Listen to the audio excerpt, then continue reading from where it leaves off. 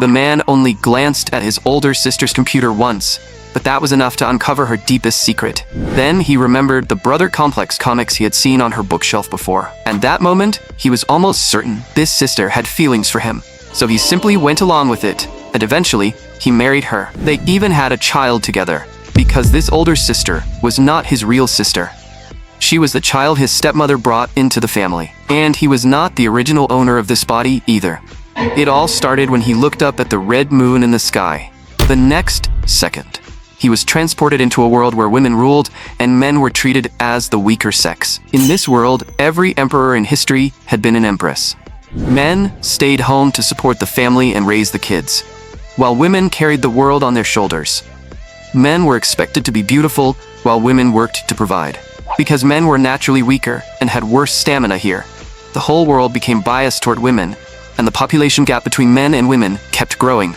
Now, every man was like a delicate little lamb, constantly watching out for predatory women looking for fresh meat. This left Zhang Hao, who had just crossed over, completely stunned, because even Brother Long, the ultimate tough guy icon in his memory, had turned into a blonde pretty boy in this world, and his hobby had become shopping. He even became Zhang Hao's male bestie, clinging to his arm every day, talking about face masks, manicures, and worrying that creepy women would hit on him for being too handsome. Zhang Hao felt his worldview shatter again and again. He thought to himself, if you are already buying face masks, you might as well buy a knife and finish me off. To remind himself that he was still a real man, Zhang Hao went straight to a tattoo shop. He took off his shirt and asked them to tattoo an azure dragon on one side and a white tiger on the other. But the moment the female tattoo artists saw this, their noses nearly started bleeding, and they even offered to pay him just to do the tattoo. However, Brother Long stopped them. Then he dragged Zhang Hao straight back home. As soon as Zhang Hao opened the door, he saw a stunning beauty sitting inside, warmly greeting him. That face, that figure, she was basically his dream goddess, and he could hardly believe she was in his home. Only when they sat at the same table for dinner did Zhang Hao hear his father explain that she was the daughter of his new wife, which made her technically his stepsister, Zhang Qianxin. When Zhang Hao heard the word stepsister, something instantly clicked in his head. His father in this world had remarried, and from now on, they would all be living together. But the way the sister looked at him seemed a little strange. After dinner, Zhang Hao lay on his bed, completely exhausted. The thought that he might turn into a delicate pretty boy too made him so angry that he threw away his teddy bear. But by accident, it hit his sister. Zhang Hao immediately felt awkward. To his surprise, Zhang Qianxin walked straight over and leaned down on top of him. She asked gently, Hao, did you miss your big sister? Of course I missed you. I missed you way too much, he thought. But his mouth was blocked, so he could not say a word. Zhang Qianxin softly asked again, Hao, what's wrong? Your face is so red. Are you sick? Let your big sister take a look. Zhang Hao quickly said he was fine, but after calming down, he realized that maybe being stuck here was not so bad. A real man had to know when to bend, and benefits like this were always welcome. The next morning, Zhang Hao decided to properly learn more about this world, but the moment he opened the newspaper and saw one shocking report after another, his worldview took another 999 points of damage. What was even more ridiculous was that men in this world would enter a weak period after intimate contact. Their bodies would go soft, their limbs would lose strength, and in serious cases, they could barely even move. Zhang Hao lay helplessly on the floor. Just then, Zhang Qianxin walked in wearing pajamas, and even brought him breakfast. She even blinked her big eyes at him in the cutest way possible. At that moment, Zhang Hao suddenly felt that being a man was not so bad after all. Sure, men in this world were a little too delicate, but if every girl here was like Sister Qianxin, he could probably accept it. Then, his best friend Brother Long called him to go to school, but on the way there, they noticed some creepy women hiding in the corner and secretly staring at them. Meanwhile, Brother Long was happily showing off his brand new lip balm. Zhang Hao told him to control himself a little. Then he put an arm around Brother Long's shoulder and said he wanted to be a real man, and real men did not wear lip balm. Brother Long immediately wiped his tears in a dramatic way. How did you become like this? But the next second, he noticed a creepy woman watching them and instantly turned pale with fear. He grabbed Zhang Hao's arm and nervously told him there was a pervert staring at them. Zhang Hao was not convinced. They were two grown men. Why would they be scared of one woman? He told Brother Long not to worry. If she dared to come over, he would kick her flying. But Brother Long burst his bubble. How? You can't even lift a brick. Let's just take another road. After saying that, he dragged Zhang Hao and ran all the way to school. As soon as Zhang Hao entered the classroom, he saw a male classmate struggling to open a bottle and asking a girl for help. Zhang Hao was speechless. How could a grown man be this weak? So he stepped forward to help, but after twisting for a long time, the cap did not move at all. For a moment, he even wondered if his posture was wrong. Then, Zhang Hao took a deep breath and prepared to use his full strength. His exaggerated movement startled both classmates beside him. But the bottle cap still did not budge, while his fingers turned red from the effort. Under their awkward stares, Zhang Hao could only say, "Sorry for bothering you." Then he silently turned around and walked away. He never thought he would become so weak that he could not even open a bottle. He felt like he could not survive in this world for even one more second. Lying on his desk, Zhang Hao felt weak, pitiful, and completely defeated. But then a crowd of girls suddenly surrounded him. "Prince Charming, what's wrong? Do you need me to open your bottle for you?" With so many girls staring at him, Zhang Hao felt absolutely mortified. As soon as the bell rang for break, he quickly found an excuse to go to the restroom. But after Zhang Hao came back, his deskmate Huang Weinian actually started getting handsy with him. She pretended to chat with him, then suddenly grabbed his hand. "Prince Charming, did you not sleep well last night? Do you want to rest on my pillow while I give you a refreshing massage?" After saying that, she smiled dangerously and lunged toward him. Zhang Hao panicked inside. Damn it, how is this woman so strong? Luckily, the class bell rang at that exact moment, and he barely escaped. The homeroom teacher, Teacher Ma, walked into the classroom and told everyone to take out their textbooks. At that moment, Zhang Hao was shocked again. Not because Teacher Ma was too beautiful, but because he could actually understand everything in the textbook at a glance. It turned out that after crossing over, he had somehow gone from a terrible student to a top student. When he imagined Teacher Ma tutoring him often in the future, Zhang Hao's mouth curled up uncontrollably. He decided to answer more questions and score some points with the teacher. Sure enough, Teacher Ma soon called his name. "Zhang Hao, are you feeling unwell? Is your mouth twitching? Do you need to go to the nurse's office?" The entire class instantly turned to look at him. Zhang Hao froze on the spot and quickly explained, "Teacher, I'm fine. You must have seen it wrong." Zhang Hao's explanation only made his classmates gossip even more. Some said he was acting strange today, some wondered if their Prince Charming was about to ruin his image, and some even guessed that the fall he took a few days ago might have messed up his brain. Zhang Hao could only endure it all until class finally ended. Only when he got back to Brother Long did he finally breathe out in relief. He felt completely exhausted. How could going to school come with this much drama? That weekend, Zhang Hao went shopping with Brother Long. Brother Long immediately recommended a huge pile of women's clothing to him, but Zhang Hao rejected everything on the spot and bought a bunch of men's clothes he actually liked. Unexpectedly, that one decision caused a huge problem. His face was already handsome enough, and once he put on those clothes, he instantly caught the attention of every woman nearby. Someone even secretly took his photo and posted it online. What no one expected was that his picture quickly shot onto the trending list. The entire comment section was stunned by his looks. A huge crowd of thirsty women started leaving comments, demanding every bit of information about him. But Zhang Hao had no idea any of this was happening. After returning home, he was lying on the sofa and resting. Then, Brother Long suddenly called him. Hao, you're famous." Zhang Hao was confused. "Famous? What are you talking about?" Brother Long quickly explained, "Your photo at the fast food restaurant got posted online. Everyone is sharing it like crazy.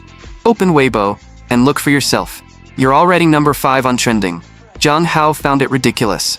It was just one photo. Did people really need to make such a big deal out of it? But when he opened his phone and saw the trending topic about himself, he froze on the spot. Countless girls were reposting and commenting. Some wanted him to debut as an idol, while others were even offering huge money to buy more photos of him. Even the official account of the burger shop jumped in to chase the clout. Zhang Hao could only feel that this world was completely insane. He had only bought a burger, yet somehow he had become an internet celebrity. He thought everyone would forget about him after the trending topic died down. But the next day, Zhang Hao went back to the mall with Brother Long for another shopping trip. After they finished shopping, Brother Long sighed. Hao, you're so good to your sister. You actually bought her such an expensive belt." Zhang Hao said his live stream income had been pretty good these past few days, and besides, Sister Qian Chen had also given him a real diamond earring. The moment Brother Long heard real diamond earring, his face filled with envy. "How many carats? Let me see it." Zhang Hao said he did not bring it today and would show him next time. After that, the two of them went to the restroom, completely unaware that a scheming boy from their school had already targeted them. When Liu Feng saw Zhang Hao and Brother Long enter the restroom, he realized this was the perfect chance. He immediately gathered a group of obsessed fans and planned to mess with Zhang Hao. One of them promised confidently, "Don't worry, Feng Feng, just wait for our good news." After Zhang Hao and Brother Long finished using the restroom, Brother Long even stood in front of the mirror and sprayed on some facial mist, looking completely refreshed. Zhang Hao looked helpless. "Stop spraying. Let's hurry up and go eat." But the moment the two of them turned around, one of Liu Feng's obsessed fans suddenly rushed over and tried to bump into Zhang Hao. But Zhang Hao only shifted slightly, causing that idiot to stumble hard instead. Still, out of basic kindness, Zhang Hao grabbed her by the collar before she fully fell. Then he stared at her like she was stupid. "What are you doing?" Before Zhang Hao could say anything else, another obsessed fan rushed out. "Are you blind? You almost ran into my friend." When Brother Long saw them twisting the truth like that, he stomped his foot in anger. "Are you the blind one? Your friend clearly ran into him on purpose." The girl instantly snapped. "Who are you calling blind?" Then she grabbed Brother Long by the collar, scaring him on the spot. But Zhang Hao reacted extremely fast. Before that idiot could do anything else, he grabbed her arm and said coldly, "You know exactly who bumped into who first." Then Zhang Hao's expression darkened. "You dare put your hands on my friend? Are you trying to die?" His sharp glare instantly terrified the obsessed fan, and only one thought flashed through her mind. This guy looks so dangerous. Then Zhang Hao shoved her away, pulled Brother Long to the side, and said, "Get lost. Stop blocking the way." But Liu Feng, the scheming pretty boy, only pushed things further. He actually spat toward Zhang Hao and cursed, "You bumped into someone and still want to leave? You two disgusting men." Zhang Hao had been a 100% real man in his past life, so this finally made him snap. "Are you sick? Don't think I won't hate you just because you're a man." The moment he finished speaking, Zhang Hao raised his hand and slapped Liu Feng so hard that he nearly saw stars. When another accomplice saw this, she panicked and screamed, "You shameless bastard! How dare you hit someone!" Even Brother Long could not hold back anymore. He rolled up his sleeves and joined in. "You people started this first." Just like that, Brother Long and Liu Feng started tearing into each other, neither side giving an inch. Watching them fight evenly like that, Zhang Hao was completely speechless. What kind of nonsense is this? He thought. Then, Zhang Hao clenched his fists and said coldly, "Today, on behalf of 3.5 billion men, I'm teaching you two scammers a lesson." As soon as he said that, the restroom echoed with the sound of punches and their miserable screams. Zhang Hao flipped them off, scaring them so badly that they curled up in the corner. "Try pulling this stunt again, and I'll break your legs." But Liu Feng still refused to accept it. He secretly planned to call his girlfriend and have her bring people over to deal with this bastard. Not long after, someone pointed at Zhang Hao in the distance and asked, "Is that the bastard who bullied you?" The man in yellow looked at Zhang Hao with an angry face and said, "That's him. He hit Chi-Chi." When Liu Feng realized things were really about to get serious, he quickly made up an excuse and tried to slip away. But the man in yellow told him to come back quickly and wait to see Zhang Hao embarrass himself. Liu Feng looked disdainful on the surface, but inside, he had already made a plan. He would secretly take ugly photos of Zhang Hao, post them on the school forum, and use Shu-Qi and the man in yellow as his shields. Shu-Qi cried dramatically and whined for his wife to teach them a lesson, saying these weaklings actually dared to come at him. Zhang Hao was not scared at all and stood there calmly. But when Brother Long saw the muscular woman behind Shu-Qi, he immediately started trembling. Zhang Hao shot them a cold look and said, "If you want to fight, hurry up. I'm busy." The moment he said that, the muscular woman in front of him suddenly froze. She only had to see Zhang Hao's handsome face once, and she was instantly captivated. A classic love at first sight scene practically started playing in her head. When Shu-Qi saw his wife staring at Zhang Hao in a daze, he impatiently yelled at her to hurry up and beat him. But the muscular woman blushed instead and told Zhang Hao that if he apologized to Shu-Qi, she would let him go. Shu-Qi was stunned. "Honey, how can you do this? He beat me up, and you'll let him go with just an apology?" But the muscular woman did not listen to him at all. She simply said she did not want to hit a man. Shu-Qi became even more upset and cried while questioning whether she had fallen for Zhang Hao. Seeing them start fighting among themselves before the real fight even began, Zhang Hao lost his patience. "Handle your relationship problems somewhere else. Stop blocking my way." But Shu-Qi still refused to let it go and insisted that Zhang Hao was not allowed to leave. This finally made Zhang Hao furious. "I'm warning you. If you keep messing with me, I'll beat you so badly your own mother won't recognize you." When the muscular woman saw Zhang Hao act so dominant, she did not get angry. Instead, she glanced at Shu Qi and said, "Shut up, or forget about that luxury bag you wanted." Then, she walked up to Zhang Hao with a shy expression. "Handsome, what happened just now was a misunderstanding. How about we exchange contacts? I'll send you some money as an apology." Meanwhile, Lu Feng, who had been secretly watching from the shadows, recorded everything that happened. He planned to post it on the forum and twist the scene into Zhang Hao being the other man, ruining his reputation completely. But at that moment, Liu Feng suddenly felt a chill crawl up his back. Then a large hand landed on his shoulder, and a cold voice asked, "What are you filming?" Liu Feng turned around and nearly lost his soul from fear, because the person behind him was Lu Xin, the underworld boss everyone called Sister Lu. He quickly covered his phone and explained that he was not filming anything. But Sister Lu was not that easy to fool. She snatched the phone right out of his hand. When she saw the photos he had secretly taken of Zhang Hao, her expression instantly turned cold. "Do you want to die?" The next second, she lifted Liu Feng up with one hand and said coldly, "How dare you take pictures of my man standing next to another woman?" Liu Feng was so scared, he was trembling like a leaf, begging for mercy non-stop. But Liu Xin only revealed a wicked smile. "Come on, I'm taking you to meet your brother-in-law." With that, Liu Xin dragged him straight toward Zhang Hao. "Zhang Hao, we meet again." The moment Zhang Hao and the muscular woman heard that voice behind them, cold sweat covered their foreheads. Both of them had the same thought. Why is Liu Xin here? Liu Xin looked at Zhang Hao with a teasing smile.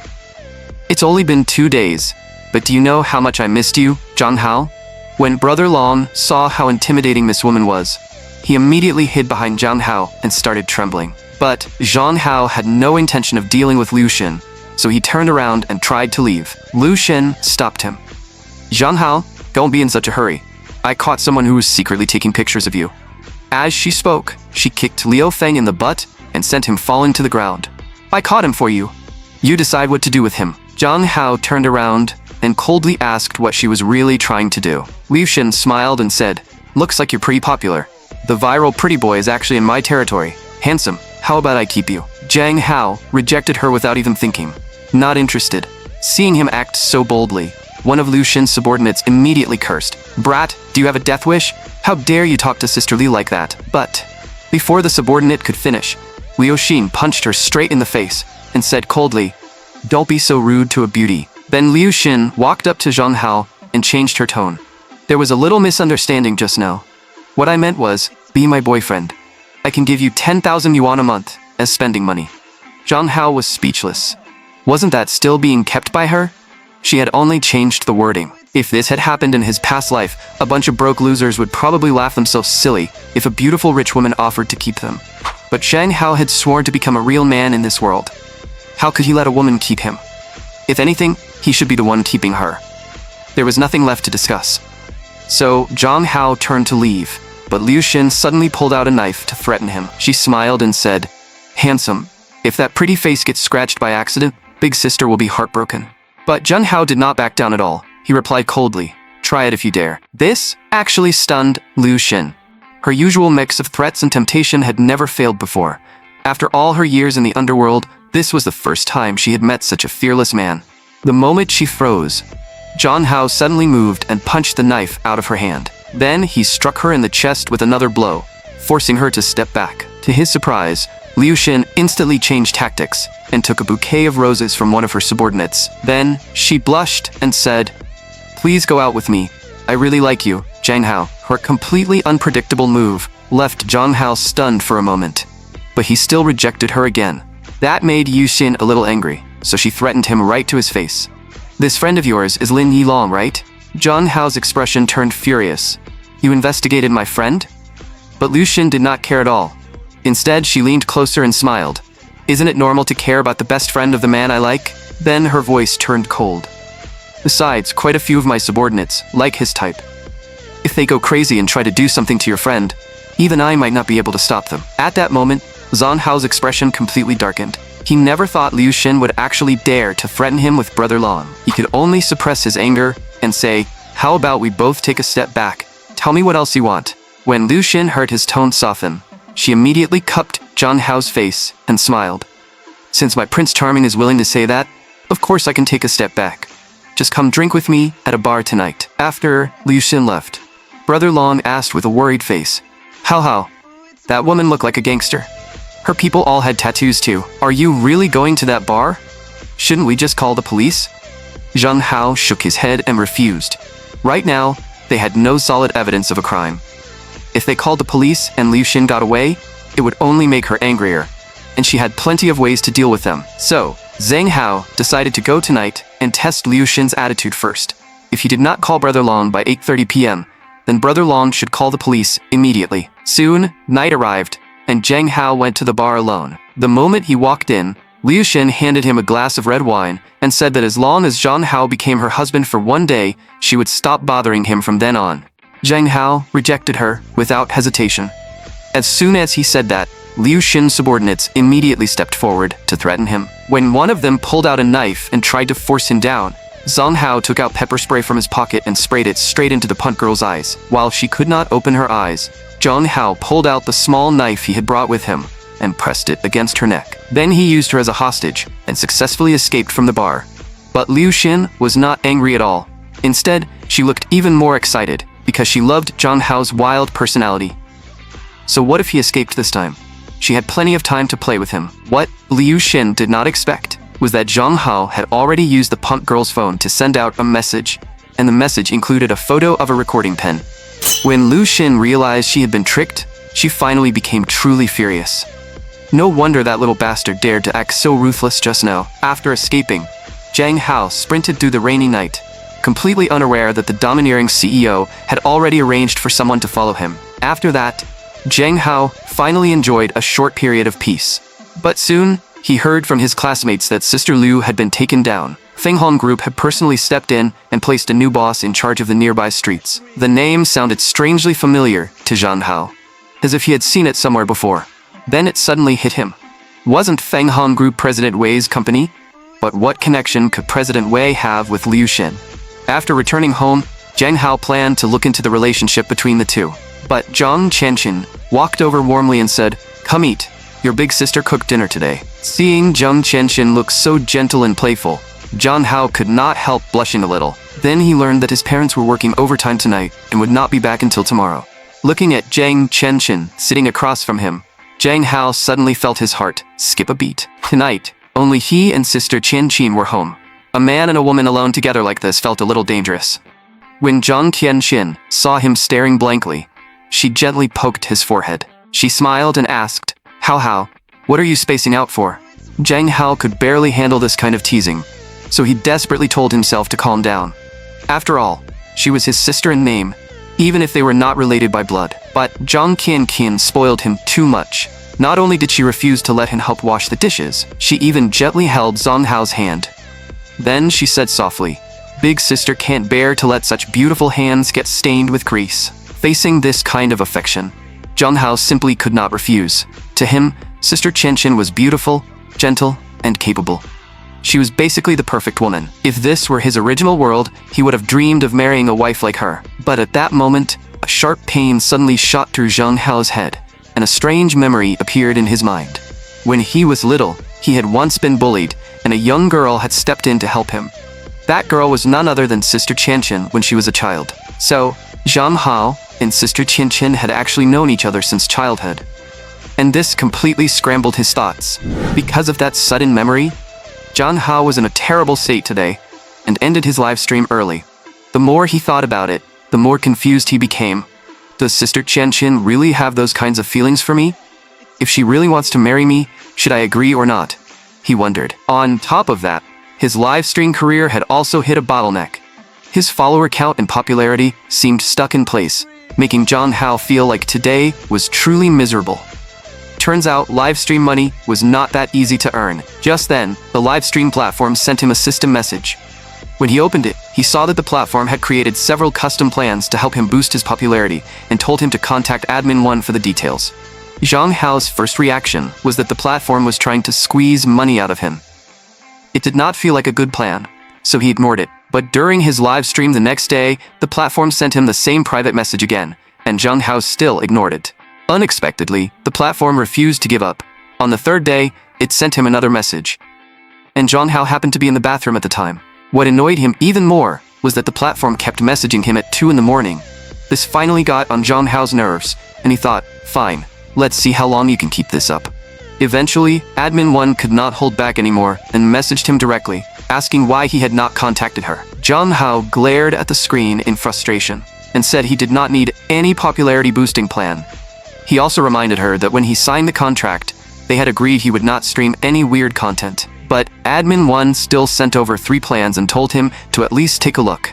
She also said she would be coming to his city for work the day after tomorrow, so they could meet and discuss it in person. Zhang Hao rubbed his forehead, feeling completely exhausted. He thought, she is not trying to make me do that kind of live stream. Right? Just imagining it gave Zhang Hao goosebumps. He was a real man. Asking him to do that would be worse than killing him. Still, he decided to see what kind of plans the platform had prepared. When he opened the first plan, it was exactly the kind of nightmare he feared. Wearing rabbit ears, tiny shorts, and doing a flashy dance to attract attention. The second plan was casual cosplay, basically turning him into an online fantasy idol for fans. The third plan was at least a little more normal. It simply asked him to do fitness live streams and build visible abs. After reading everything, Zhang Hao knew he should never have expected anything reasonable from the platform. What kind of nonsense are these plans, he thought. 3 days later, Admin 1 asked Zhang Hao to meet her at a cafe. Zhang Hao brought Brother Long with him on purpose, just to see what she was really planning. After they sat down, the moderator introduced herself first. Only then did Zhang Hao learn that his personal platform moderator was named Song Qing. He introduced Brother Long to Song Qing, then got straight to the point. He had already read the 3 plans, and to be honest, he was not interested in any of them. After hearing that, Song Qing lifted her coffee, as if she had expected this response all along. She suggested that Zhang Hao take the fitness route instead, since it was healthy, positive, and easy for viewers to accept. Zhang Hao did not fully understand what she meant, but he felt that the way this moderator lady looked at him was a little strange. Sure enough, in the next second, Song Qing suddenly stood up from her seat and pressed her hand against Zhang Hao's chest. Zhang Hao was startled and quickly asked, "Sister Song, what are you doing?" Song Qing calmly said she could tell his body was in good shape. His chest and shoulders felt firm, so he had probably worked out before. If they turned that into livestream content, both the platform and the viewers would be happy with it. Even Brother Long thought this plan sounded pretty good. Zhang Hao thought about it carefully. Fitness live streams were not too outrageous. Even if there was a little eye candy involved, he could accept it. Besides, he could set an example for the men of this world and help them regain their pride. After thinking it over, Zhang Hao finally agreed to stream a short fitness segment every week. But when his father found out, he exploded on the spot. He said Zhang Hao was showing himself off in public and ruining his dignity, then scolded him for getting too big for his britches just because he was a boy. His father said allowing him to stream games was already a huge compromise. Now he wanted to stream fitness too? Just look at what those workout clothes looked like. He absolutely refused. Zhang Hao quickly explained that his workout clothes were perfectly normal. Besides, wasn't his father always worried that he was too good-looking and would get taken advantage of? If he built some muscle, wouldn't that solve the problem? At that moment, Sister Qian also helped persuade him. "Uncle, don't get so upset. I think Hao Hao has a point. Why don't we let him try first? I'll watch from the side." If anything crossed the line during the live stream, she would immediately make Zhang Hao turn it off. After hearing this, his father could only sigh helplessly and reluctantly agree. After his father left, Zhang Hao looked at Sister Qian gratefully and thanked her for helping him out. Otherwise, he might have had to go 12 rounds with his father. Sister Qian winked at him playfully. "Why are you thanking your big sister? But when the time comes, I really will be watching from the side." After all, some viewers in livestream chat had no limits at all, and she did not feel safe leaving him alone. Once Zhang Hao's fitness livestream started, the viewer count exploded almost immediately, and gifts kept pouring in non-stop. But as Sister Qian watched the comments, jealousy slowly filled her eyes. After Hao Hao started fitness streaming, even more people came to watch him. What was she supposed to do? Hao Hao was hers. She would not allow anyone to take him away. She kept reminding herself to stay calm, or else she would only push Hao Hao farther away like she had when they were children. But while she told herself to stay calm, her hand had already stopped the treadmill. She said with concern, "Hao Hao, take a break. Are you exhausted?" Sister Qian gently wiped Zhang Hao's sweat, clearly not wanting him to work so hard. But Zhang Hao only smiled and said, "My body is perfectly fine." Seeing him act tough, Sister Qianqin felt helpless and gave him a playful smack as punishment. Zhang Hao froze on the spot, wondering if Sister Qianqin had just taken advantage of him. Later that night, Sister Qianqin quietly slipped into Zhang Hao's room. Looking at the sleeping Zhang Hao, she whispered, "Hao Hao, if only we hadn't been separated back then." For the next few days, Sister Qianqin drove Zhang Hao to and from school in her sports car every day, which gave Zhang Hao a serious headache. He felt that Sister Qianqin had been getting more and more intimate with him lately, and she kept finding chances to touch him. If this continued, Zhang Hao was afraid that one day he really would not be able to hold back, and might truly fall for her. But his flashy way of coming to school made all the jealous pretty boys on campus start mocking him, saying he was just a kept pretty boy. Someone even made a post online claiming that Zhang Hao was being kept by several women at the same time, and that all the girls at school were avoiding him. Zhang Hao, who had no idea what was going on, could only return to the classroom with Brother Long. Just then, a green-haired guy walked over with a stack of homework and asked, "Who still hasn't turned in their homework?" Then he deliberately looked at Zhang Hao. "Oh, did our school prince forget to turn his in? Don't tell me you were too busy last night to do it. After all, when you're that handsome, I guess you don't need to worry about studying. Plenty of women are willing to support you." The next second, Zhang Hao slapped his homework into the guy's hand. "If you're jealous of my face, just say it. Stop barking like a dog with all that passive-aggressive nonsense." The green-haired guy sneered. "Me? Passive-aggressive? Don't you know what you've done? Being kept by so many women and still acting like nothing happened? Honestly, impressive." Hearing this, Zhang Hao finally caught the key point. "So the reason people have been gossiping about me for the past 2 days is this rumor?" he realized. Before Zhang Hao could speak, Brother Long could not hold back anymore. He pointed at the green-haired guy and shouted, "What nonsense are you talking about? That's slander, do you understand?" The green-haired guy turned to Brother Long and sneered, "Haven't you checked the school forum? Zhang Hao's reputation is already ruined." Photos of him getting tangled up with several women at the school gate were posted online. When Brother Long heard that, he immediately pulled out his phone. "Then I'm checking it right now." He quickly found the post, and the photos were exactly from the day Sister Qianqin drove Zhang Hao to school. After reading the comments under the post, Brother Long was so angry he nearly exploded. "Hao Hao, they're calling you loose." Zhang Hao was speechless. "What the hell? Is that even how you use that word?" he thought. Just then, the teacher knocked on the door and walked in, telling Zhang Hao to come to the office. Zhang Hao did not expect the situation to get this serious. Even the teacher had stepped in. As soon as he arrived at the office, the teacher asked if he knew about what had been happening on the school forum. Zhang Hao said he had only just found out. The teacher sighed and said the situation was creating a terrible impression. She hoped Zhang Hao would not sink any deeper, or his future would be ruined. Zhang Hao immediately realized the teacher had clearly believed the post too, so he quickly raised his hand and asked her to stop. He swore on the spot that he was not being kept by anyone. The woman who drove him to school was only his sister, and the other older woman had only met him once because of a separate matter. If the teacher did not believe him, he could call his sister over right now. Not long after, Sister Qianqin arrived at the school. She went straight into the office and explained everything to the teacher. Meanwhile, several students were already eavesdropping outside the door, whispering about how beautiful the woman who just walked in was. Someone recognized her as the same woman who had driven Zhang Hao to school.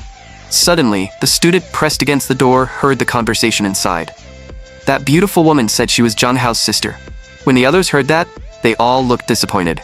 Great, no drama left to watch, they thought. After explaining everything to the teacher, Sister Qianqin asked Zhang Hao if he needed her to explain it to his classmates too, so they would stop misunderstanding him. Zhang Hao smiled and said it was fine. He would handle the rest himself, and Sister Qianqin should hurry back to work, so he did not delay her. When Zhang Hao returned to the classroom, Huang Yuanyuan shouted excitedly. She said, "Hao Hao, my Prince Charming, I knew you were an honest person." Then she pulled out her phone and said Brother Long had already helped him investigate. The post was made by Lu Feng and his group. Zhang Hao immediately sensed something was wrong and asked where Brother Long was. Did he go investigate alone? Looking at Brother Long's empty desk, Zhang Hao suddenly had a bad feeling. At the same time, Brother Long had already been locked inside an abandoned boys' restroom by Lu Feng and his group, and they had even poured milk all over him. Brother Long trembled from the cold, crying that Lu Feng and the others were complete bastards, and that once he got out, he would definitely tell the teacher. He desperately prayed for his call to connect, but the signal there was terrible, and the call would not go through at all. Meanwhile, Zhang Hao and the two girls split up to search for Brother Long. When everyone met up again, Yuehua finally brought them a key clue. She said a student from class 3 had seen Brother Long near the restroom behind the sports field, and Liu Feng and several boys had been there too. The moment Zhang Hao heard that, he was furious. When he reached the restroom, he really heard Brother Long's voice inside. At that moment, Brother Long was already crying his eyes out. Zhang Hao immediately shouted, "Alon, move away. I'm having Yuehua kick the door open." The next second, the cute-looking Yuehua raised her leg and kicked. The restroom door shattered on the spot. Looking at the broken pieces on the ground, Zhang Hao could not help praising her in his heart. That was insane. After that, Brother Long tearfully told Zhang Hao everything that had happened to him. Zhang Hao's eyes turned cold, and he said in a low voice, "Don't tell the teacher about this yet. After school, I'll help you get revenge." 2.5 hours later, Zhang Hao and Yuehua brought Liu Feng into a small alley. Liu Feng panicked immediately. "What are you doing? I'll tell the teacher." Zhang Hao sneered and told him he should worry about himself first. Everything he had done earlier had been caught on camera. Spreading rumors and bullying Long were two debts, and today they were settling both. Zhang Hao gave Liu Feng two choices. First, kneel and apologize, then make a post online admitting that he spread rumors because of his filthy mouth and bullied Long. Second, Zhang Hao would collect all the evidence and report him to the school and the authorities. The first option would only ruin his reputation. The second could leave him with an official record. He could decide for himself. Liu Feng gritted his teeth and finally chose to apologize. If this got any bigger, his future would really be over. Liu Feng thought it was finished, but Zhang Hao suddenly leaned in and warned him viciously, "If you ever try this nonsense in front of me again, I'll end you." After filming Liu Feng kneeling and apologizing, they let him run away in shame. Brother Long worried that Liu Feng might cause trouble again, since dogs never change their habits. But Zhang Hao told him not to worry, because he knew what he was doing. Later on, Zhang Hao and Yuehua were walking home together. Zhang Hao suddenly thought of Wei Nan, so he asked Yuehua if she knew this person. Yuehua nodded and said she did. Wei Nan was the head of the Wei family, and she was very powerful. Zhang Hao asked how the Wei family compared to Yuehua's family. Yuehua shook her head and said she did not really understand things like that, but they were probably about the same. Thinking back to Wei Nan's cold eyes and domineering presence, Zhang Hao knew their next meeting probably would not go smoothly either. Since he had to face her sooner or later, he might as well settle things with her tomorrow. Not long after, Sister Qianqin tried to win Zhang Hao over, so she actually took him out drinking. But Zhang Hao did not expect that after drinking too much, he would start stumbling around. By accident, he walked into the women's restroom. He had just washed his face when he suddenly realized the woman beside him was the domineering CEO, Wei Nan. And at that exact moment, several women outside were walking over together. Seeing this, Zhang Hao broke out in cold sweat. In a panic, he grabbed Wei Nan, opened a stall door, and pulled her inside with him. Even Wei Nan was stunned. She could understand why he needed to hide. But why did he drag her in too? Zhang Hao could only explain awkwardly that he had drunk too much and his brain had short-circuited for a moment. Seeing his flustered expression, Wei Nan suddenly gave him a mischievous smile. Zhang Hao was so frightened that he shouted, "Are you crazy?" Wei Nan slowly leaned closer and said, "Little man, you dragged me in here. Aren't you afraid I'll eat you alive? Also, it's been 3 days, why haven't you called me?" Zhang Hao's eyes darted around and he did not dare meet Wei Nan's intimidating gaze. He could only explain awkwardly that he had planned to contact her tomorrow, but did not expect to run into her here. After hearing that, Wei Nan lifted his chin and said, "Is that so? Well, I've changed my mind. You don't have to sign with Phoenix Group, but I want you to become my man." Zhang Hao grabbed the hand holding his chin and said speechlessly, "Do you have some kind of domineering CEO syndrome? This is only our second time meeting." Wei Nan said calmly, "To be honest, the last person who spoke to me like that disappeared." Zhang Hao immediately asked, "Are you talking about Sister Liu Xin?" Wei Nan did not deny it. Liu Xin had handled things too messily, so she had already been dealt with. In a way, Zhang Hao should thank her for removing a harasser for him. Then Wei Nan's gaze deepened. "You're such a slippery little man. Today, I want an answer. Will you be my man or not?"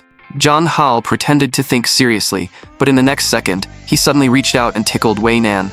While she was distracted, he opened the restroom stall door and ran out immediately. But as soon as Zhang Hao left the restroom, the alcohol hit him again, and he started stumbling. Luckily, he ran into Sister Qian Qian, who asked worriedly, Hao, you were gone for so long.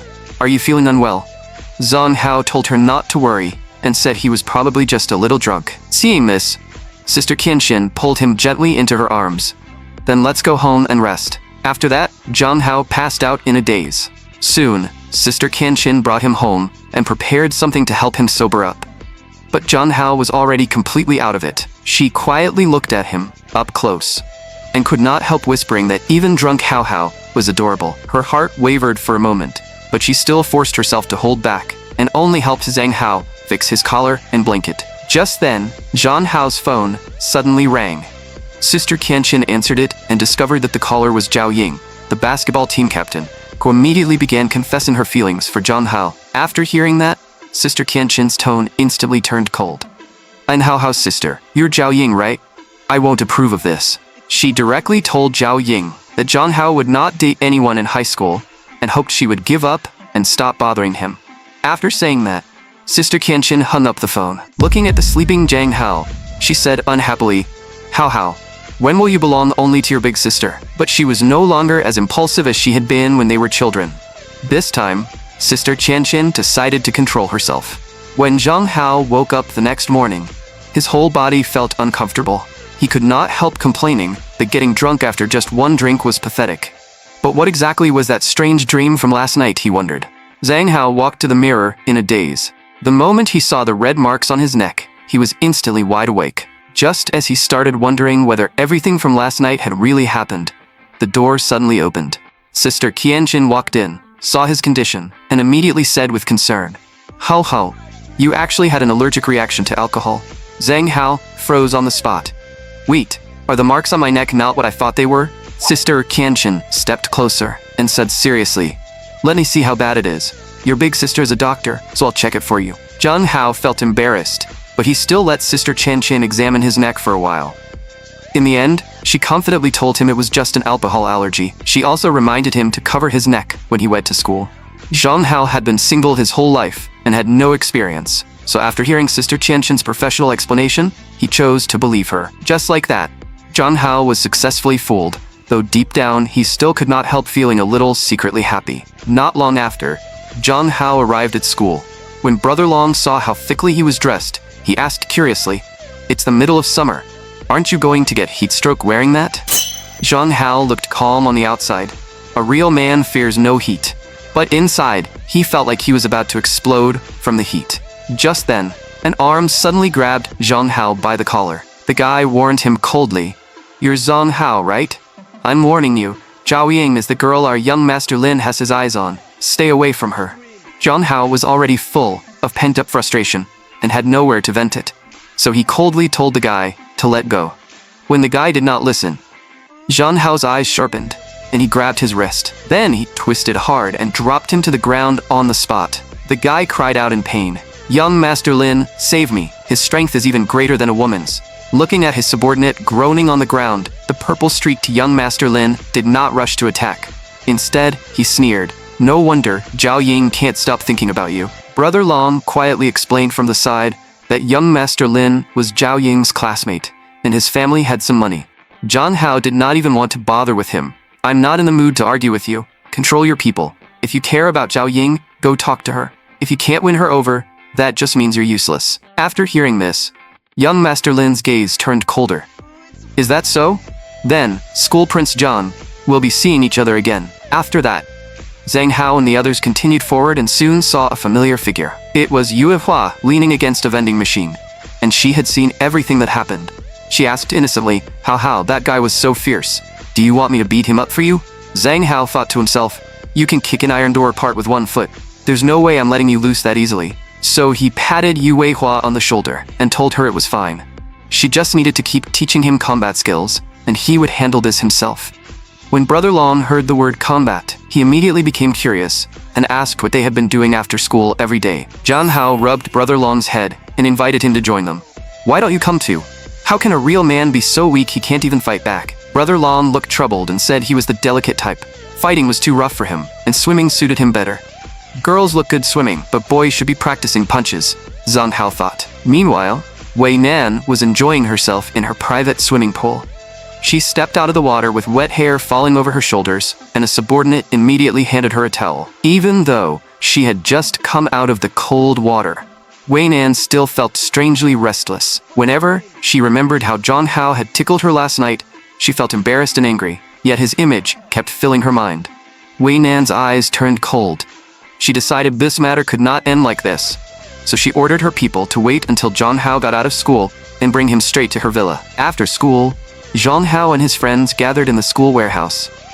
Zhang Hao told them that his dream was to become a man with real abs. After hearing that, Yue Hua innocently lifted her shirt a little and said, "I have them." Zhang Hao instantly covered his face and said awkwardly, "Yue Hua, this isn't really appropriate. I didn't see anything. But you actually do have abs." He could not help taking a closer look, feeling both embarrassed and jealous. Being stared at by Zhang Hao like that made Yue Hua too shy to speak. Brother Long, who was always sharp about these things, immediately raised an imaginary magnifying glass and said suspiciously, "Something is going on between you two." Zhang Hao also felt it was strange, so he asked, "Yue Hua, why didn't you refuse me?" Yue Hua tilted her head and answered as if it were obvious, "If you want to see, then I'll let you see. Why would I refuse?" After hearing that, even Brother Long was speechless. How? I feel like she's kind of strange. She listens to everything you say. Do you want to ask her to do something else and test it? Zhang Hao thought about it and realized Brother Long might be right. So he stood up and decided to see just how obedient Yue Hua really was. "Give me all the money you have on you right now." Brother Long was stunned. Was he seriously asking for money that directly? But Yue Hua actually started searching through her pockets. Not only did she take out all the money she had, she even tried to tell Zhang Hao her payment password. Luckily, Brother Long quickly covered her mouth. "Stop talking, Yue Hua. Hao was just joking with you." Zhang Hao was speechless too. "Little Yue Hua, why do you do everything I say?" Yue Hua answered seriously, "Because we're friends. And friends can't refuse each other." That twisted way of thinking made Zhang Hao feel genuinely sorry for her. Then he remembered how Yue Hua had personally given him that model last time and even hugged him tightly afterward. After thinking for a moment, Zhang Hao finally decided to properly teach her what friendship really meant. He said, seriously, "Yue Hua, friends are equal. From now on, you need to make your own judgment. If there's something you don't want to do, then you must refuse." Yue Hua only pouted slightly after hearing that. Zhang Hao did not know whether she had really understood, but it was already getting late. Everyone said goodbye and went home. As Zhang Hao walked down the street, he had no idea that Wei Nan's people were already watching him from the shadows. But the empty street still made Zhang Hao feel uneasy. "Why do I suddenly have such a bad feeling?" he wondered.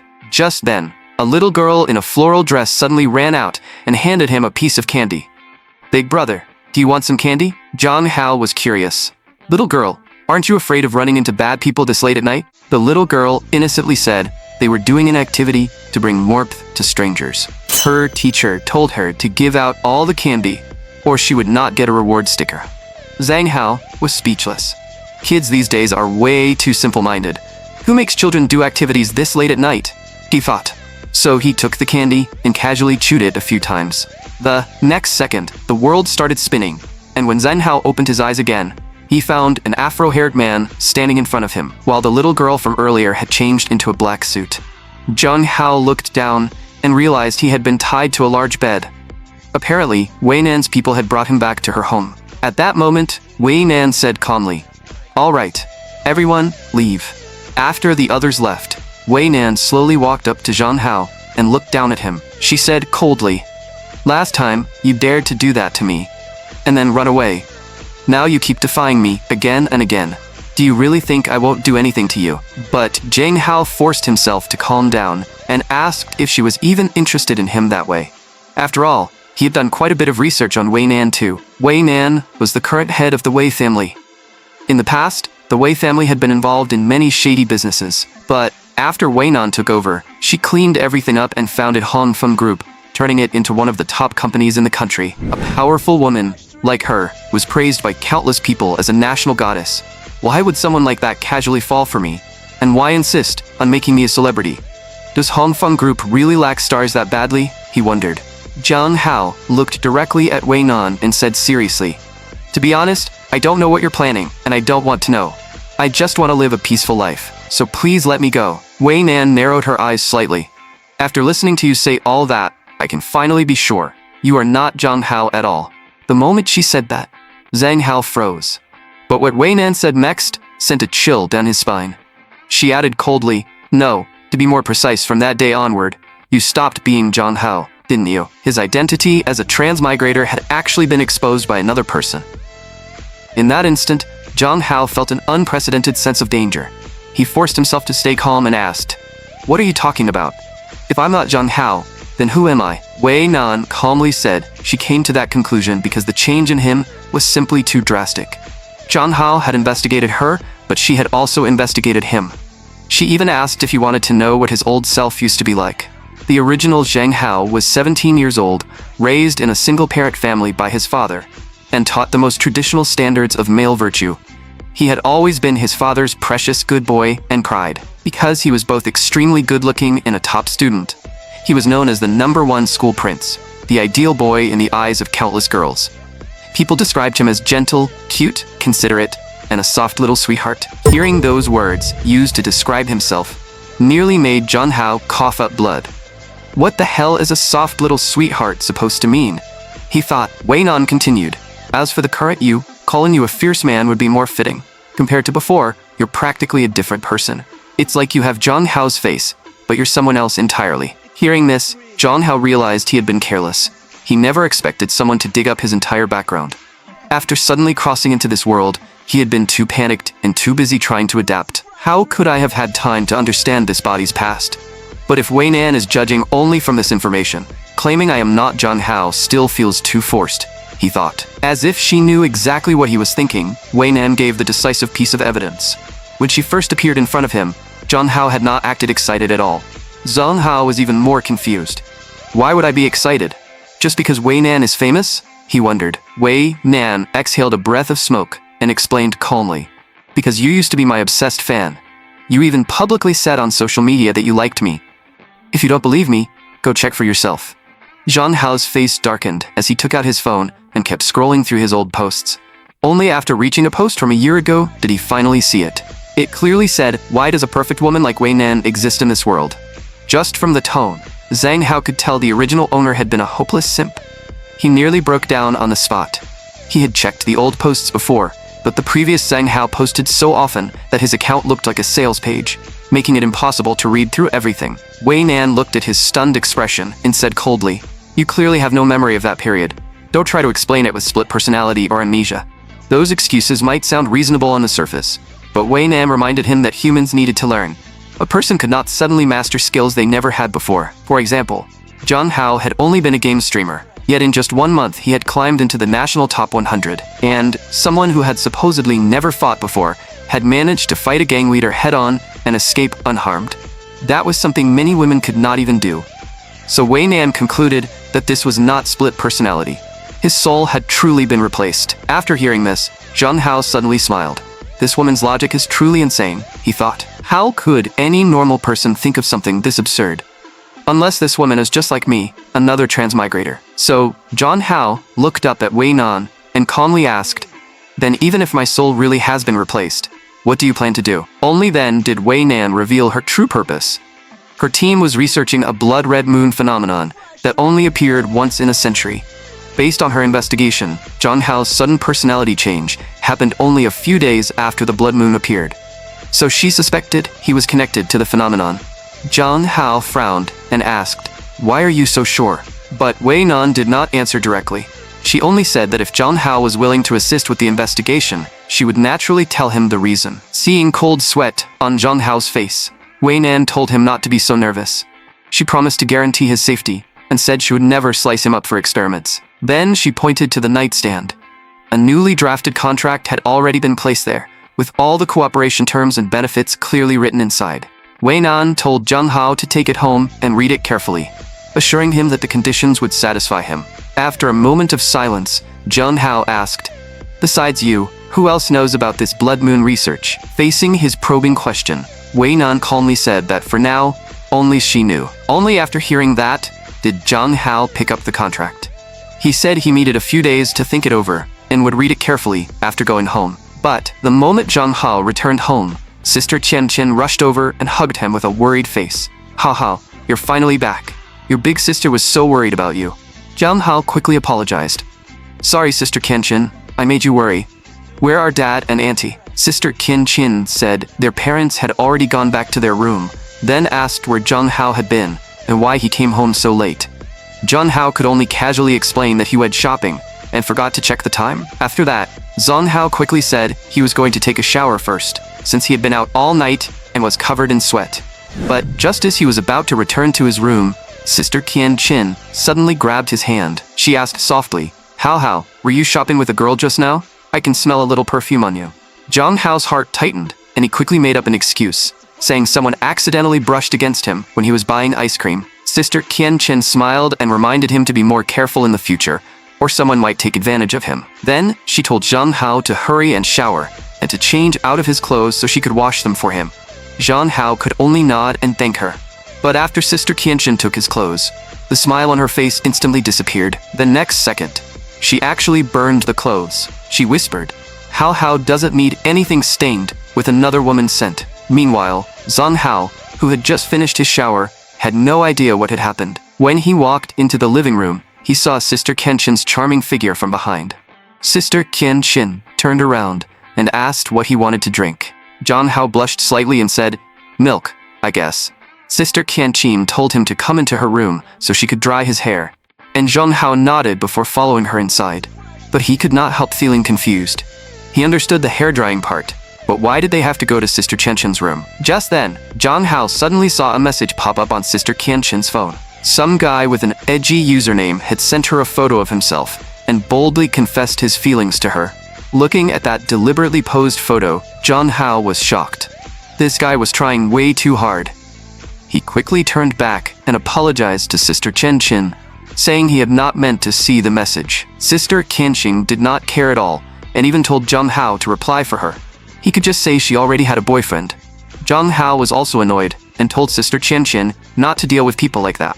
Just from the photos he sent, it was obvious he was not a decent guy. Sister Qian Qin happily hugged Zhang Hao, and said she did not expect Hao to care about her so much. Then she said she would listen to him, and asked him to block that person while she went to shower. After hearing that, Zhang Hao immediately started doing as she said. But while using her phone, he suddenly noticed something else. Sister Qian Qin had placed him in a separate contact group, and the group name was Angel. Some dangerous thoughts instantly flashed through Zhang Hao's mind, and he quickly shook his head.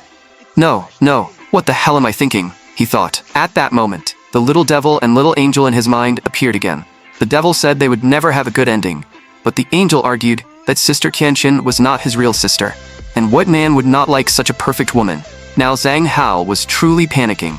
Am I really about to get pulled into a romance with my stepsister? He wondered. The next morning during break, Zhang Hao sat alone on a bench, thinking about life. Now that he thought about it, Sister Qian Qin's care for him really was a little too much. No matter how he looked at it, it did not seem like ordinary sibling affection. Just then, someone suddenly walked over and greeted him. Zhang Hao looked over coldly and realized it was Lin Zhongzhong again. He immediately said with annoyance, "Why is it you again?" It turned out Lin Zhongzhong had heard that Zhang Hao was also a streamer, so he wanted to compete with him tonight and see who could get more viewers and donations. But Zhang Hao had no interest at all. He mocked him right away. "Does your class not give enough homework? Is that why your walnut-sized brain only remembers how to bother me every day? Should I give you a hall monitor armband so you can go catch rule breakers at the school gate?" Lin Zhongzhong was so angry, he could not speak for a moment. Zhang Hao continued, "If you have a stutter, go to the nurse's office. It's over there." Lin Zhongzhong gritted his teeth and said, "Zhang Hao, don't get too arrogant. No matter what you say now, you're losing tonight." Zhang Hao was just about to refuse again, but Brother Long suddenly appeared and accepted the challenge for him. "Then compete. Brother Hao won't be scared of you. His livestream popularity is miles ahead of yours." Lin Zhongzhong sneered.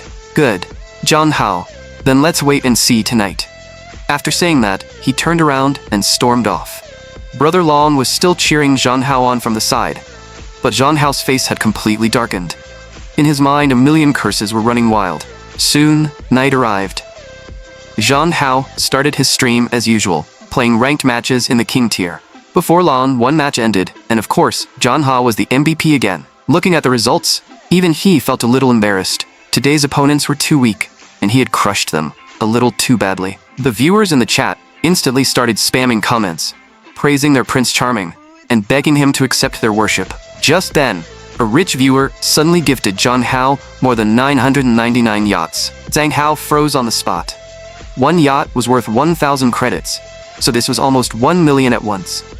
He wanted to see which generous fool had done it, but when he saw the username, he almost lost it. Could this account be Wei Nan? What exactly was that woman trying to do? Was she reminding him to sign that agreement as soon as possible? But the agreement was way too suspicious. Anyone joining the research had to temporarily stop attending school. They also had to move into a designated location and cancel every outside contract. Wasn't that basically signing his life away? Zhang Hao still had no idea what the Blood Moon research was really about. Tying himself to Wei Nan before figuring it out felt unwise, so he decided he should find a chance to reject her. As for the 1 million worth of yacht gifts, he would return that money too. Meanwhile, when Lin Zhongzhong saw Zhang Hao rush straight to first place on the ranking, his face turned ugly. He could only apologize to his viewers and quickly end his stream with a random excuse. He gritted his teeth and cursed. Damn Zhang Hao. He clearly has a rich sponsor on the leaderboard, yet still acts innocent. Just wait. I'll tear off that thick face of yours. So, Ling Zhongzhong immediately called some nearby thugs and asked them to do him a favor. But when the thugs saw that the target was Zhang Hao, they broke into a cold sweat and quickly called President Wei. After receiving the call, the secretary hurried over to report it. She told Wei Nan that someone under them had reported a streamer on Douyu named Lin Zhongzhong. He seemed to have a grudge against Zhang Hao and wanted people to secretly take compromising photos of him. Since they knew Zhang Hao was connected to President Wei, they did not dare act. Wei Nan only said calmly, "Understood. Tell Douyu to terminate Lin Zhongzhong's contract. Handle the rest as you see fit." At that moment, Zhang Hao was still worrying about how to return the yacht money, because the platform would take half of it. If that happened, he would not be able to pay it back at all. Just then, his phone suddenly rang. When Zhang Hao picked up, he realized the call was from the beautiful CEO, Wei Nan. But before he could say anything, Sister Qianqing suddenly appeared behind him. Zhang Hao was so frightened that he immediately hung up and casually said it was just someone selling insurance. At the same time, he realized he might have really gotten himself into huge trouble. Sure enough, Wei Nan was furious after being hung up on. She immediately ordered her people to prepare the cars and head straight to Zhang Hao's home. Meanwhile, Zhang Hao had just returned to his room and was about to call her back to apologize. But Wei Nan called first. Zhang Hao carefully answered the phone, and Wei Nan's cold, unquestionable voice came through. "Come out yourself, or I'll have a dozen people enter your house and drag you out." Zhang Hao got angry too. "I was about to apologize, and you're still coming at me like this? Also, breaking into someone's home is illegal, you know that? What kind of entitled woman are you?" But the only response was the roar of engines downstairs. Zhang Hao walked to the window and saw several black Rolls Royces parked below. The scene was so overwhelming that he could not speak for a long moment. At that moment, he finally realized that Wei Nan was truly not someone easy to mess with. So, Zhang Hao held up the phone and threatened, "If you dare do anything reckless, I'm calling the police right now." Wei Nan's gaze instantly sharpened. "Go ahead and try. Let's see if parking cars on the roadside is illegal." That single sentence left Zhang Hao with nothing to say. He finally understood that this woman did not respond to threats, so he could only soften his attitude for now. So, Zhang Hao told Sister Qianqing he was going out for a moment, then went downstairs alone. But just as he was about to get into Wei Nan's car, Wei Nan suddenly stopped him through the phone. "Don't hang up yet. Did you offend someone?" Her expression became serious as she told Zhang Hao that besides her, someone else had been watching him. To find out what that person wanted, she told him the exact location, a blind spot about 30 meters behind the car. Zhang Hao followed Wei Nan's instructions and went to check. To his surprise, a figure really walked out from the corner and cursed, "You filthy bastard. You deserve to die." Zhang Hao was confused. This person clearly sounded unstable, so he quickly asked who they were and why they were watching him. But the masked attacker did not answer at all and rushed straight at Zhang Hao, throwing a punch at his face. Luckily, Zhang Hao reacted quickly and dodged to the side. But before he could catch his breath, the attacker came at him again, forcing Zhang Hao to keep dodging. Then, Zhang Hao feinted with a kick, trying to counterattack, but the masked attacker immediately pulled back. Seeing Zhang Hao's agile movements, the attacker gritted their teeth in anger and cursed, that he was dodging around like a rat. Zhang Hao quickly judged the situation. The attacker was fierce, but not very fast. If that was the case, this fight would be much easier to handle. At that moment, the masked attacker charged at him again with full force. Zhang Hao calmly stepped to the side and hooked the attacker's foot with his leg. The attacker instantly lost balance and flew forward, then crashed hard onto the ground. Zhang Hao immediately rushed over and pinned the attacker down. "Stay still. Now you can tell me who you are, right? And why did you attack me?" But the masked attacker did not answer directly and only screamed wildly, "It's all because of you. If it weren't for you, how would I have ended up like this?" Zhang Hao was even more confused. He did not remember provoking anyone like this. While staying alert, he reached out to remove the mask and see who it was. But the moment he reached for the mask, the attacker suddenly threw an elbow backward. Fortunately, Zhang Hao blocked it with his arm in time. If that blow had landed on his head, the consequences would have been serious. By now, the masked attacker had completely lost control. She actually pulled a dagger from behind her back and roared that she was going to kill Zhang Hao. Seeing the knife, Zhang Hao panicked. Only then did he remember that Wei Nan had warned him this person might be armed. The next second, the attacker lunged forward with the dagger. Zhang Hao broke into a cold sweat, realizing this person truly intended to kill him. At the critical moment, Wei Nan arrived just in time and sent the attacker flying with one punch. The mask also fell off, and Zhang Hao finally saw who the attacker really was. It was Liu Xin. Zhang Hao was speechless. "I only rejected your offer to keep me. Did you really need to try to kill me?" It turned out Liu Xin believed Zhang Hao had seduced Wei Nan, which was why Wei Nan had imprisoned her.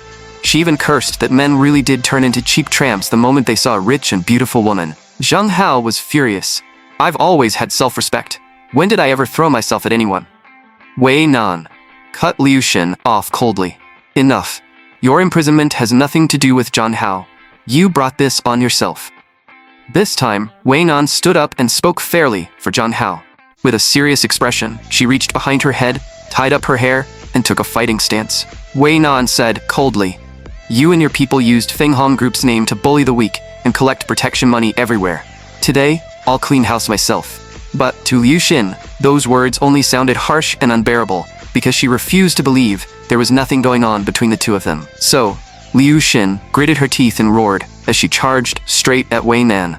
Facing an opponent who had completely lost control, Wei Nan's eyes remained terrifyingly calm. She simply raised her hand and blocked Liu Xin's full-force attack. In that instant, Liu Xin's expression filled with despair.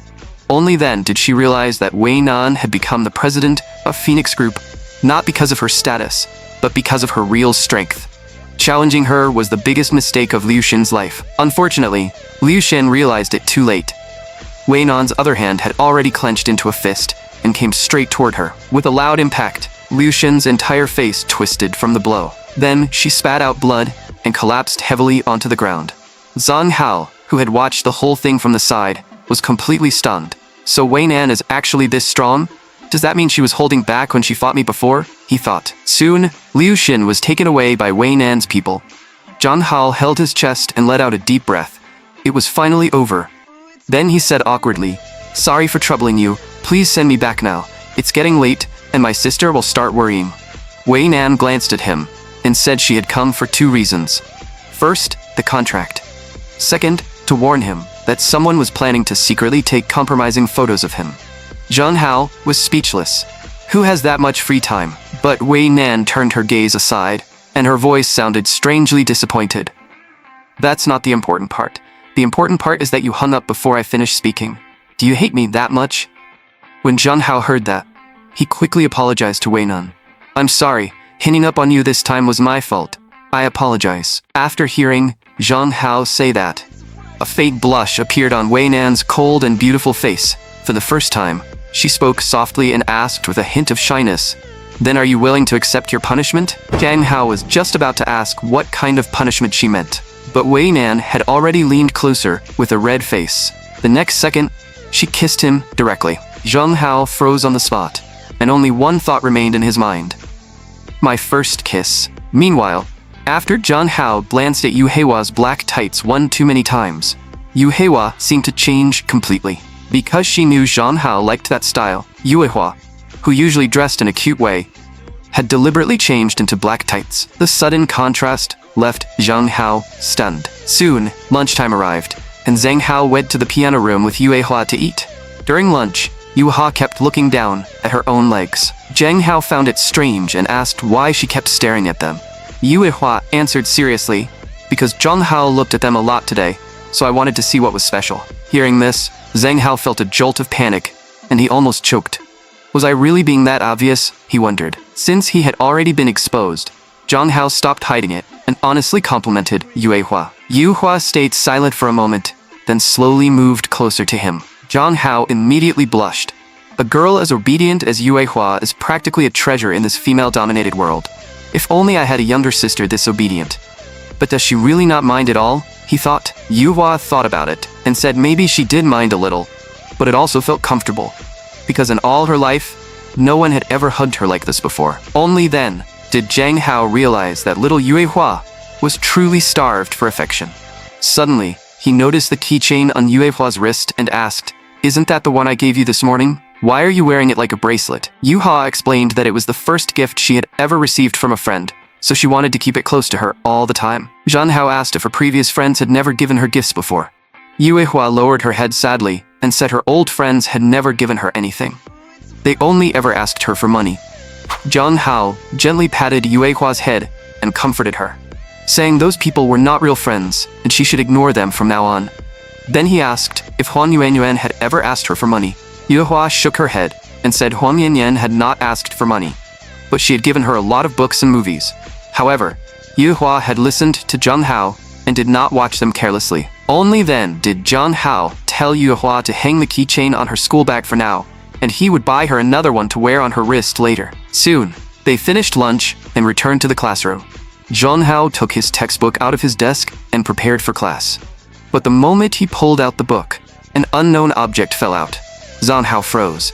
"What the hell is this thing doing in my desk?" he thought. Just as he was about to pick it up, another hand moved faster than his. It was the green-haired guy. After picking it up, he immediately raised it above his head and shouted, "Zhang Hao, how could you bring something like this to school? Have you no shame?" That move left Zhang Hao completely stunned. This bastard really knows how to play dirty tricks, he thought. The green-haired guy continued standing on the moral high ground, accusing Zhang Hao of ruining the school's atmosphere, and even making girls fight over him. He called it disgusting. His little followers also started making sarcastic comments from the side. With no other choice, Zhang Hao took out the love letters from his desk too and explained coldly, "Look carefully. Everything in this drawer was stuffed in by someone else. That censored item was the same.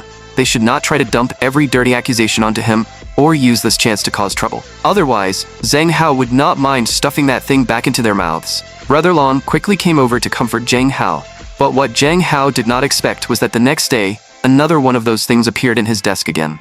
This time, Zhang Hao was truly furious. Whoever is doing this really won't stop, he thought. He threw it away on the spot. But on the third day, another one appeared, and for the next few days, there was one more than the day before. Zhang Hao was finally completely enraged. Is this person running a wholesale business in my desk or what? He wondered. Even Brother Long could not help wondering who hated Zhang Hao enough to frame him like this. Zhang Hao said he did not know either. Every morning, he opened his drawer and found another one. It had been 4 or 5 days, and judging by the quality, those things were not cheap. Whoever wanted to frame him had really spent money on it. Brother Long asked worriedly, "Brother Hao, what do we do now?" Zhang Hao told him not to panic. He had a way to deal with the culprit. But first, he needed little Yue Hua's help. After that, Zhang Hao found Yue Hua and told her his plan. That night, Zhang Hao, Brother Long, and Yue Hua secretly returned to the classroom and installed an alarm inside his desk. The next morning, a figure slipped into the classroom while no one was there. The moment he reached his hand into Zhang Hao's drawer, the infrared sensor caught him. In the next second, the alarm started blaring, and Lin Zhongzhong was startled on the spot. Before he could react, Zhang Hao had already taken out his phone and recorded him in the act. Realizing he had been tricked, Lin Zhongzhong gritted his teeth in anger. "You actually set me up?" Zhang Hao sneered. 8 days. A full 8 days. You're pretty hardworking, bringing me a pile of these every single day. They must have cost quite a bit, right? Since you bought so many, don't waste them. Keep them for yourself. After saying that, Zhang Hao threw the pile of censored items right into Lin Zhongzhong's face. Lin Zhongzhong was furious, but he still wanted to know how Zhang Hao had discovered him. Zhang Hao calmly said it was a high-tech anti-theft system. Then he waved at Lin Zhongzhong. "Come on, see you in the office." Seeing that Zhang Hao was about to take this to the office, Lin Zhongzhong panicked and quickly called out the helpers he had prepared. The next second, 4 of his little followers rushed forward and blocked Zhang Hao. Lin Zhongzhong immediately ordered them to drag Zhang Hao into the restroom. Facing the people charging at him, Zhang Hao did not panic at all and fought back directly. He knocked one of them down with a single punch. Then another one took the chance to sneak attack him with a kick. Luckily, Zhang Hao reacted fast and crossed his arms to block the blow. But Yue Hua happened to arrive just in time to see this scene. Her expression instantly darkened. The 2 female delinquents were frozen by Yue Hua's terrifying aura, and Zhang Hao quickly told her not to act impulsively. But in that brief moment, Yue Hua had already taken down the 2 delinquents. Then she leaped forward and appeared above the yellow-haired guy. Her knee slammed hard into his nose. Then she stomped him to the ground, and blood splattered out instantly. The yellow-haired guy lay there, barely moving. Yu Hua slowly turned her head, with no expression on her face. The punk girl beside them trembled under her stare, but Yu Hua had no intention of letting her go. She stepped forward, grabbed the girl by the throat, and lifted her up. The punk girl struggled to make a sound of surrender, but Yue Hua had completely lost control. Her only thought was, anyone who bullies Zhang Hao deserves to die. Zhang Hao rushed over and told Yue Hua to stop. If she kept fighting, things would get seriously out of hand. But just then, 2 teachers arrived at the scene and shouted, "What are you doing? Stop right now." Seeing the teachers arrive, Zhang Hao could only sigh helplessly. There's no hiding this anymore, he thought. Soon, the school issued a public notice. Lin Zhongzhong from Class 4, Grade 11, had tried to frame Zhang Hao from Class 3 and received a public reprimand. Yu Hua from Class 3 had fought on school grounds and also received a public reprimand. After hearing the announcement, Zhang Hao and Brother Long looked out the window with heavy expressions, because Yu Hua was about to be taken home by her family. Brother Long asked worriedly, "Will Yue Hua be okay? I heard 2 people were already sent to the hospital." Zhang Hao also felt the situation was troublesome. "I have a bad feeling about this," he thought. Yue Hua's family is so strict. Will she really be fine after being taken back? After school that afternoon, Zhang Hao ran home through the heavy rain. Because the rain was pouring, he was soaked by the time he got home and immediately got scolded by his father. Zhang Hao quickly took the towel his father handed him. Then he hurried upstairs and returned to his bedroom. Once he was back in his room, Zhang Hao took out his phone. Yue Hua had not sent any message since being taken home, so he decided to call her and ask what happened. So Zhang Hao dialed Yue Hua's number. At that moment, Yu Hua was sitting alone in a pitch-black place. The moment the call connected, Zhang Hao immediately sensed something was wrong. Because Yue Hua's voice sounded like she was about to cry, he quickly asked what had happened and why she was crying. With tears streaming down her face, Yue Hua said it was too dark there, and she was really scared. Zhang Hao hurriedly asked where she was. Hadn't her family already taken her home? Yu Hua said pitifully that her mother had locked her in the punishment room. Hearing that, Zhang Hao was stunned. Is this how rich families handle discipline? He wondered. Yu Hua explained sadly that whenever she made a mistake, her mother would lock her in the punishment room to reflect, and she had to stay there for 2 full days before she could come out. Her voice trembled as she said, "It's so dark here. Zhang Hao, I'm scared." Zhang Hao felt sorry for her and comforted her. "Then I'll stay on the phone and talk with you. We can talk about anything you want," Yue Hua asked quietly. "Zhang Hao, can you not hang up tonight?" Just then, Zhang Hao suddenly sneezed. He could only smile and agree. Since tomorrow was the weekend, he would stay up and tell Yue Hua about the novel he was writing. If he suddenly went quiet, it would mean he had fallen asleep. Zhang Hao cleared his throat and said the novel he was writing was called The World of Real Men. In that world, every man was a true tough guy, and having 8-pack abs was just the standard. When Yue Hua heard this, she finally laughed through her tears. "Zhang Hao, your novel is so unrealistic." She seriously complained that men could not possibly be that strong, and since women were stronger, women should be the ones saving the world. Zhang Hao smiled softly. This world really has changed completely, he thought. Gradually, the rain outside stopped, and neither of them knew when they finally fell asleep. Soon, the next morning arrived, and Zhang Hao woke up in a daze. He found that his head hurt badly, and there was a towel on his forehead. Sister Qianchen was sitting beside him, holding a glass of water. Zhang Hao asked why she was there. Sister Qianchen explained that she had come to wake him up for breakfast, but then discovered he had a fever, so she told him to take his medicine first. At that moment, Zhang Hao felt weak all over and did not even have the strength to lift his hand. After hearing that, Sister Qianchen blushed slightly and said softly, "In that case, Big Sister will feed you herself." She then asked gently, "What's wrong, Hao Hao? Didn't you say you had no strength? Let Big Sister help you sit up." Only then did Zhang Hao realize that he had basically spoken his thoughts out loud like he was sleepwalking, and he was absolutely mortified. In the end, he could only say awkwardly, "Then I'll trouble you, Sister Qianchen." As Sister Qianchen helped Zhang Hao sit up, cold sweat formed in her heart. Hao Hao seemed to resist me just now. Has he noticed something? She worried. Then Sister Qianchen picked up the warm porridge. "By the way, Hao Hao, drink this while it's still warm." Watching Sister Qianchen gently blow on the hot porridge, Zhang Hao started overthinking again. Do other people's older sisters also take care of their younger brothers this carefully? Besides, we aren't even related by blood, he thought. Finally, Zhang Hao lowered his head and asked softly, "Sister Qianchen, why are you so good to me? It feels like more than how a normal sister treats her brother." Sister Qianchen paused for a moment, then smiled at him with gentle affection. "Of course, it's because Hao Hao is worth it." As she spoke, she brought the spoon to Zhang Hao's lips and gave him a look sweet enough to melt him. "As long as Hao Hao wants it, Big Sister is willing to take care of you for the rest of your life. Come on, open up."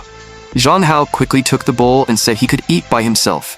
As he did, their fingertips lightly touched. But Zhang Hao did not notice anything unusual about Sister Qianchen. Her calm and open expression made him start doubting himself instead. Is Sister Qianchen really just an ordinary brother-obsessed sister? He wondered. Zhang Hao finished the porridge while feeling completely conflicted. Seeing that Sister Qianchen did not leave and instead quietly sat beside him, he suddenly felt an inexplicable sense of peace. And the way Sister Qianchen looked when she seriously took care of someone was dangerously attractive to Zhang Hao. Now Zhang Hao felt like he could not fall asleep at all. Unexpectedly, 5 minutes later, Zhang Hao was so exhausted that he fell into a deep sleep. Looking at the sleeping Zhang Hao, Sister Qianchen revealed a gentle smile and whispered, "Hao Hao really fell asleep. If this were before, that would have been impossible, right?" As she looked at him, she could not help thinking, "Hao Hao, your big sister really wants you to know what happened back then.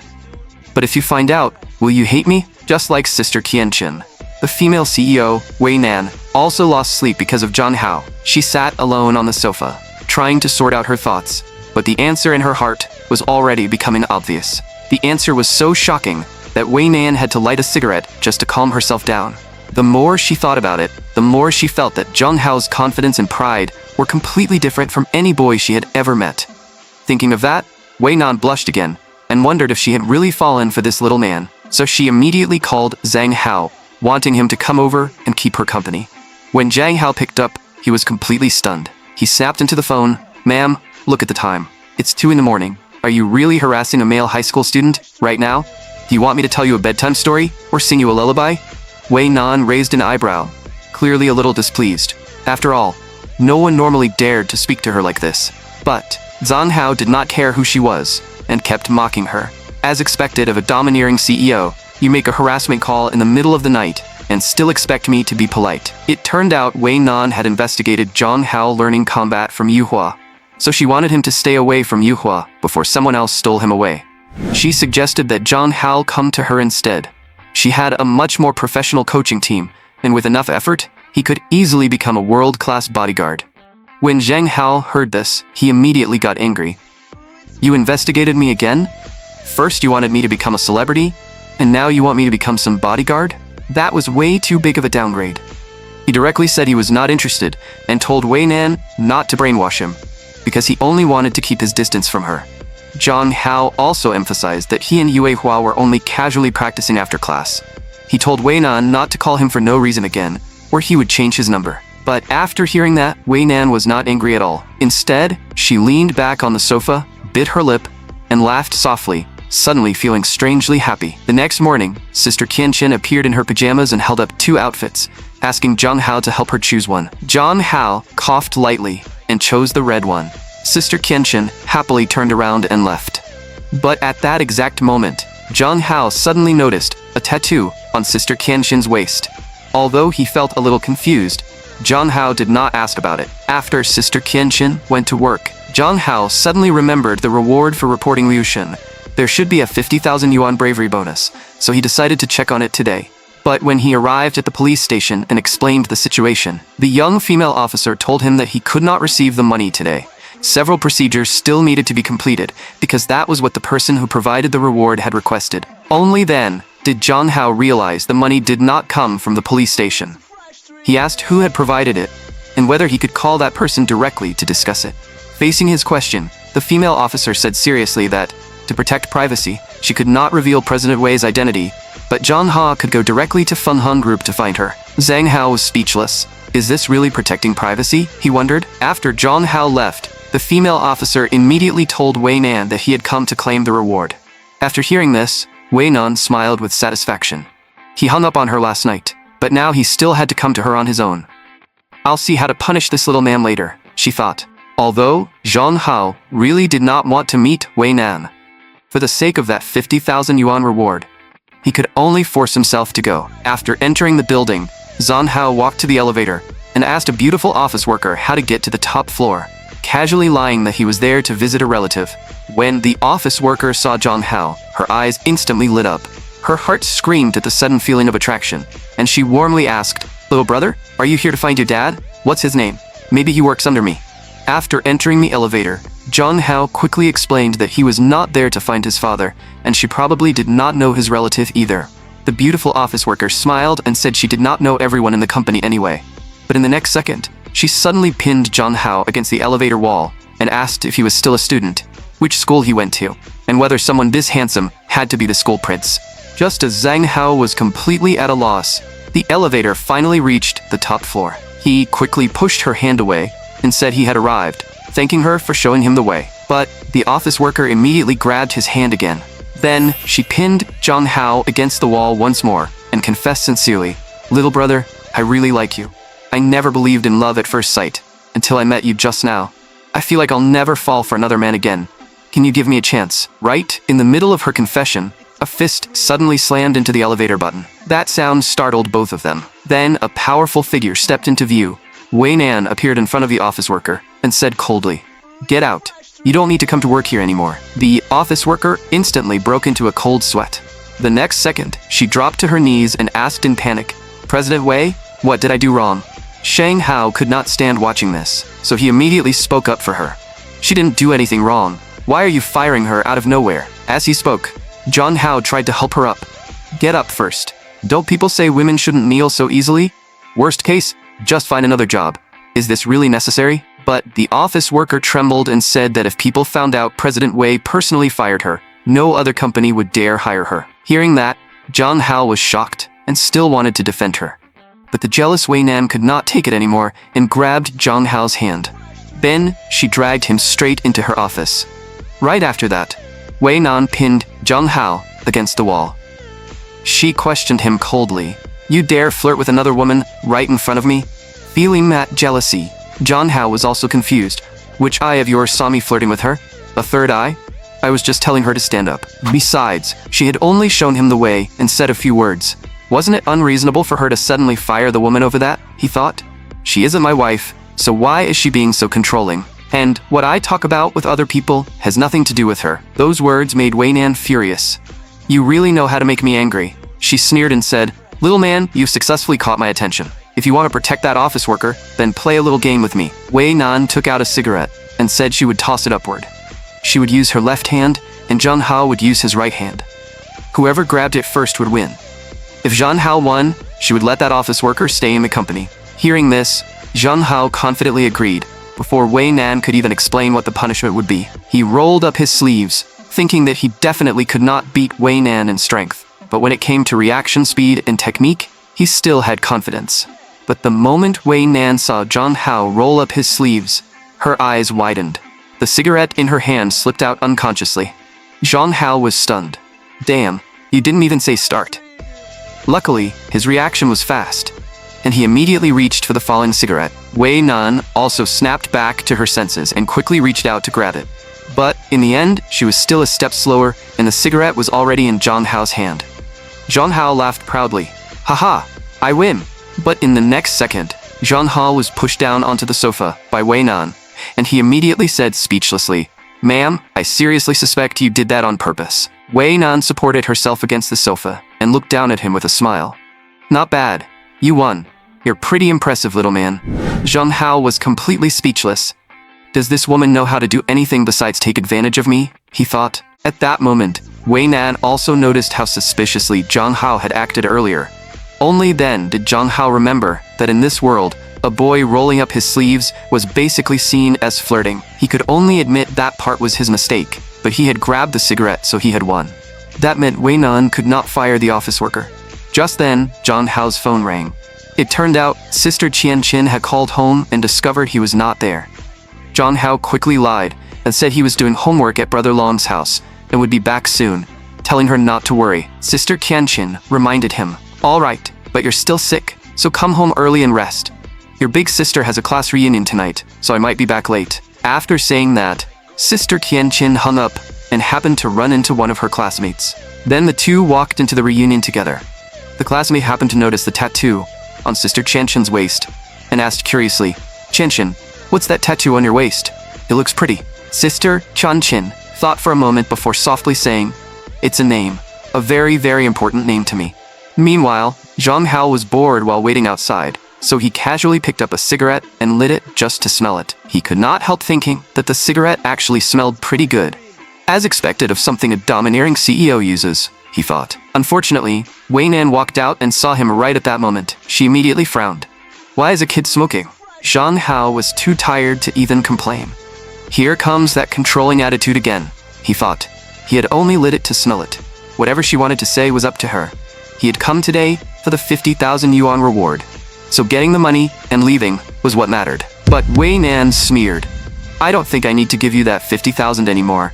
The special cigarette you just lit is worth 60,000 on the market. In other words, you still owe me 10,000. Zhang Hao nearly broke down. "Do you think I was born yesterday? What kind of cigarette costs 60,000? But Wei Nan simply waved her hand. "If you don't believe me, you can look it up yourself." Zhang Hao felt like he had been struck by lightning. No way, one lousy cigarette costs 60,000? I came all this way, nearly got taken advantage of, and now somehow owe her 10,000 instead? He thought. Seeing Zhang Hao's devastated expression, Wei Nan finally could not hold back and laughed. Only then did Zhang Hao realize she was just messing with him. But Wei Nan said the cigarette's price was real. The part about making him pay was fake. Then she handed him the 50,000 yuan reward. Zhang Hao took the bag, opened it, and confirmed that everything was fine. Then he said that although Wei Nan had domineering CEO syndrome and a terrible temper, she was at least trustworthy. So he thanked her this time. Zhang Hao then said seriously that everything between them could be written off now. From now on, they should avoid meeting if possible. Wei Nan could continue being her CEO, and he would continue being his student. That would be better for both of them. After saying that, Zhang Hao turned to leave and added, "I'll go now. No need to see me off." Before leaving, he also reminded Wei Nan to dry her hair. He had only just recovered from his cold, and she should be careful not to catch it from him. When Zhang Hao reached the elevator, he thought back to what happened with the office worker. This domineering CEO is definitely not joking. I can't even say a few words to another woman without causing trouble, he thought. If Wei Nan really falls for me, that would be terrifying. My life would become impossible. Thankfully, I've now cut ties with her. But at that moment, Wei Nan lit another special cigarette worth 60,000 and smiled. This little man thinks he can write everything off with me? Impossible. I will have you. From now on, don't even think about escaping my grasp. Soon, evening arrived. Sister Qian Qin brought a female classmate home as a guest. The classmate looked at the photo album in her hands and teased. "No wonder you go home right after work, Qian Qin, so you've been hiding such a handsome little brother at home. Tell me, who is this?" Sister Qian Qin looked at the photo with a doting smile. "This is my little brother, but we've actually known each other since we were very young." Jia Hui looked at the thick photo album and could not help marveling. Sister Qian Qin actually had this many photos of her little brother, and they covered his entire childhood. It was basically a complete growth record. Just then, Zhang Hao suddenly opened the door and walked in. He asked why Sister Qian Qin was back so early when she said she would be late.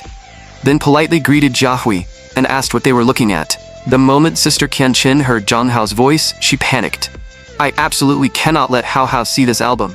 So she coughed lightly and quickly explained that she and her friend from the research institute were looking through some documents. At the same time, she hurriedly signaled Jiahui to hide the album. Jiahui immediately understood and quickly hid the album behind her back. But after hearing that explanation, Zhang Hao became even more curious.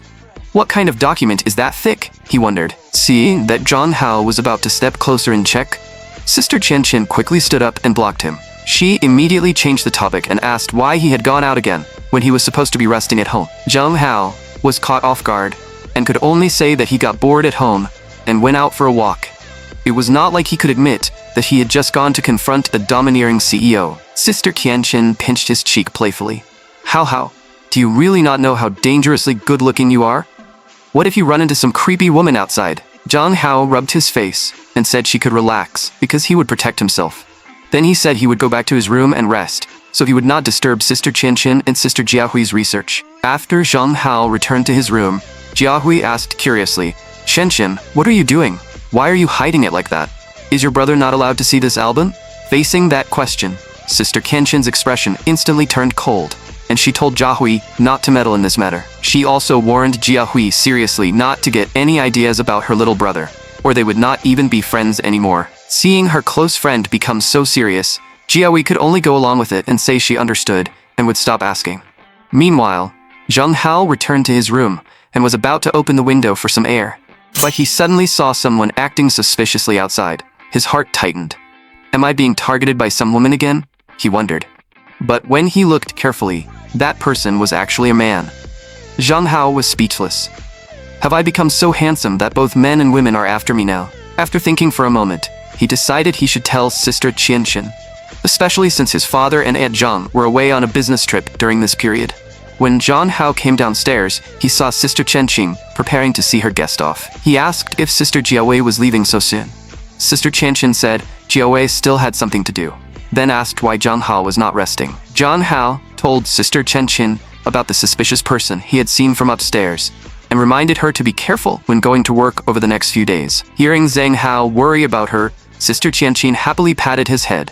Hao is worried about his big sister. I'm so happy. But she soon explained that he did not need to be afraid. The person outside was actually one of her pursuers, and Zhang Hao had seen him before. He was the one who sent her messages that night. Only then did Zhang Hao remember, while Sister Qianqin also looked helpless and said there was not much she could do about it. She sighed and said she was already extremely annoyed by the whole situation. Looking at her, Zhang Hao could not help asking, Sister Qianqin, is there anything I can do to help? After hearing that, Sister Qianqin smiled softly and gently leaned her head on Zhang Hao's shoulder. Then Hao, let your big sister lean on you for a little while. I'm tired. That instantly made Zhang Hao blush. Just as Zhang Hao's thoughts started running wild, Sister Qianqin touched his face and asked, Hao, what's wrong? Why is your face so red? Zhang Hao quickly moved a little to the side and explained that he was just thinking he probably would not need to take another day off and could go to school tomorrow. Sister Qianqin narrowed her eyes slightly. Hao, you're in such a hurry to go back to school instead of resting more. Do you have a girlfriend at school? Zhang Hao immediately said he absolutely did not. The next day, after Zhang Hao arrived at school, Brother Long told him that Yuehua was being excluded by the others. Because of what happened with Lin Zhongzhong, the two students Yuehua injured had been sent to the hospital. Everyone now thought Yuehua was dangerous and might randomly attack people, so they all kept their distance from her. This made Zhang Hao feel guilty. After all, Yuehua had only stepped up for him, and he would never abandon his friend at a time like this. So Zhang Hao walked over and greeted Yuehua first. Then he sat down in front of her and said seriously, Sorry, what happened before was because of me. Next time something like that happens, let's go a little easier. Hearing this, Yuehua asked nervously, Are you afraid of me? Zhang Hao reached out and gently rubbed her head. With a warm smile on his face, he said, You're this obedient. Why would I be afraid of you? Only then did Yuehua relax and whisper, That's good. I'm happy. As long as Zhang Hao stays by my side, anything is fine. The sweet little interaction between them left the surrounding students speechless. The girls who already disliked Yuehua became even more jealous.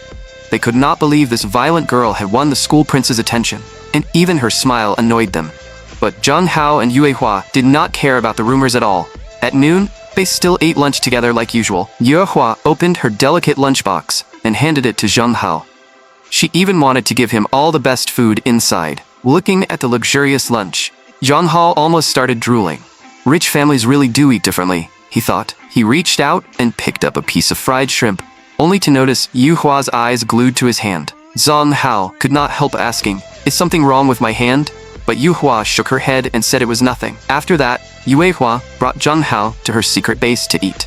But unexpectedly, the place had become a dating spot for other students. Zhang Hao and Yuehua could only quickly hide under the table. Zhang Hao's face turned bright red as he covered it in embarrassment. "I only wanted to eat quietly in a secret base. So how did we end up stumbling into someone else's date?" he wondered. Listening to the flirty sounds nearby, Yuehua suddenly had a bold thought. She wanted to marry Zhang Hao and bring him home as her own captured husband. She was just about to say something, but Zhang Hao reacted fast and covered her mouth.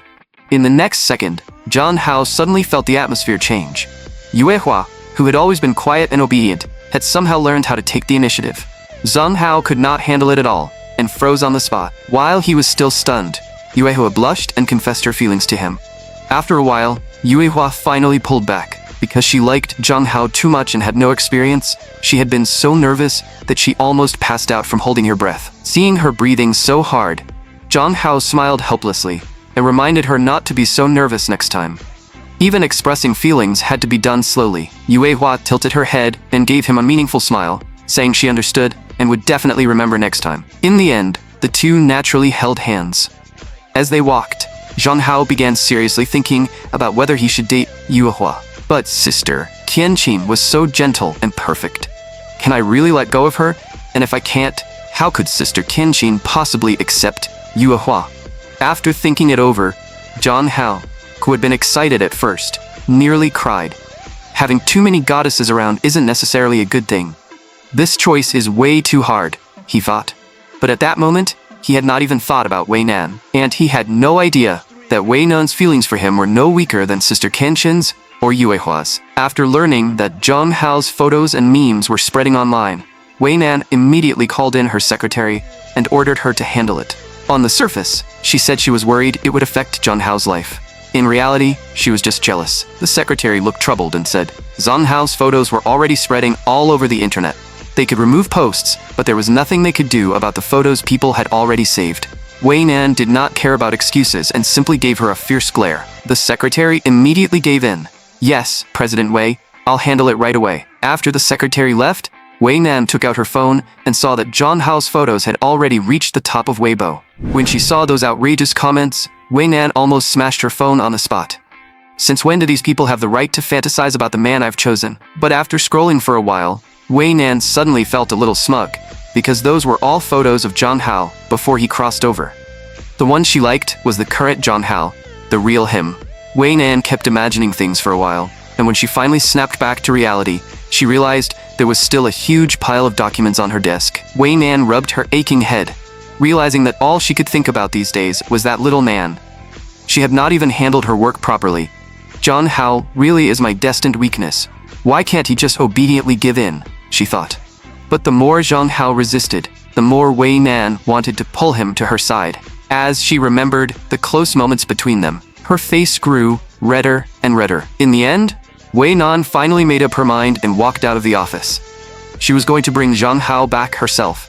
Zhang Hao can only be my man, and no one else should even think about him, she thought. Meanwhile, when Zhang Hao came home from school, he saw a luxury car parked in front of his house. He walked closer and realized the person inside was actually Wei Nan. Without saying another word, Wei Nan grabbed Zhang Hao and said unhappily that his photos were now spreading all over the internet, and those women were even saying shameless things about him online. That made her extremely unhappy. Zhang Hao was the man she had chosen, and no one else had the right to touch him. After saying that, Wei Nan pulled Zhang Hao into the car. Zhang Hao could only explain things more clearly, saying he liked girls who were soft, sweet, obedient, and sometimes a little clingy. That was why Zhang Hao did not like someone like Wei Nan. Being with this female CEO feels like I have to listen to her in everything, almost like I'm being kept by her, he thought. Wei Nan burst out laughing. You actually like soft and clingy women? Or is that what women are supposed to be like in your original world? Zhang Hao immediately told her not to test him. That other world was only her own guess, and he had never admitted anything. All she needed to know was that he did not like her type. This made Wei Nan unhappy. She asked how those women with no ability, no money, and no status could ever compare to her. As long as you stay at home and become my man, I can give you anything you want. What's wrong with that? For a moment, Zhang Hao actually felt tempted. Lying flat and living off a rich woman does sound kind of nice, he thought. But he quickly reminded himself that he was going to become a real man, so there was no way he could live off a woman. So, Zhang Hao told Wei Nan to calm down. But that only made her angry. She grabbed Zhang Hao's face and demanded to know why he understood this so well. Did he already have someone he liked? Was it Min Tianxiong's granddaughter, Min Yuehua? As far as she knew, Min Yuehua was not the soft and obedient type either. Zhang Hao angrily pried her hand away. Stop dragging Yuehua into everything. Before he could finish, Wei Nan's eyes widened. Yuehua? You're already calling her that intimately? Zhang Hao was so angry at her jealousy that he snapped. It's just a name. Do you really have to make a big deal out of that too? Fine.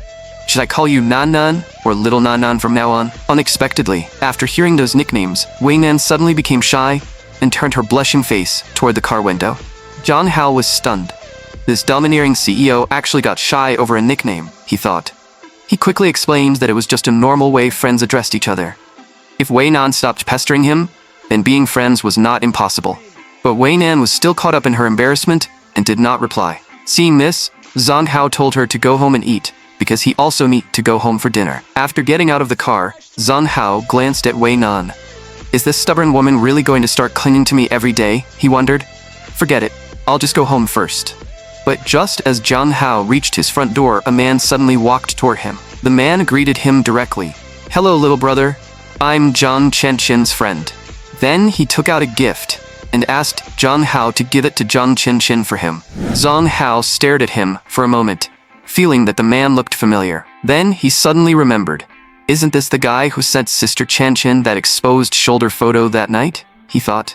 Zhang Hao immediately recognized him and said he knew this man had been sending Sister Chenqin all kinds of inappropriate pictures.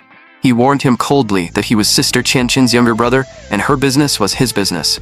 If he saw this man harassing her again, he would call the police and told him to get lost. After saying that, Zhang Hao turned and entered the house. At that moment, Sister Chenqin sighed and said, Hao, you're too popular now. You've already become a little internet celebrity. Big sister is getting a little jealous. Zhang Hao quickly told her not to tease him. He did not want to become any kind of internet celebrity. Sister Chenqin said seriously that being internet famous was not necessarily good. Many people online tried to gain attention by posting suggestive content, but their Hao could not do that. If anyone is going to look at you, only your big sister can, she added. Hearing Sister Chenqin say that, Zhang Hao nearly lost his composure. And this also made Sister Chenqin feel an unprecedented sense of crisis, so she finally decided to take action. That night, Sister Chenqin changed into a gentle girl-next-door outfit and came to Zhang Hao's room, saying she wanted to work with him. Seeing her dressed like that, Zhang Hao did not refuse and simply agreed. After entering, Sister Chenqin first took out an envelope and handed it to Zhang Hao. She said it was the money she had earned that day, 3,000 yuan in total. Since she spent money too freely, she wanted Hao to keep it for her. When Zhang Hao heard that Sister Chenqin could earn 3,000 in a single day, he was shocked. This is way too unfair. In my previous life, I worked myself to death and still couldn't earn even a fraction of that, he thought. So he could not help asking if helping at the hospital really paid that much. Sister Chenqin covered her mouth and smiled, saying that although she was still a student, she could already assist the lead surgeon. So earning 3,000 a day was not really that much. Zhang Hao was even more stunned. 3,000 a day isn't much? That's ridiculous, he thought. Seeing Zhang Hao's shocked expression, Sister Chenqin felt very satisfied. It's necessary to let Hao understand how outstanding I am, she thought. After all, she was not an ordinary doctoral student. Most students could not help out in a hospital like that. Then, Sister Chenqin explained that she did have some talent. Back then, she had entered university with the highest score in the country. So she started research projects with her mentor very early, and was allowed to begin clinical training at the hospital ahead of schedule. Although she was not a lead surgeon yet, her performance in cardiac surgery was already considered a miracle of talent. Many hospitals were fighting to recruit this famous medical genius. After hearing this, Zhang Hao could not help admiring how amazing Sister Chenqin was. If I can earn that much money in the future, Dad and Aunt Zhang will have less pressure and won't have to work overtime so often. Seeing how thoughtful Zhang Hao was, Sister Chen Tian happily hugged him and said how Hao was so good. But she then explained that his parents were not working overtime recently. They had taken on a new project and would be away on a business trip for a while. Zhang Hao looked up in surprise and asked if both his father and Aunt Zhang were leaving. Does that mean only Sister Qianxin and I will be left at home? He wondered. Wouldn't that be almost like living together alone? Just then, Zhang Hao's phone suddenly rang. He looked at it and saw that the female CEO, Wei Nan, was calling again. Zhang Hao sighed helplessly and answered, "Ma'am, stop this. You're way too persistent. If you really can't find a man, I can introduce one to you." But Wei Nan said she hated men. Not just anyone could become her boyfriend. Right now she only wanted Zhang Hao to talk with her. Zhang Hao was completely confused. If she hates men, then why is she clinging to me? He thought. But Wei Nan did not answer that question, and instead started talking on her own. Ever since she became an adult, all kinds of love-struck men had surrounded her. Countless men chased fame, profit, and status, letting themselves be used by her mother just to climb higher. That was why she had hated those delicate, shallow men since she was young. But Zhang Hao was different. As for her, she had been working desperately hard every day. Aside from her time in the military, almost all her time had been spent on work. So she did not understand men, did not know how to pursue men, and did not know how to make Zhang Hao happy. But whatever Zhang Hao wanted, she would do her best to satisfy him. She even said that if Zhang Hao wanted a star, Feng Hung Group had invested heavily in aerospace research long ago, so helping him obtain one was not completely impossible. Zhang Hao was speechless. What would I even do with a star, he thought. Right now, I just want her to stop pestering me every day. But Wei Nan refused directly, saying she had already tried that and could not do it, so Zhang Hao should ask for something else. Zhang Hao could only say that what he wanted now was sleep, and Wei Nan should go to sleep too. Then he hung up. After hanging up, Zhang Hao thought Wei Nan was probably the kind of person who had spent her whole childhood studying without ever really having fun. She was troublesome, but also a little pitiful. The next second, Zhang Hao fell into a deep sleep, but he dreamed of that little girl again. In the dream, the little girl pointed at him and asked, "Do you have a wife?" Zhang Hao nervously said no. The little girl immediately revealed an evil smile. "Then you do now. From now on, I'm your wife, and you're not allowed to look at anyone else." The next day at school, little Yehua came up and grabbed Zhang Hao's hand, then asked seriously, "Can the two of us date now?" This direct question made Zhang Hao's face turn bright red, and for a moment, he had no idea how to answer. So he quickly pulled his hand away and explained, "Yu Weihua, holding hands and being close are intimate things between two people. At school, we can't make it too obvious." Hearing this, Yu Weihua innocently said that after school, Zhang Hao could come to her house. Zhang Hao was instantly speechless and could only tell little Yu Weihua to focus on class first. Unexpectedly, those words hit Yu Weihua pretty hard, and her soft little face visibly fell. Seeing Yuha like that, Zhang Hao felt a little sorry for her. But if I really go home with Yuha, things might easily go wrong, he thought. So Zhang Hao decided that, for today, it was safer to behave himself. At noon, he even deliberately called Brother Long along as protection, planning to buy some snacks at the school store. But the moment they walked out, they found a huge crowd of girls blocking the classroom door. As soon as the girls saw Zhang Hao, they screamed together, "Male God, give me an autograph. Male God, I want to join your fan club." Their enthusiasm made Zhang Hao break out in a cold sweat. What is going on? Everything was normal yesterday, so how did I suddenly go viral again, he wondered. Brother Long checked his phone and immediately screamed, "Brother Hao, look, you're really about to become a celebrity." It turned out someone had secretly taken beautiful photos of Zhang Hao, and with the memes spreading everywhere, the trending topic could not be suppressed anymore. Right now, Zhang Hao had become the internet's male god, and people were even calling him a once in 70,000 years beautiful boy. Seeing those ridiculous topics, Zhang Hao almost coughed up blood. He truly had no words left. But just then, a suspicious girl quietly moved closer. Zhang Hao instantly felt something brush past him. The next second, a pair of righteous fists grabbed that girl's restless hand. Yu Hua stared hard at the creep and warned her seriously. Zhang Hao doesn't like that. Yu Hua's terrifying expression immediately made the other girls restrain themselves. But Zhang Hao was afraid Yu Hua would become everyone's target, so he quickly told her to let go and said he would handle it himself. Just then, the dean of students happened to pass by the hallway. The students instantly scattered, like birds and beasts, disappearing in a flash. Only the green tea boy, Lin Zhongzhong, and his close friend were left. Both of them were jealous of Zhang Hao and huddled together to badmouth him. Lin Zhongzhong snorted. Other than that face, what does Zhang Hao even have? Can he sing, dance, or rap? He can't even post thirst traps. No matter how popular he looks now, he's just a pretty vase, and I don't care at all. But just then, the conversation of two girls nearby caught his attention.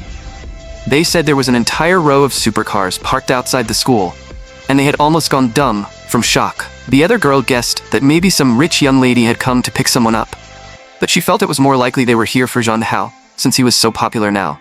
When Lin Zongzong heard this, he was so angry that tears almost came out. At that moment, Yuehua looked at the sweating Zhang Hao and asked with concern, "Zhang Hao, who are you calling? Are you okay?" Zhang Hao turned his head awkwardly.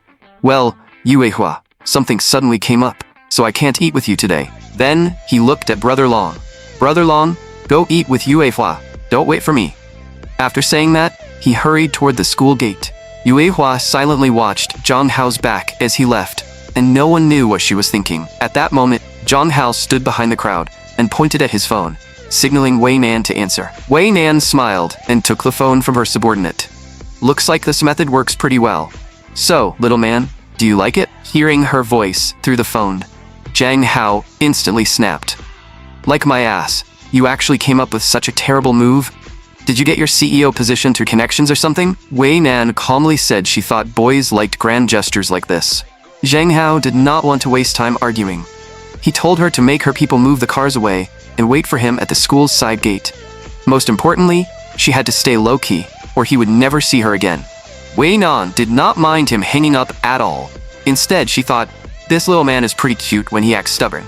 Then she waved her hand behind her, ordering her people to put everything away and drive all the cars off. After that, Wei Nan put on a hat and waited quietly at the school's side gate. Before long, Zhang Hao walked out and asked helplessly, "President Wei, do you really have to eat with me today?" Wei Nan smiled slightly. "That's right. Once I decide to do something, I never fail." Zhang Hao could only say that since Wei Nan insisted on eating with him, this meal had to follow his arrangements. Wei Nan looked completely unconcerned and agreed. Then Zhang Hao deliberately brought Wei Nan to a run-down little restaurant. When Wei Nan saw the place, she froze. Seeing her silence, Zhang Hao was delighted. "I hope she hurries up and hates it, and preferably never comes looking for me again," he thought. But in the next second, Wei Nan directly pulled out a black card and said she wanted to book the whole place. That merely made Zhang Hao choke. He quickly told her to slow down. He knew she was rich, but this was how ordinary people ate. If Wei Nan insisted on throwing her money around here, then she could forget about eating with him. Wei Nan sighed after hearing that. "Men are really troublesome," she muttered. After that, Zhang Hao ordered a bowl of beef offal noodles with an egg. But Wei Nan looked at the cheap noodles on the menu and asked suspiciously, "Can noodles that cost only a few dozen yuan really be eaten?" Zhang Hao shot back, "Isn't that obvious? I've eaten this for years. Am I dead from poisoning?" The lady boss was also annoyed by Wei Nan's words and urged her to order quickly. If she was not ordering, she should not hold up business. Seeing the mood turning bad, Zhang Hao simply ordered Wei Nan the same thing as his. But Wei Nan demanded that the boss wear gloves while making her food, and the ingredients had to be fresh. This made the lady boss so angry that she almost started a fight on the spot. Then, Wei Nan directly pulled out 700 yuan bills. Seeing the money, the lady boss immediately beamed with joy. After she turned around to make the noodles, Wei Nan unhappily pinched Zhang Hao's face and said, "The person you should be looking at is me, not her." Zhang Hao was instantly speechless. She's even jealous of a middle-aged lady boss? Wei Nan really is something else, he thought. Then, Wei Nan asked if he had always eaten this kind of food before. Zhang Hao stopped pretending and said, "What's so strange about this? This is what ordinary people eat. It might be a little rough, but it won't make you sick. This is my life, and now you've seen it for yourself. This place doesn't fit someone like you at all, and sitting here probably makes you miserable too. I don't have any Cinderella fantasy, so I suggest you stop coming to see me in the future." Hearing this, Wei Nan stayed silent for a moment before saying that she could eat this too. She had served in the military, and out in the wild, she had eaten things far worse than this. She just felt sorry for Zhang Hao and did not want him eating food that looked dirty and lacked nutrition. Hearing this cheesy confession, Zhang Hao turned to look at her in surprise. "I didn't expect this domineering CEO to suddenly become so gentle today," he thought. In the end, Zhang Hao could only sigh helplessly. "Fine, do whatever you want." But Wei Nan's next question nearly made him choke. "Why are you so good at kissing? John Hao instantly broke down. "Ma'am, is this really something you should ask during a meal? I practiced by watching TV, okay?" But Wei Nan seriously warned him not to let her find out that he had gone any further with another girl. Otherwise, she could not guarantee that she would not do something impulsive. 3 days later, John Hao was dragged to Brother Long's house to hang out. But since he had no interest in Brother Long's lipsticks, he stood up and wanted to leave. Brother Long begged him desperately, "Don't go. I'll show you Ling Ling's true face." At first, John Hao did not take it seriously.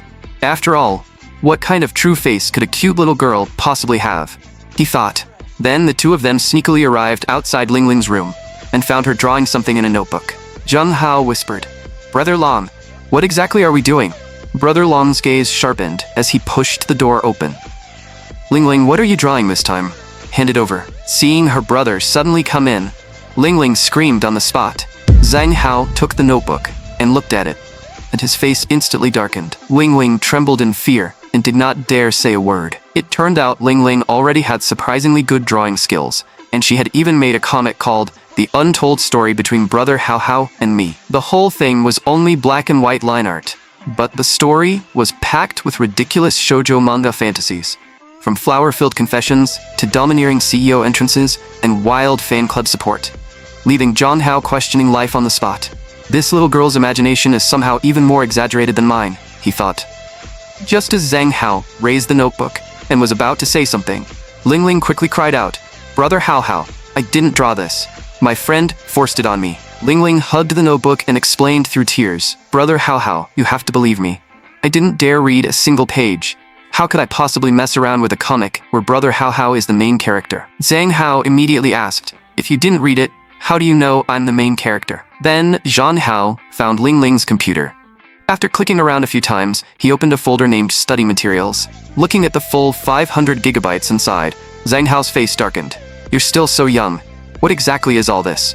Ling Ling had not expected to be exposed on the spot and hurriedly explained, "These are all study materials my friend sent me." "But Brother Hao Hao, as a boy, how did you even find this folder?" John Hao suddenly felt awkward. "I can't exactly say that this kind of hidden folder trick is something I mastered long ago," he thought. So Zhang Hao could only put on a serious face and lecture Ling Ling, telling her to focus on studying.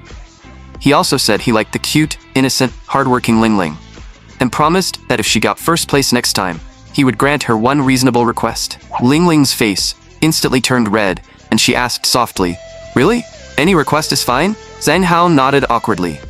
"Why does it feel like this girl is getting more and more strange because of me?" he wondered. Just then, Zhang Hao's phone rang. It was Sister Qianqin calling. She said she wanted to drive over and pick him up, but Zhang Hao quickly said there was no need and that he could go home by himself. Sister Qianqin did not insist.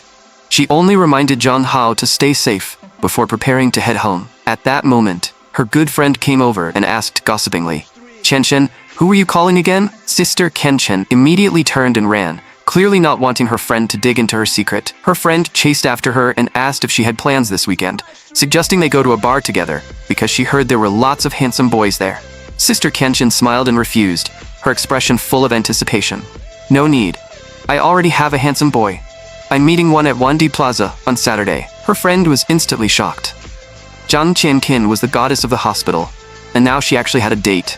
So her friend immediately pestered her with questions. Sister Qianqin's face filled with happiness, but she only said she would not tell her yet and would talk about it after things worked out. Hearing that, her friend instantly understood. But neither of them expected that their conversation had been overheard almost completely by that green tea man. Remembering those painful words, anger burned in the man's heart. "Why isn't Zhang Qianqin looking for me?" he thought. "Wandi Plaza, right? Zhang Qianqin, just you wait," he thought. Sister Qianqin knew nothing about this.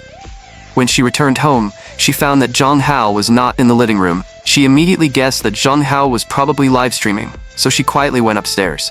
But when she reached his room, she found Zhang Hao frowning, clearly in a bad mood. It turned out that after Zhang Hao's memes went viral online, countless viewers had flooded into his live stream, pushing him straight to first place on Douyu. Looking at the chat, filled with people telling him to take off his mask and show his face, Zhang Hao felt like he was being swallowed by a wave and could barely breathe. Just then, a slender finger suddenly turned off the power. Zhang Hao turned around and realized it was Sister Qianqin. Sister Qianqin said angrily, How stop streaming. They already recognized you. If you keep streaming, everyone will know who you are. I don't want you to become known by everyone. Just stay at home. Can't your big sister support you? Seeing Sister Qianqin like this, Zhang Hao froze. He had never seen such a frightening side of her before. Sister Qianqin even cried as she shouted, "I'm so afraid you'll be taken away. Among the people who like you, there will definitely be someone better than me. When that happens, Hao will forget me." Seeing that Sister Qianqin was about to break down, Zhang Hao quickly held her arm, afraid she might really try to keep him at home by force. He hurriedly comforted her. "Don't overthink it. Being a streamer is only temporary.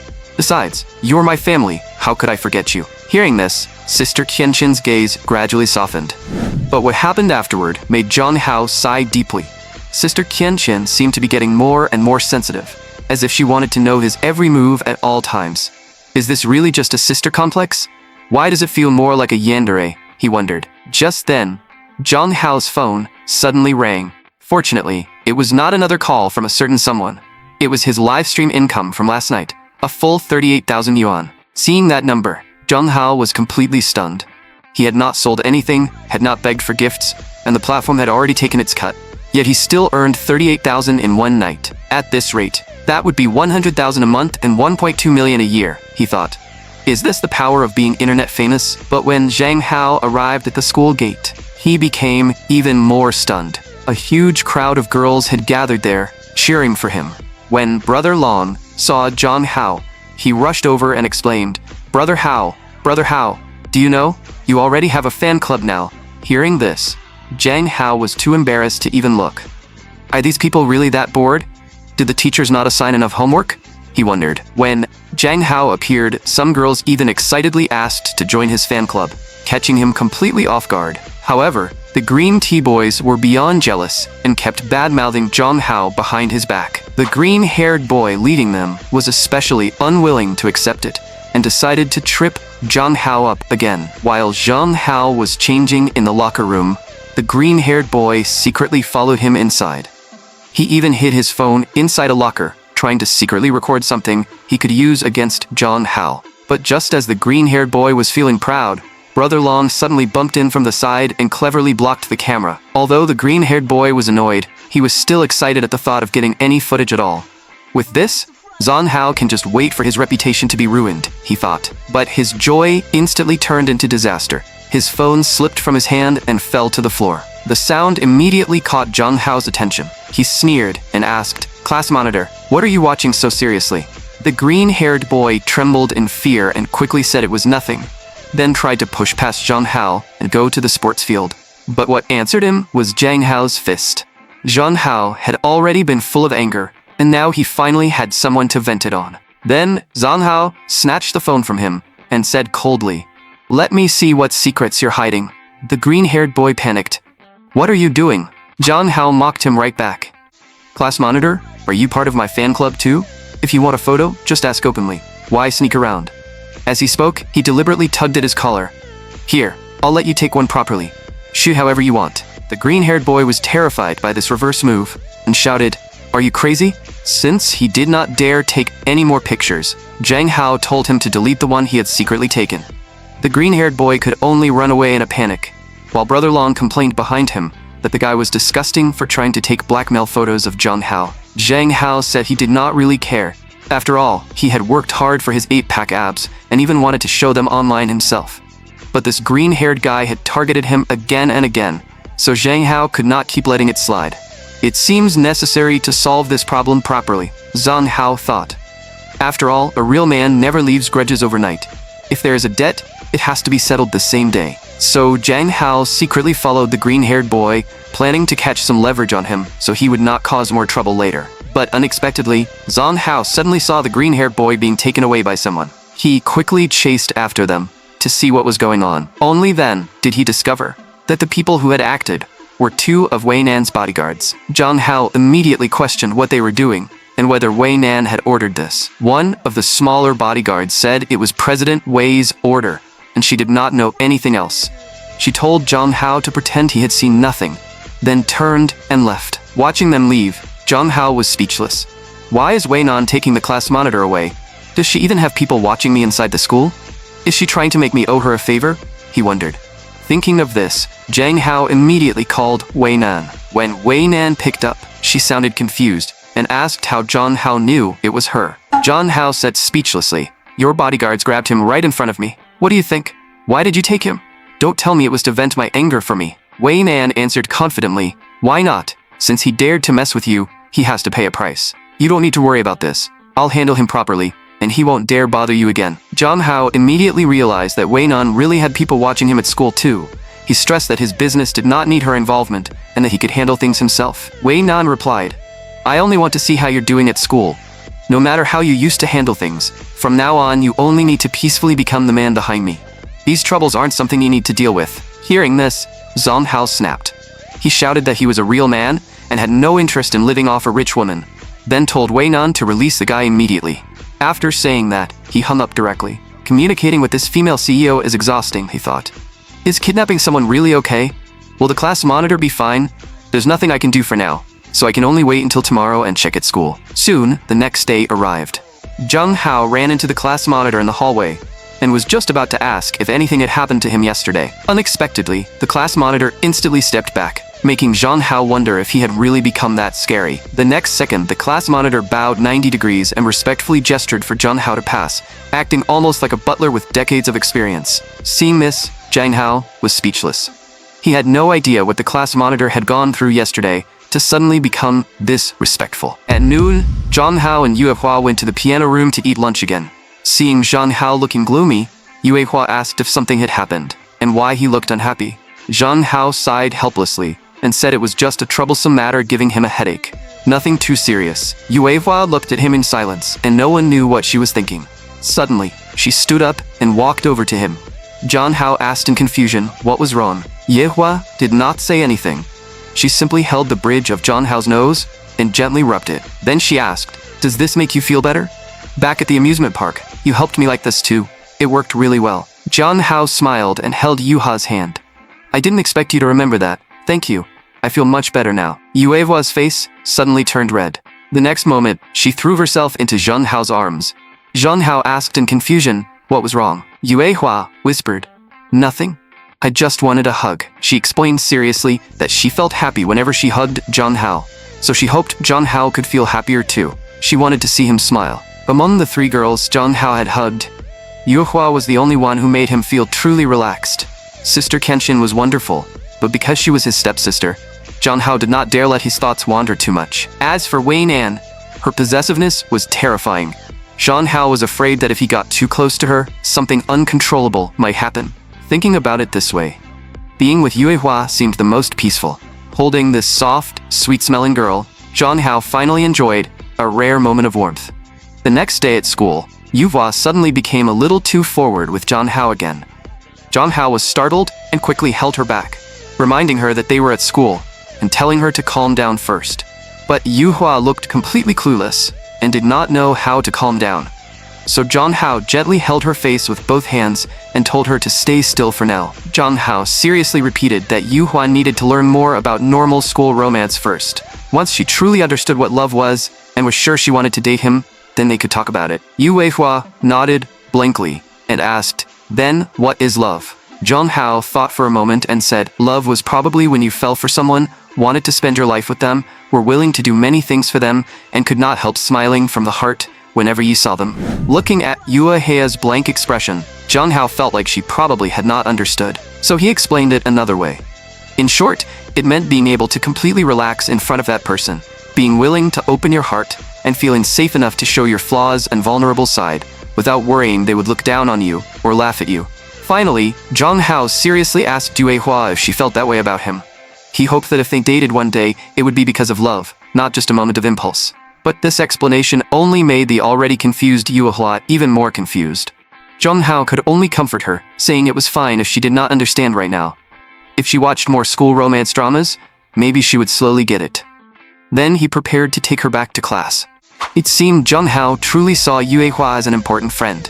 That was why he did not want to hurt her and could still hold himself back enough to give her this little life lesson. Just as the two were about to return to the classroom, Brother Lam suddenly called Zhang Hao and warned him that Huang Yuanyuan had recently shown Yue Hua a lot of strange things. He asked if Yue Hua had done anything weird to Zhang Hao and told him to protect himself, because boys were the ones who usually lost out in situations like this. Hearing Brother Long getting more and more ridiculous, Zhang Hao quickly told him not to worry and hung up. After hanging up, Zhang Hao suddenly remembered that Wei Nan, that jealous woman, also had people watching him at school. It seems I still need to keep some distance from Yue Hua, at least while we're at school, he thought. Otherwise, if Wei Nan finds out, there's no telling what uncontrollable mess she might cause. So, after leaving the room, Zhang Hao made an excuse that he was going to buy a bottle of water and told Yue Hua to go ahead first. Yue Hua froze for a moment, clearly not understanding what had happened. She watched Zhang Hao walk away. Then, she murmured sadly, "But we always used to go together." Soon, evening arrived. Zhang Hao was in his live stream, desperately explaining that he really was not some once-in-70,000 years beautiful boy. Unexpectedly, Sister Qianqian suddenly came to his side. She picked up the microphone and said to the viewers, "Sorry everyone, my baby needs to rest now. See you next live stream." The live stream instantly exploded, and the chat was filled with comments like, "Male God, you actually have a girlfriend? Refund me now." After turning off the stream, Zhang Hao looked at Sister Qianqian in confusion and said it was not that late yet. And he was not tired either. Sister Qianqian said seriously that she was a medical doctoral student, and when Zhang Hao played games, his mind stayed highly focused, so proper rest was necessary. Then, she told Zhang Hao to come closer so she could help relax his shoulders and neck. Zhang Hao could not help thinking, as expected, of Sister Qianqian. She really is incredibly considerate. Sister Qianqian looked down at him and reminded him seriously that many people in the live stream clearly had bad intentions, so Hao had to be careful. It would be best to stream less, and most importantly, he should never casually reveal his private information or personal measurements to strangers. Zhang Hao was stunned and asked, "Personal measurements? Don't people usually just ask about height and weight?" Hearing this, Sister Qianqian smiled. Our Hao really is innocent. You don't even understand these things. She then said that since they had time today, she might as well help him measure his clothing size so his clothes would fit better in the future. The next day was the weekend. Zhang Hao yawned as he went downstairs, and Sister Qianqian had already prepared breakfast for him. Sister Qianqian smiled and said that today was their first proper day out together, so she needed to go back to her room and dress up. Hearing the phrase proper day out, Zhang Hao felt that it sounded way too easy to misunderstand. That phrasing is way too easy to misunderstand, he thought. He shook his head and quickly told himself not to overthink it. The relationship between Sister Qianqian and me is purely siblings, he reminded himself. But when Sister Qianqian appeared in front of him, wearing a short skirt and black stockings, Zhang Hao still could not help blushing. Sister Qianqian really is too beautiful, far prettier than those internet celebrities, he thought. Hearing her little brother praise her, Sister Qianqian's face filled with a happy smile.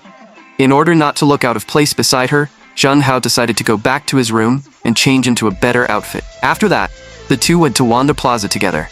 Since it was the weekend, the place was especially crowded. But Zhang Hao suddenly noticed a familiar-looking guy sitting at a cafe table in the distance, staring straight at him. After taking a closer look, he realized it was the creepy guy who had been pursuing Sister Qianqian. Zhang Hao immediately told Sister Qianqian about it. After hearing this, Sister Qianqian looked troubled. It seemed her whereabouts had been discovered again. But today was supposed to be her first proper outing with Hao. Zhang Hao gradually frowned. Since that guy was making Sister Qianqian uncomfortable, there was no way he could just ignore it. So he offered to go warn him. Sister Qianqian quickly shook her head and refused, saying they were still co-workers after all. They had to see each other often, so making things too ugly would not be good. Zhang Hao then asked what she wanted to do. Sister Qianqian's eyes lit up, and she said she had a good idea, asking if Hao was willing to help. Zhang Hao answered without hesitation that as long as it could help Sister Qianqian, he was definitely willing. Sister Qianqian paused for a moment, then said seriously that today, she wanted that man to give up completely. So she hoped Zhang Hao could pretend to be her boyfriend for the day. After hearing this, Zhang Hao immediately agreed. Then, Sister Qianqian first brought Zhang Hao to the claw machine area. She smiled and said she heard little boys all liked playing these, so today, Big Sister would win a few plush toys for Hao. Zhang Hao was speechless. I'm a real man, so how could I possibly like claw machines, he thought. But he could not let Sister Qianqian's kindness go to waste, so he could only agree helplessly. After that, Sister Qianqian happily started playing the claw machines, and their sweet, fake couple day officially began. After the claw machines, the two of them shared an ice cream cone together. Zhang Hao even put a pair of bunny ears on Sister Qianqian. They basically tried all the usual things couples would do. Before they knew it, most of the day had passed. Sister Chin gently asked Zhang Hao if he was tired after walking around for so long, and whether they should rest over there. After Zhang Hao agreed, Sister Chin turned around and was about to head over, but Zhang Hao suddenly called out to her and took her hand. Sister Chin was caught off guard by his action and asked, Hao, what's wrong? Zhang Hao gestured toward a corner with his eyes and said that guy still had not left, which meant he clearly had not given up. Next, they had to act even closer. Honestly, that creep is surprisingly persistent. He's been watching for half the day. Sister Chin explained that she had been co-workers with that man for several years, so he knew quite a lot about her relationships. Zhang Hao immediately understood. In other words, that creep doesn't believe we're really a couple, which is why he's kept following us until now, he thought. Sister Chin nodded helplessly and said that was probably the case. Suddenly, Sister Chin looked nervous and said, oh no, he seems to be coming over. Zhang Hao was also startled when he heard that, but what Sister Chin did next shocked Zhang Hao even more. She suddenly leaned closer and made an intimate move that anyone watching could easily misunderstand. Zhang Hao froze on the spot. What on earth is happening, he wondered. When the pursuer saw this, he covered his mouth in shock. Tears even welled up in his eyes as he broke down inside. They're actually being this intimate in public. This is simply too much, he thought. Then he burst into tears and ran away. Looking at his fleeing back, Sister Chin's gaze suddenly grew deep, and she thought quietly, good job. You really didn't disappoint me. It turned out that everything had been carefully designed by Sister Chin. Back at the research institute, she had already known that her pursuer was eavesdropping outside the door. So Sister Chin deliberately revealed the exact time she and Zhang Hao would be going out, even saying that he had to arrive at Wanda Plaza at 10:30 on Saturday morning, and must not forget. After a while, when Sister Chin and Zhang Hao separated, she softly apologized. Hao, I'm sorry. I made such an intimate move without asking you first. Did I scare you? Zhang Hao blushed and said it was fine. Seeing that Zhang Hao was not angry and even looked shy, Sister Chin could hardly believe she was not dreaming. Hao doesn't seem to reject it at all. He even looks a little embarrassed, she thought. He didn't push me away earlier, nor did he scold me afterward. Does that mean Hao doesn't dislike being close to me? She wondered. To test this thought, Sister Chin immediately put on a pitiful expression and apologized again, saying, I only meant to act. But the situation was urgent, and I got nervous, so I didn't control the distance. You can hit me, scold me, or punish me however you want, Hao, as long as you don't get angry or ignore me. Zhang Hao quickly waved his hands and said he really was not angry. Hearing that answer, Sister Chin became even happier. She softly said, Hao, you don't need to care so much about us being siblings, since we aren't related by blood anyway. Zhang Hao immediately broke into a cold sweat. As a normal man, of course he could not feel absolutely nothing. But Sister Chin's reaction gave him a strong feeling that if he said yes, their relationship would instantly take another step forward. Although Zhang Hao was indeed moved by Sister Chin, he also did not want to destroy the happy family life they had now. So he could only express his thoughts in a more indirect way. But Sister Chin became excited right away, convinced that Hao must have feelings for her too, and she subconsciously held his hand. She smiled and said, then today we are not siblings. We are a couple. The moment their eyes met, both of their hearts stirred a little. Unexpectedly, two female delinquents in the distance noticed them. Seeing Zhang Hao and Sister Chin looking like a perfect couple and acting so close, they immediately came over to cause trouble. The two mocked them. You've been acting sweet for so long that you've seriously hurt the feelings of single people. If you don't pay up today, you're not going anywhere. Sister Chin's gaze instantly darkened, and she coldly spat out a single sentence. At the same time, her hand immediately reached into her pocket. It turned out that Sister Chin had always carried a small self-defense blade, if the other side really dared to make a move. As a doctor, she knew exactly how to control the situation, but she nervously glanced at Zhang Hao. If I fight back and Hao somehow gets hurt, what then? She worried. In the end, Sister Chin gritted her teeth. She threw out a stack of cash in front of the two delinquents and said coldly, take the money and leave. Looking at the red bills on the ground, the two delinquents became even more excited, convinced this was a rich woman with a pretty boy. Without 50,000, neither of you is going anywhere, they demanded. Hearing this, Sister Chin was so angry that she could not speak. The two delinquents became even more arrogant, threatening, if you don't pay up, we're going to get physical. Zhang Hao sneered. Then, come on. Why so much nonsense? All bark and no bite? Those words completely enraged the two delinquents. After all, in this world, women hated being told they were not capable by a man. The next second, the huge fist came flying toward Zhang Hao. Sister Qianchen instinctively tried to step forward and protect him. But in the next moment, she froze in place, because Zhang Hao threw a counterpunch and directly knocked the delinquent down. With this overwhelming strength, and a classic hero saves the beauty moment, Zhang Hao could not help turning back and flashing Sister Qianchen a victory sign. He asked proudly, "Sister Qianchen, did you see that? Am I impressive or what?" However, Sister Qianchen subconsciously took a step back. Her face was full of disbelief, because in her memory, Zhang Hao should not have been this strong. Sister Qianchen hesitated and said, "I remember, you weren't like this before." Hearing that, Zhang Hao broke into a cold sweat.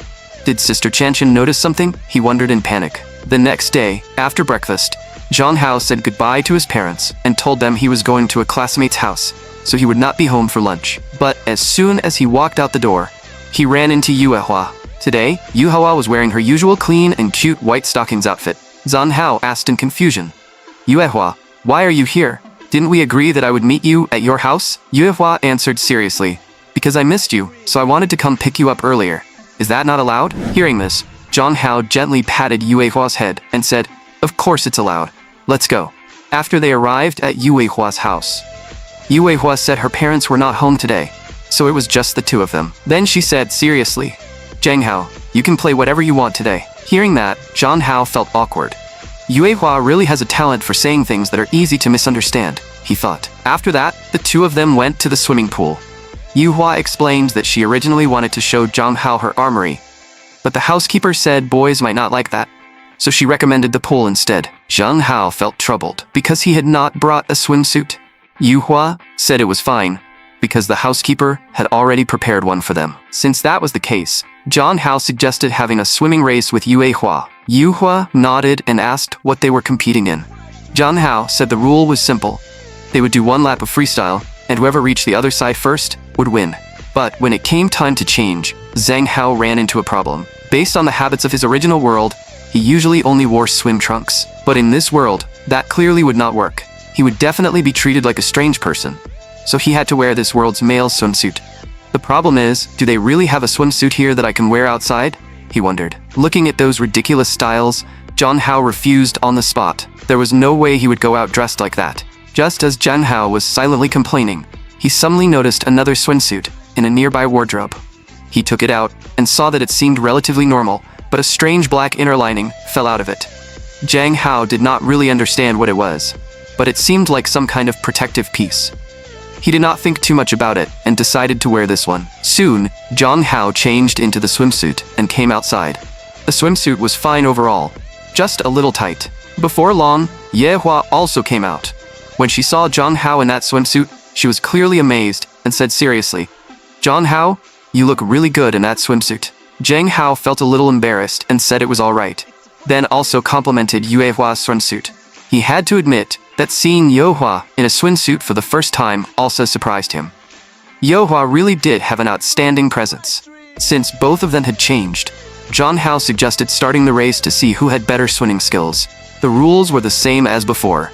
Whoever reached the opposite side first would win, and the loser had to treat the winner to meals for a month. Yahello said there was no problem. Soon, the two of them stood on the diving boards, with the housekeeper acting as the referee. At the housekeeper's signal, Zhang Hao and Yahello jumped into the water at the same time. Zhang Hao swam underwater for a short distance first. Then, he quickly surfaced and started moving his arms forward. But suddenly, the housekeeper let out a frightened cry. Zhang Hao quickly stopped and turned around to ask what had happened. The housekeeper shouted in panic, "Bad news, Mr. Zhang Hao. Miss Yahello choked on water." Zhang Hao was startled and hurriedly brought Yahello back up. Fortunately, Yahello had only swallowed a few mouthfuls of water and was not seriously hurt. But Zhang Hao still found it ridiculous. Her family has such a huge pool, yet she doesn't know how to swim, he thought. Zhang Hao helplessly reminded her that if she could not swim, she could have just told him. There was no need to compete, because that was dangerous. Yahello blushed and said softly that she had watched other people swim before, so she thought it would not be that hard. Zhang Hao poked her little head and could not help saying, "Are you a dummy? This isn't just innocence anymore. This is a complete lack of common sense. But in the next second, Yuehua and the housekeeper both suddenly turned bright red. Seeing their reactions, John Hao finally realized that after getting wet, his swimsuit had created an extremely embarrassing wardrobe problem. The scene left both Yuehua and the housekeeper completely frozen. After changing into proper clothes again, John Hao felt like he had never been this embarrassed in his life. Only then did he understand that the black inner lining from earlier was meant to prevent this exact kind of swimsuit mishap. I've truly learned something today, he thought. Just then, Yuehua suddenly stood up excitedly and said there were still several places in her house where she could take John Hao to play. She began introducing the facilities at home, one by one, including the theater room and the game room. She even wanted to bring John Hao to her secret base. John Hao gradually felt that Yuehua was being a little too enthusiastic today, so he waved his hand and told Yuehua to rest first. Yuehua's voice immediately sounded wronged. But it's rare for me to invite you to my house. I just wanted to make you happy. Looking at her innocent yet overly eager attempt to please him, John Hao felt that something was strange. Why is she acting like this? He wondered. John Hao could not help asking Yuehua, do you have something on your mind? You feel a little off today. The moment he said that, Yuehua froze in place, tightly clenching her small fists without saying a word for a long time. Finally, she gathered her courage and said, lately, you haven't been eating lunch with me, and you don't walk with me after school anymore. I was wondering if I did something wrong and made you unhappy. John Hao quickly waved his hands. How could that be? Little Yuehua, you're overthinking it. But in the next second, John Hao suddenly realized that because of Wei Nan's threats, he had indeed been deliberately distancing himself from the people around him. After all, that woman is a maniac. What if she brings danger to Yuehua? He thought. But John Hao could not explain the truth, so he could only say it was his fault and that he had some troublesome matters to deal with. Yuehua immediately became worried. Is someone causing trouble for you? Can I help? Just like before, we can handle it together. But John Hao refused firmly. No. That one word made Yuehua lower her head sadly. She asked, unwillingly, John Hao, are you saying that because I can't help? I'll listen to you. I'll do whatever you say. I won't drag you down. Please don't leave me out, okay? John Hao interrupted her and could only say seriously, Yuehua, thank you for caring about me. Trust me. I'll handle it properly. All right? Hearing this, Yuehua felt as if John Hao had abandoned her, and her tears finally fell uncontrollably. But I don't want to be apart from you. I want to stay with you all the time. Facing Yuehua's confession, John Hao frowned and stayed silent for a long time. In the end, he could only turn his head away as if escaping, and softly say, I'm sorry. At this point, Yuehua understood. She turned around and left in a daze, leaving John Hao standing there with a complicated expression. At the same time, Wei Nan's sleep quality had been terrible lately, and she kept dreaming about John Hao. So, in order to make her dream come true, Wei Nan called John Hao and told him to come to her house. John Hao rejected her without even thinking, saying he had no time. After being refused, Wei Nan did not get angry. She simply said, since you're busy, I'll visit your parents first this time. I happen to have some gifts for them anyway, so you can keep doing what you're doing. Hearing this, John Hao instantly got angry. He had not expected this crazy woman to threaten him with his family, so he immediately warned Wei Nan not to go too far. But Wei Nan ignored his anger and said, if you don't want me to visit your parents, then come out of Yuehua's villa. I'm waiting at the gate. After saying that, Wei Nan hung up directly. Just then, the housekeeper suddenly walked in a panic. He said many people had arrived outside, claiming they were here to take Mr. John Hao home. John Hao was completely stunned. How did Wei Nan know I was at Yuehua's house? He wondered. But unexpectedly, the moment John Hao came out, the two sides were already facing off. Seeing this, John Hao broke into a cold sweat. How did the usually soft and gentle Yuehua suddenly become so tough? These two absolutely must not start fighting, he thought. Yuehua stepped forward and stood in front of John Hao, saying seriously, John Hao, don't be afraid. I'll protect you now. I won't let that woman hurt you. Hearing Yuehua's words, John Hao froze, and Wei Nan's face turned completely dark. Wei Nan sneered. Protect him? What gives you the right to protect him? Little girl from the Min family, don't think you can run your mouth just because you have some background. Watch your tone with me. Yuehua did not back down. You're just a bad woman. I don't need to be polite to you. Listening to the two of them clash head-on, John Hao started to panic. This situation is clearly getting out of control, he thought.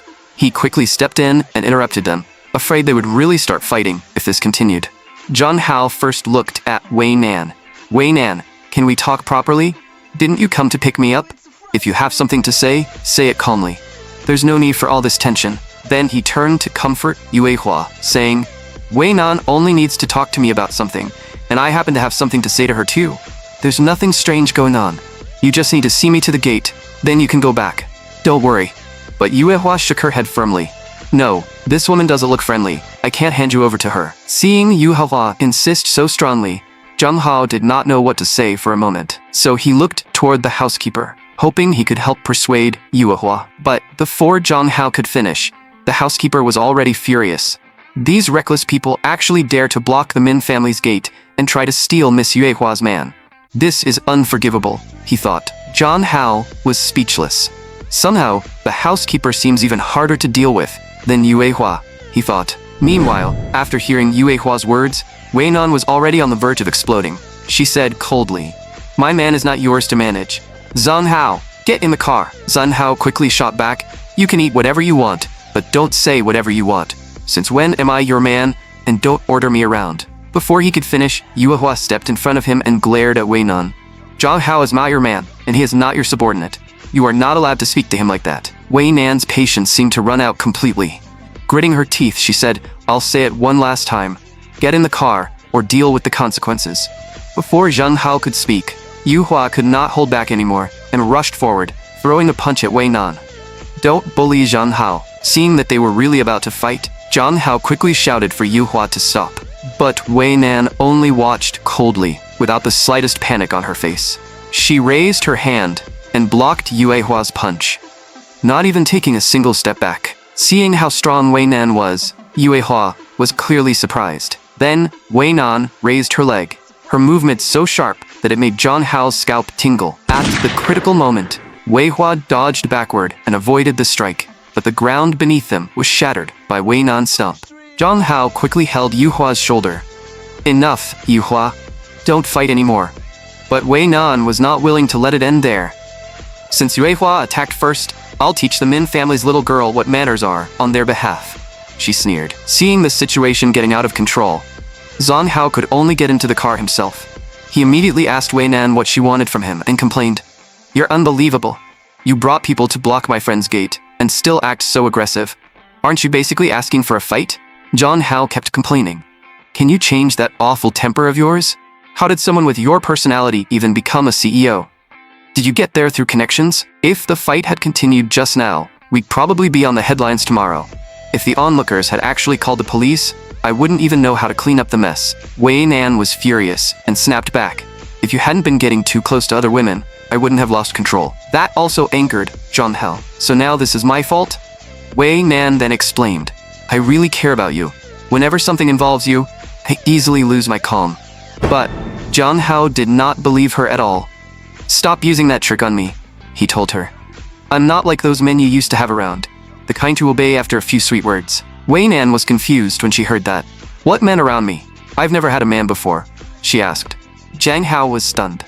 This rich and powerful female CEO has been single since birth, he thought in disbelief. I originally thought she had seen countless men and was only chasing me on a whim, but now it seems she's serious, he thought.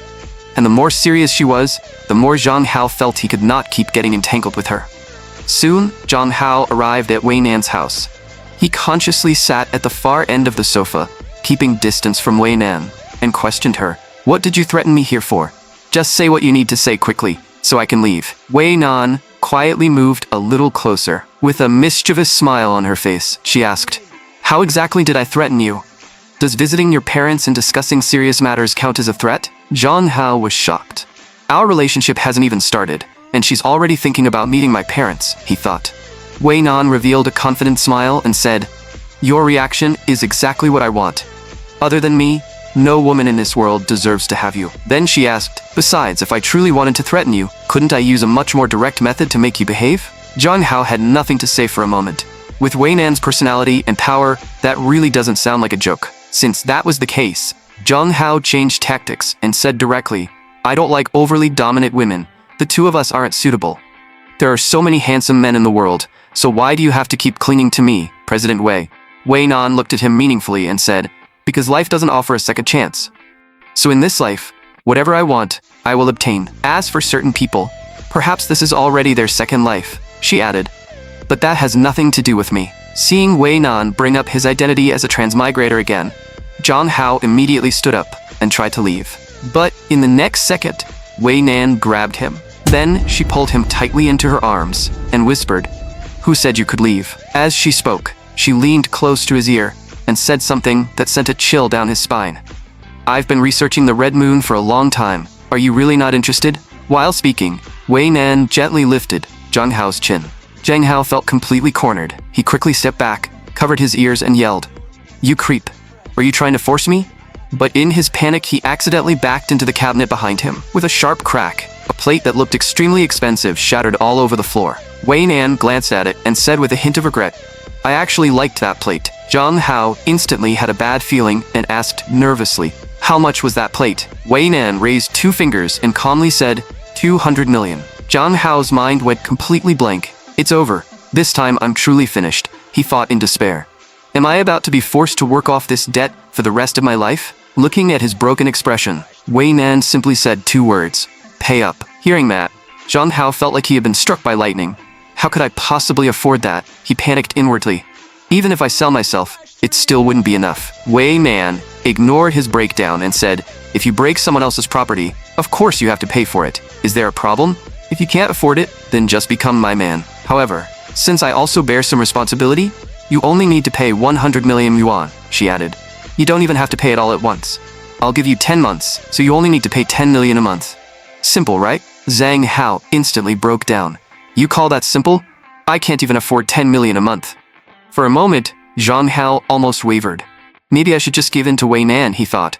After all, her conditions are honestly pretty good. But just then, the voice of the Blood Moon God suddenly rang in his mind. "Are you sure you want to live off a woman? You'll be assimilated by this world." Zhang Hao instantly snapped awake. "My resolve is still not firm enough. I almost lost my chance to return to my original world," he realized. That was close. So he gritted his teeth and said, "It's just one small goal. I'll pay the debt on time." Wei Nan seemed very satisfied with his answer and smiled. "As expected of the man I chose, you really do have courage." Zhang Hao pointed at Wei Nan and declared boldly, "Of course, a real man born into this world cannot spend his life living under someone else. I will never live off a rich woman," he resolved. "I have to find another way to earn the money." To make money, Zhang Hao tried singing during his live stream. Unexpectedly, after just a few lines, the effect was amazing. A rich female viewer immediately sent yacht gifts and paid to request a song. Zhang Hao instantly refused, saying, "There's no way I can sing that, or the platform moderators will ban me. Please don't mess with me, bosses." Since he could not sing the requested song, he decided to dedicate another song, "Baby," to that viewer instead. After Zhang Hao finished singing "Baby," the rich woman on the other side of the screen was so excited that her soul almost left her body. The other viewers followed along, rushing to send Zhang Hao tips and gifts. Zhang Hao had not expected the audience to be this enthusiastic. That night, the gifts came in like crazy. He kept singing until 11 at night. Only then did he wave to the camera and say, "That's all for today, everyone." Afterward, Zhang Hao took off his mask and took a few deep breaths of fresh air. Singing with a mask on is exhausting, he thought. If I hadn't been afraid of getting banned, I probably could have sung for another 2 hours and earned even more. When he checked his phone, he saw that after the platform's cut, more than 50,000 yuan had arrived in his account that night. "That's even higher than what I make from gaming or fitness streams," he marveled. Zhang Hao sighed helplessly, but compared to the 10 million yuan monthly payment, that income still felt tiny. Just then, his phone suddenly rang. He picked it up and saw that it was Wei Nan calling. Zhang Hao answered impatiently, "What? Calling to collect the debt already?" But Wei Nan said, "I just suddenly wanted to see my little fox. Hurry up and send me a selfie." Hearing this, Zhang Hao instantly snapped, "You're the little fox." Wei Nan ignored his anger completely and smiled. "Be good. Are you trying to make me angry again?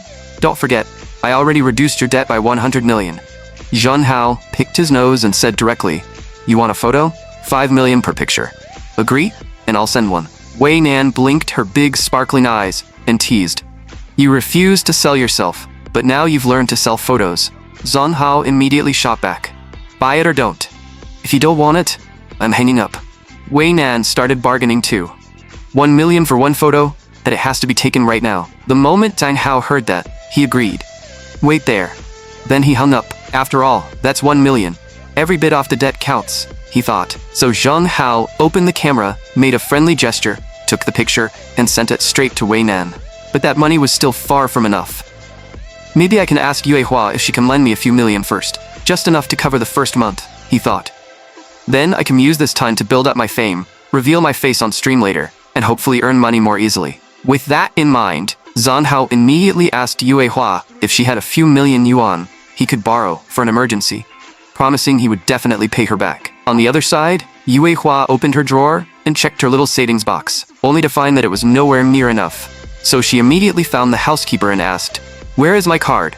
I need a few million." The housekeeper was surprised to hear that amount, but he explained, "Madam has always followed the principle of raising daughters strictly and sons generously, so you can only withdraw up to 100,000 at a time. If you insist on taking out more, I can call Madam," Yuehua immediately said, then called her quickly. John Hao is waiting to use it. When the housekeeper heard that John Hao needed to borrow a few million, his eyes narrowed. If Madam finds out Miss Yuehua wants to lend that much money to a friend she only recently met, she'll definitely get angry and scold her, he thought. I can only put on an act and fool her for now. The housekeeper pretended to go out and make a call. When he returned, he said, "Madam doesn't agree to lend so much money to a newly made friend. She will only allow a few tens of thousands." Hearing this, Yuehua pouted and muttered, "Mom is so stingy." With no other choice, she could only lend Zanhao the 50,000 yuan she had saved in cash. Zhan Hao sighed deeply. It seems Yuehua's side won't work either, he thought. 10 million is just too hard to gather. The next day, Zhang Hao thought all day but still could not come up with a good method. It was another day of racking his brain to earn money and repay his debt. Since yesterday's singing live stream had worked pretty well, he decided to ask Sister Song, his platform manager, if she had any other suggestions. So Zhang Hao picked up his phone and called Sister Song. As soon as Sister Song answered, she teased, "I never expected our great male god to call me first." Zhang Hao did not waste time and directly asked if she had any good live stream content ideas. Of course, anything involving cute fan service or showing off is off the table, he added. Sister Song said, "Your singing stream was very popular last time. If you want something new, you could try a newly released hit game." Zhang Hao quickly asked Sister Song to send it over. After opening his computer, he saw that the game was called Duck Dinner Battlegrounds. Sister Song explained, "The game just launched and is already trending, so it comes with built-in traffic. However, it's a little hard for girls to get into. Can you handle it?" Zhang Hao immediately said, "No problem. I'll find some time to practice during the day." Then he asked, "Could you help me get some ads or a front page recommendation? I urgently need money right now." Sister Song happily agreed. "Your singing has raised your popularity again over the past 2 days. If you stream this game tonight, I can help find you a spot on the homepage," Zhang Hao quickly said. "Then I'll leave it to you." After thanking Sister Song, Zhang Hao hung up. Looking at the game on his desktop, Zhang Hao's eyes lit up. "Isn't this basically the Battle Royale game from my previous life?" he thought. "I'm way too familiar with this." Soon it was 8 o'clock at night. Zhang Hao started his live stream on time and told the viewers, "I won't be singing today. Instead, I'm going to play a new game." When some viewers saw that he was playing a Battle Royale game, they immediately started questioning him. "A boy dares to play this game? Don't get eliminated the second you land. He's obviously just chasing clout." Seeing that comment, Zhang Hao let out a cold laugh. "Whether I'm chasing clout or not, you'll know soon enough." When his loyal fans saw their male god being doubted, they instantly got angry and fired back. No matter how well he plays, we'll still send gifts to support him. Soon, Zhang Hao entered the game. When he saw many viewers saying he didn't dare drop into a hot zone to firefight, Zhang Hao said, "I'll show you right now whether I dare or not." Then, Zhang Hao picked up an M416 and started wiping out enemies like crazy. In a short time, he eliminated 17 players, leaving only 13 survivors on the map. Seeing this, the livestream chat went wild. Is this really his first time playing? How can he be this good? Viewers asked in shock. Zhang Hao smiled calmly and said, "It's nothing special. Let me get you all a duck dinner first." After that, with another clean round of shooting, he eliminated the final enemy. Zhang Hao successfully got his duck dinner and could not help saying, "This game has no difficulty at all." As he won match after match, the popularity of his livestream kept rising. Combined with the homepage recommendation, he rushed straight to first place on the game rankings. Many viewers who came from the homepage began questioning if the streamer was using a voice changer. How could a boy possibly be this good at games? They wondered. Seeing those comments, Zhang Hao gritted his teeth in anger. Why do people question my gender every time I play a new game? The exact same thing happened when I played League last time, he thought. So, he put on his mask and turned on the camera. I originally planned to just focus on the game, But since people are doubting me, I might as well prove it, he decided. John Hao said, I'll play a few more rounds tonight and see how many ducks I can eat. I'll be reading the chat less to focus on playing.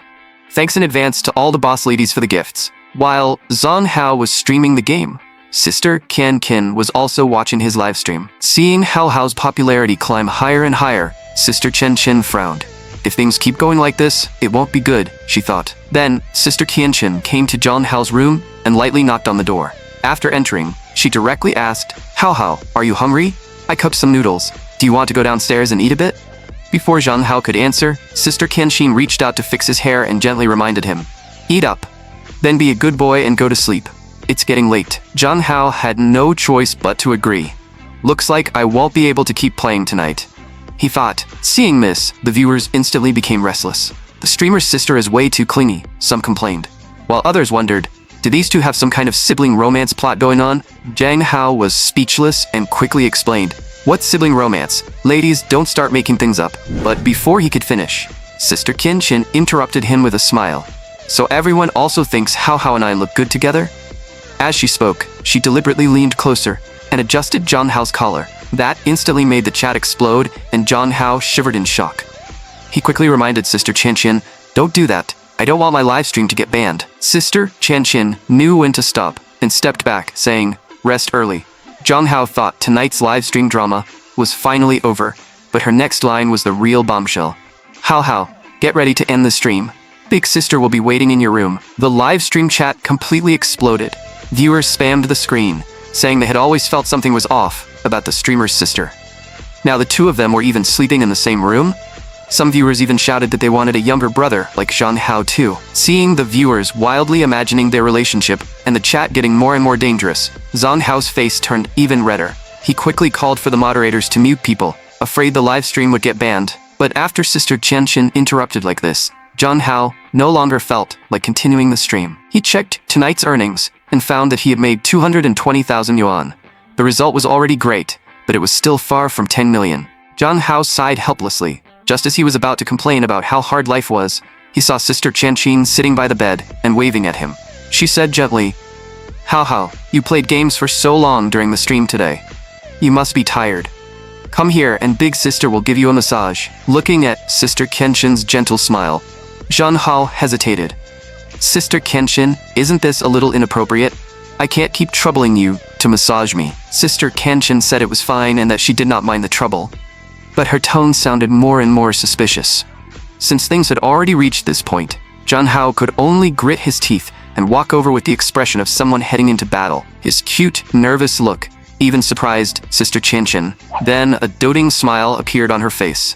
Hao Hao really is too adorable, she thought. What embarrassed Zhang Hao was that after all that suspicious buildup, Sister Qianxin was actually giving him a completely proper massage.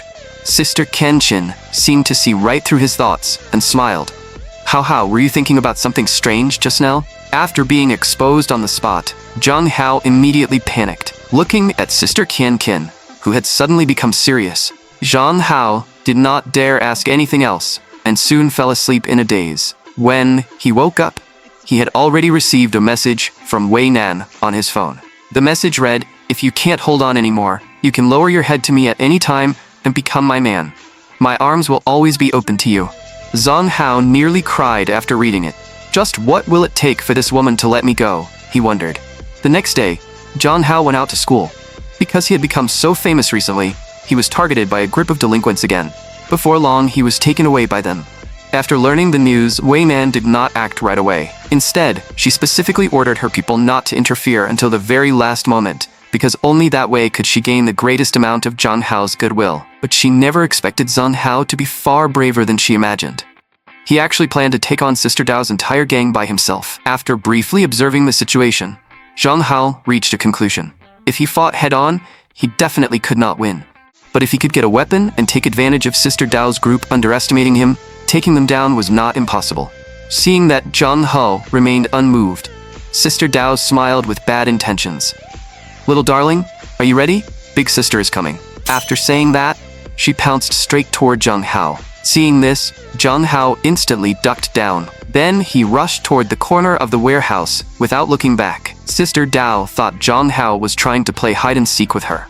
But one of her subordinates immediately reminded her, "Boss, he's trying to grab a weapon." Before Sister Dao could react, Zhang Hao had already swung a steel pipe toward her. Sister Dao barely dodged it and sneered, "You've got plenty of tricks, little wild horse, but none of them will work on me." But in the next second, Zhang Hao swung the steel pipe at her again. Sister Dao could only raise both arms to block. Although the pain twisted her expression, she still had the strength to counterattack and kicked back at Zhang Hao. Zhang Hao immediately jumped backward and narrowly dodged. He sneered, "I thought you were all flash and no substance. Turns out you actually trained." Sister Dao gritted her teeth in pain and threatened, "Come over here obediently. I don't want to mess up your face, or the buyer will be unhappy." Zhang Hao only gave a cold smile. "Let me go, or there's nothing to discuss." Sister Dao asked, "What, do you think you alone can take on our entire Qin gang?" Looking at the women surrounding him from all sides, Zhang Hao raised his middle finger at Sister Dao and cursed, "Come at me if you've got the guts. Stop wasting my time." Seeing Zhang Hao act this arrogantly, Sister Dao immediately ordered everyone to attack together. But Zhang Hao did not panic at all. Taking the hits head-on, he used his fists and the steel pipe to knock down every delinquent who rushed at him. At that moment, the real mastermind, Mu Qingyun, finally appeared. But the second she pulled open the warehouse door, her expression froze completely. She could not believe what she was seeing. Seeing Mu Qingyun appear, Zhang Hao gave her a provocative smile. So the main character finally shows up. Just as Mu Qingyun stood there in shock, a loud crash suddenly came from behind her. One of her underlings was kicked away. When Mu Qingyun turned around, she saw Wei Nan in a long coat, slowly walking toward her, with a cold smile on her face. Wei Nan said coldly, "Mu Qingyun, you dared to kidnap my man. You've got quite the nerve." Wei Nan's overwhelming pressure made Mu Qingyun turn pale on the spot. At that moment, Mu Qingyun finally understood. So the 200 million antique and the handsome Zhang Hao are both connected to Wei Nan, she realized. Wei Nan asked coldly, "Do you know what happens to people who touch what's mine?" Mu Qingyun, who had been arrogant just moments ago, dropped to her knees and desperately begged Wei Nan for mercy. But Wei Nan's gaze was terrifyingly cold. "Kidnapping the future man of the Wei family isn't something an apology can solve," she said. "The Mu family should prepare to pay the price." When Mu Qingyun heard that Wei Nan not only wanted to strike at the Mu family's business, but also support the younger sister she had always looked down on, her mind nearly collapsed. She staggered to her feet and suddenly pulled a dagger from her clothes. Then she turned sharply and stabbed toward Wei Nan. But before the blade could get close, Wei Nan's bodyguards had already restrained her. Then the bodyguards forced her to the ground. Mu Qingyun completely lost any chance to resist and could only be taken away to be dealt with. Seeing this sudden turn of events, Zhang Hao's gaze became even more serious. Wei Nan calmly looked at him and said, "I didn't expect you to take on a whole group of women by yourself." As Wei Nan approached, Zhang Hao said expressionlessly, "I take back what I said before. It seems you really didn't become CEO through connections." Then he coldly questioned her, "Was all of this arranged by you? Am I just an excuse for you to strike at the Mu family? Is your real goal to use Mu Qingyun's incident to swallow up their influence?" Those words made Wei Nan grit her teeth in anger. "Do you really think I would do something like that?" she asked. Zhang Hao thought about it, then nodded seriously. "Mainly, we haven't known each other for long, and we aren't that close. So I really can't be sure whether you'd do it or not," he admitted. Wei Nan laughed in anger. "Good. Very good. So we're not close, are we? Looks like we need to spend more time getting to know each other." After saying that, she directly picked Zhang Hao up. After returning to Wei Nan's villa, Zhang Hao had only one thought left. "I'm finished." Wei Nan got straight to the point. "Officially date me. Whether it's companionship, resources, or the life you want, I can give it to you." Hearing this, Zhang Hao fell silent. That offer honestly sounds pretty tempting, he thought. And just as Zhang Hao was wondering whether he should agree, little Yehua learned over the phone that Zhang Hao had been taken away. She stood up expressionlessly and told the housekeeper, "I'm going out." She planned to rescue Zhang Hao all by herself. Back on Zhang Hao's side, he had already used a wet towel to force himself to calm down. He told Wei Nan, "As long as you agree to one thing, I'll consider dating you." Although this was just a simple provocation tactic, Wei Nan still took the bait. She angrily reached toward Zhang Hao, as if asking, "Are you trying to back out now?" Zhang Hao panicked a little, but then realized Wei Nan was not continuing to pressure him. Instead, she obediently held his shoulders and sat down as he asked. This result completely caught Zhang Hao off guard. I thought the pride of a domineering female CEO would never allow her to do something like this, he thought. Seeing Zhang Hao's stunned expression, Wei Nan smiled and said, "It's only 3 minutes, so it's no big deal." Looking at her expression, as if she already had him right in the palm of her hand, Zhang Hao could only sigh inwardly, as expected of a true domineering CEO. Just then, the secretary suddenly rushed in and said anxiously, "President Wei, bad news," at the gate. But before she could finish, the scene in front of her froze her in place. In the next second, the glasses she had worn for 2.5 years seemed to shatter from pure shock. Then, Wei Nan's roar echoed through the room. "Who allowed you to come in without knocking?" Because of this little interruption, Wei Nan failed to last the full 3 minutes and lost to Zhang Hao. It turned out Yuhua had arrived and was making a scene at the gate. Demanding to see Zhang Hao, Wei Nan's expression instantly turned cold. Something like this doesn't even need to be reported, she thought. If someone comes to make trouble, just handle it. The secretary quickly explained her concern. But President Wei, Yuhua is General Min's granddaughter, and we once served under General Min. But Wei Nan directly told the secretary, "Take some time off. You're no longer suited to be my secretary right now." Is she taking personal revenge, or is she truly angry? Zhang Hao wondered. She then coldly emphasized, "We have already retired. We are no longer General Min's soldiers." After saying that, Wei Nan turned and told Zhang Hao, "Come out with me. Since the little girl from the Min family wants to see you, we'll let her." Zhang Hao immediately frowned. This is bad, he thought. Wei Nan looks furious, and she might clash with Yue Hua again. This is such a headache. Why are both of them acting like elementary school kids? As soon as they reached the gate, Zhang Hao saw Ye Hua facing off against Wei Nan's people, warning them, "You'd better release Zhang Hao quickly, or I'll call the police." Zhang Hao and Wei Nan walked forward, and Zhang Hao quickly asked, "Yue Hua, why did you come here?" Yue Hua explained, "I heard from Aunt Yang that you were taken away by Wei Nan, so I came to rescue you." Hearing this, Zhang Hao was so moved he almost covered his mouth. As expected, little Ye Hua is the one who cares about me the most, he thought. But Wei Nan was furious. She said coldly, "If you hadn't recommended Zhang Hao go to that place, he wouldn't have been targeted by the gang. From now on, his affairs are none of your business, and you can't handle them anyway. Whether he wants to learn boxing or anything else in the future, I will arrange it. You had better keep your distance from him." After hearing this, Yue Hua's expression gradually darkened. Zhang Hao quickly told Yue Hua not to listen to Wei Nan, then turned and reminded Wei Nan to put away that murderous look. But Yue Hua said nothing. She simply took off her coat and got into a fighting stance. "Wei Nan, if you're a real woman, fight me one-on-one." Wei Nan clenched her fist and said coldly, "Since you want a duel, I'll give you one." Seeing the two of them like this, Zhang Hao sighed and simply gave up. The more I try to stop them, the more worked up they become, he thought. If you two want to fight, then go ahead. I'm calling a cab and going home first. After saying that, Zhang Hao turned and walked away. This move stunned both Wei Nan and Yue Hua. If the person they were fighting over left, how were they supposed to keep being jealous? Yue Hua immediately picked up her coat and chased after him, saying, "In that case, I'll take you home." Wei Nan also ran over and said, "There's no need for you to do that. I'll take him." Zhang Hao looked at Wei Nan speechlessly and said, "I've already called a car, so I don't need you. Your Rolls Royce is way too flashy. If my family sees it, I won't know how to explain it. Besides, you're a major CEO making millions by the minute, so I won't trouble you. I still need to hurry home and earn money to pay off my debt," he added. Seeing this, Yue Hua deliberately stuck her tongue out at Wei Nan. Wei Nan trembled with anger and gritted her teeth. "You little brat," she cursed. Then she directly ordered her people to stop the car Zhang Hao had called. Next, Wei Nan's people carried a box of cash over to the driver. In the next second, Wei Nan was already sitting in the driver's seat, saying, "I'm buying this car for 2 million. That box of cash is the deposit. My bodyguards will take the driver to collect the rest." After saying that, she turned to Zhang Hao and Yue Hua, who were both stunned. "Little man, this car is low-key enough, right? I said I would send you home, and I keep my word." Zhang Hao's face instantly darkened. Spending 2 million to buy a taxi? Rich people really are capricious, he thought. This is taking absurdity to a whole new level. At that moment, Wei Nan told Zhang Hao, "You don't need to pay for that plate anymore.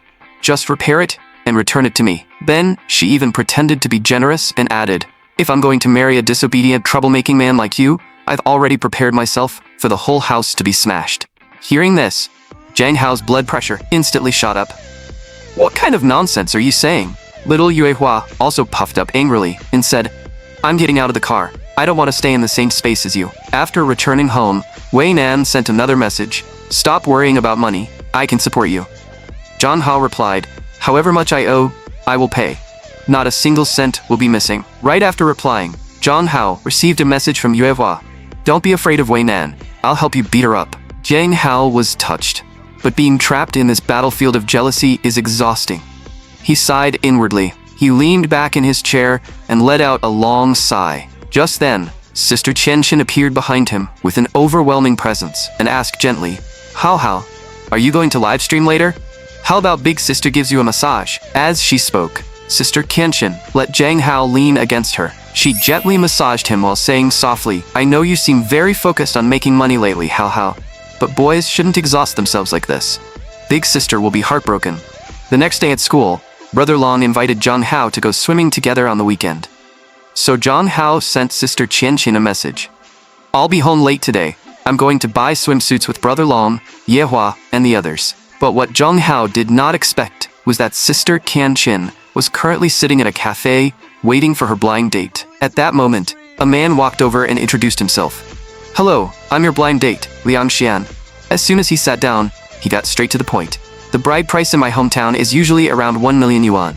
How much do you make each month? Liang Shen continued, if your monthly salary isn't at least 50,000, life after marriage might be difficult. After all, we'll need to hire a housekeeper and a nanny. I don't really do housework. The house also needs to be at least 180 square meters, because my younger sister is going to college nearby and might live with us for a while. Sister Qianqin silently looked at the man rambling in front of her. Blind dates are truly troublesome, she thought. I'd much rather be shopping for swimsuits with Hao. Are you even listening? He asked, interrupting her thoughts. That's all I want to know. Do you have anything you want to know about me? Sister Qianqin calmly asked. Then, young master, what are your strengths? Or rather, what do you have? Liang Shan immediately made a cute expression and said as if it were obvious, I don't need to have anything, I just need to be pretty. Hearing this, Sister Qianqin could not help laughing because she remembered having a similar conversation with Hao before. In her memory, Sister Qianqin once asked Zhang Hao, Hao, as a boy, why are you working so hard to make money? Zhang Hao had answered seriously, I think boys should also be independent. Our future home can't rely on you alone, Sister Qianqin. Thinking of this, a smile appeared on Sister Qianqin's face. The difference between people really is huge, she thought. As expected, my Hao is the best. Mom forcing me to go on a blind date is bad enough. But why did she have to arrange someone like this? So, Sister Qianqin laid everything out directly. I can afford the bride price. A car and a house aren't problems either.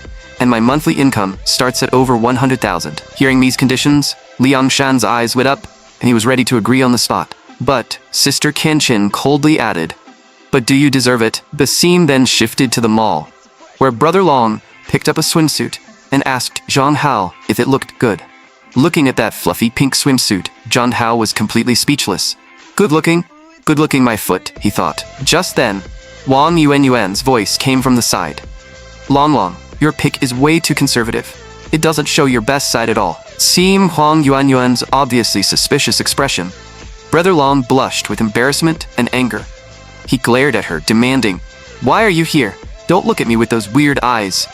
Huang Yeyin smiled at Zhang Hao and said, of course I'm here to buy a swimsuit too. Male god Hao, what kind of style do you want? Want me to recommend something? Brother Long immediately shouted, you creep. Zhang Hao rejected her directly, asking, could anyone actually wear the things you recommend? Huang Yuan replied seriously, how is this being a creep? This is just friends appreciating fashion. Yue Hua looked at her speechlessly and said, don't drag me into this. Brother Long trembled as he held Zhang Hao's arm, warning him, don't trust anything Huang Yuanyuan says. She definitely has bad intentions. Zhang Hao rubbed his forehead helplessly and decided, let's split up to shop and meet back up after we're done. Huang Yuanyuan regretfully took Yue Hua to buy women's swimsuits, muttering, what a shame. I originally wanted to take a few commemorative photos of the male god. Meanwhile, Yue Hua asked Huang Yuanyuan, could you help me pick out a few good-looking swimsuits? Huang Yuanyuan patted her chest and said, no problem. Then she teased Yu Hua, you just want to dress nicely, so the male god will praise you, right? Who would have thought our young lady had finally figured things out? Yuhua smiled at her and said, "It's mainly because you taught me a lot." Huang Yanyan wrapped an arm around Yuehua and said, "No need to be so polite. In the future, if you have any nice photos or sweet progress, just remember to share them with me." But as she spoke, a strange look flashed across Huang Yuanyuan's face.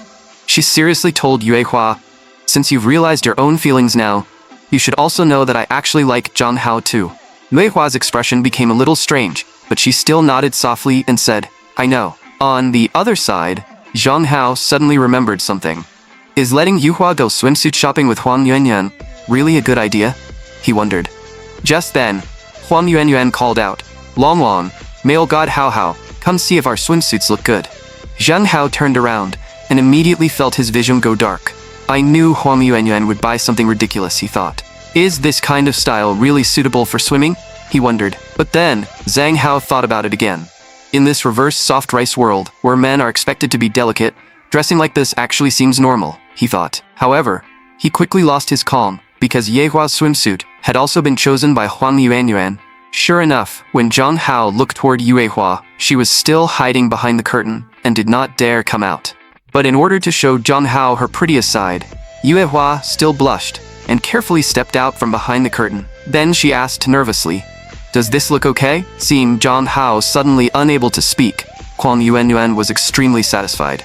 As expected, I've already perfectly figured out the male god's taste, she thought proudly. So Huang Yanyan excitedly pulled out another swimsuit and smiled. Yuehua, since we're already here, why don't you try this one too? Yuehua was just starting to feel a little tempted, but Zhang Hao immediately snatched the swimsuit from Huang Yanyan's hands and told Yuehua not to listen to her. There was no way that kind of swimsuit could be worn outside. Huang Yuanyuan only chuckled and told Zhang Hao not to get so worked up. Trying it on would not hurt anyone. Zhang Hao was speechless. This shameless girl really has no limits, he thought. If they actually dress like that, where am I supposed to look? So Zhang Hao quickly stopped them, saying they should stop trying things on. If they kept going, they would not even make it home for dinner. It was time to pay and leave. When Huang Yuanyuan heard that, she immediately moved closer and asked Zhang Hao if he wanted her to send him home. Seeing Huang Yuanyuan act so boldly, Yuehua suddenly remembered their private conversation in the fitting room. Huang Yuanyuan had told her that she also liked Zhang Hao and planned to confess to him. Huang Yuanyuan had said, "I know Zhang Hao might not like me back, but I still want to tell him how I feel. Otherwise, after graduation, I'll definitely regret my high school years." After saying that, Huang Yuanyuan revealed a brave smile and asked Yuehua before leaving, "Yuehua, what are you going to do?" Thinking back to Zhang Hao's reaction earlier, Yuehua vaguely found an answer in her heart. She lowered her eyes and murmured softly, "My feelings?" The next day, Huang Yuanyuan finally gathered her courage and confessed to Zhang Hao. She said, "I truly like you. I know I might not be good enough for you, but I'll work hard to become better. I hope you can give me a chance." She also said seriously, "I fell for you the first moment I saw you.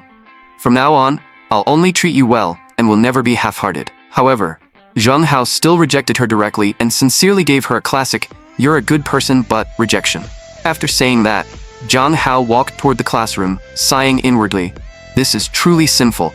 I've made another young girl cry because of me." Just then, Brother Long suddenly walked toward him and anxiously asked where Zhang Hao had gone, saying he had been looking for him for a long time. Zhang Hao asked in confusion what was wrong and why Brother Long was looking for him. Brother Long held his phone with a bright red face and told Zhang Hao, "Someone invited me to meet in the small woods." Zhang Hao's expression changed when he heard that, because he thought someone was trying to challenge Brother Long to a fight. Just as Zhang Hao was wondering whether he should call people over to back them up, Brother Long shyly said, "She wrote me a long love letter. Should I go meet her?" Only then did Zhang Hao understand. So Brother Long also received a confession, he thought. Isn't that a good thing? What is there to be so conflicted about? But Brother Long was still lost in his imagination. What if I meet her and end up liking her, he worried. But what if she isn't good looking? How should I reject her? Seeing Brother Long acting so dramatic, Zhang Hao nearly lost it. He could only helplessly say it was fine, and that he would go with him. Soon, they arrived near the meeting spot and hid behind a tree to secretly observe. Brother Long looked back and saw that Yuehua had also come along. Zhang Hao explained that she was their backup. If that girl, who looks like an upperclassman, tries anything suspicious, Yuehua can step in and help, Zhang Hao explained. Brother Long thought about it and agreed, telling them, "Wait here. I'll go over, reject her, and come back." As they watched, Brother Long run over with a shy expression. Yehua suddenly asked Zheng Hao what liking someone felt like. Zheng Hao looked helpless. Yehua seems to have asked this question before, he thought. But I guess every person feels it differently. After thinking for a moment, he answered seriously, in my understanding, liking someone means that person stays in your heart, and no matter what, you can't forget them. But just as Yuhua was about to say something, they heard movement from Brother Long's side, and when they looked over, they saw that the upperclassman had suddenly kissed him. Seeing this, Zheng Hao was shocked on the spot. Why do the women in this world all love crossing the line so suddenly? He wondered. After reacting, Brother Long shouted, "You creep," and slapped the upperclassman across the face. Zheng Hao was stunned. He had never expected Brother Long to be this brave. Meanwhile, Yuehua subconsciously touched her own cheek, as if she had been the one who got slapped. Zheng Hao quickly pulled Yuehua over and anxiously asked Brother Long if he was alright. The moment Brother Long saw Zheng Hao, he threw himself at him and cried, "My first kiss is gone." The upperclassman beside them also knelt down and apologized. "I was wrong, Long Long. Please forgive me." But Brother Long only yelled, "Leave quickly. I never want to see you again." Soon, it was after school. Brother Long, whose emotions had completely collapsed, had drunk a little too much and started cursing. "No woman is any good."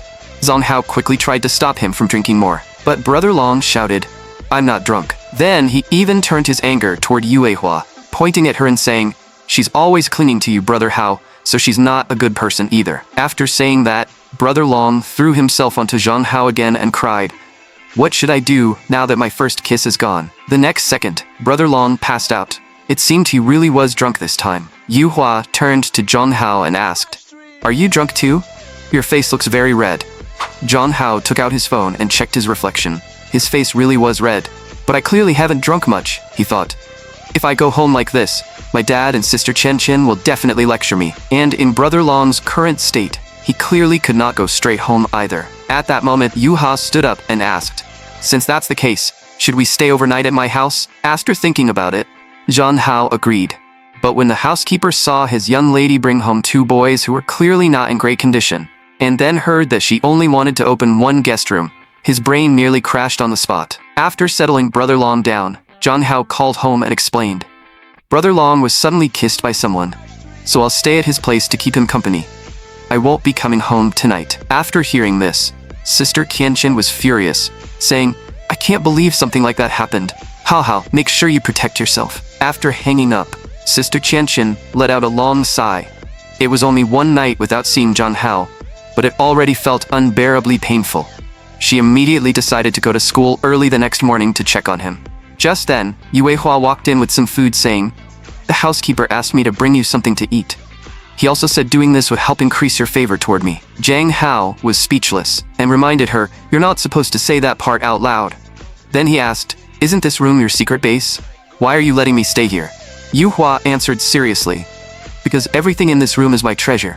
As she said this, a faint blush appeared on her face. Then Yuhua gathered her courage and gently held Zheng Hao's hand in her palm. She shyly continued, "You're the same, Zheng Hao.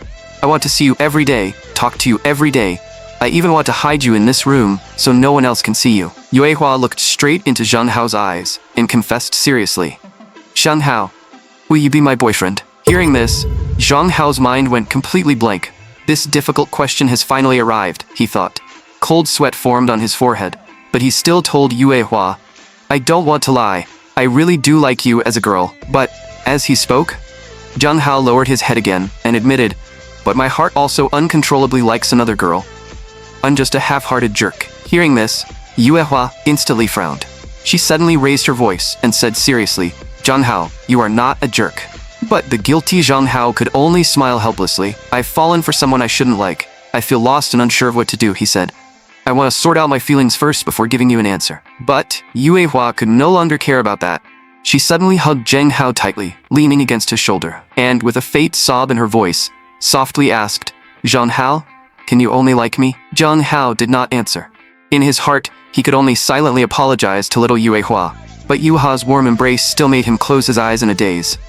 When Zheng Hao woke up, he realized Yuehua was lying right beside him. Even more shocking, he had changed into matching couple pajamas with Yuehua. This time, Zheng Hao completely panicked. Just then, Yuehua opened her eyes sleepily and asked softly, Zhang Hao, is it morning? Zhang Hao quickly asked. Yue Hua, who helped me change clothes yesterday? Yue Hua rubbed her sleepy eyes and said the housekeeper had helped him change. Hearing this, Zhang Hao finally let out a breath of relief. That scared me to death, he thought. I actually thought Yue Hua was the one who changed my clothes. Soon, the three of them arrived at the school gate. Brother Long was still suffering from a hangover headache, and every time he remembered what happened last night, he felt lingering fear. The three of them chatted back and forth, while Zhang Hao completely failed to notice Sister Qianqin standing behind him with a stunned expression. Sister Qianqin's pupils trembled, and her eyes went blank. Who exactly is the girl beside Hao Hao? She wondered. At that moment, Zhang Hao suddenly heard someone call him. When he turned around, he realized it was Sister Qianqin. Zhang Hao asked in surprise, Sister Qianqin, why are you here? Sister Qianqin gently said, Of course I came, because I was worried. Hao Hao hasn't come home all night, so Big Sister couldn't sleep at all. Thinking that he had lied to Sister Qianqin, Zhang Hao scratched his head awkwardly and said, You don't need to worry. I'm not a child anymore. At that moment, Brother Long said expressionlessly, Brother Hao, I'll go back to the classroom first. Looking at Brother Long's back, Zhang Hao felt a little confused. Brother Long used to be happy whenever he saw Sister Qianqin. So why does he seem so depressed today? He wondered. After Brother Long left, Sister Qianqin looked at Yue Hua and smiled as she asked Zhang Hao who this female classmate was, since she had never seen her before. Zhang Hao introduced her. She's my classmate, Yue Hua. Sister Qianqin narrowed her eyes and greeted Yue Hua, saying, I'm Zhang Hao's older sister. Then she asked, Do you often go to school together with Hao Hao? Yue Hua was a little stunned by the sudden greeting. Then, she quickly realized that the woman in front of her was Zhang Hao's family. So Yue Hua bowed seriously and replied, Hello, sister. Yes, we are often together. Hearing this, Sister Qianqin revealed a dangerous smile. This girl definitely likes my Hao Hao, she thought. To declare her place, Sister Qianqin walked forward and directly wrapped her arm around Zhang Hao. Yue Hua froze when she saw this scene. Sister Qianqin glanced at Yue Hua and became even more certain that her guess was correct. This girl is definitely a potential threat, she thought. Then, Sister Qianqin quietly whispered a request to Zhang Hao. Although Zhang Hao agreed, he could not help saying, You don't need to whisper that. But Sister Qianqin replied, This is something between the two of us, so no one else can know. After that, she gently reminded Zhang Hao that it was almost time and told him to go to class. Sister Qianqin stood there, watching Zhang Hao and Yue Hua leave. Her expression gradually became serious. It seems my plan has to be sped up. I can't delay it any longer, she decided. When Zhang Hao returned home after school that afternoon, he heard Sister Chen Kim pleading and the sound of harsh punishment from inside. He saw Aunt Zhang looking furious, scolding Sister Qianqin while raising the family discipline tool in her hand. But Aunt Zhang still was not satisfied and told Sister Qianqin, Kneel properly and don't move around. Seeing this, Zhang Hao quickly stepped forward to stop Aunt Zhang, urging her, Aunt Zhang, let's talk things out instead of punishing Sister Qianqin like this. But Aunt Zhang was still furious and told Hao Hao, Move aside. I have to teach this disappointing daughter a lesson today. This left Zhang Hao completely confused. What exactly did Sister Qianqin do to make Aunt Zhang this angry, he wondered.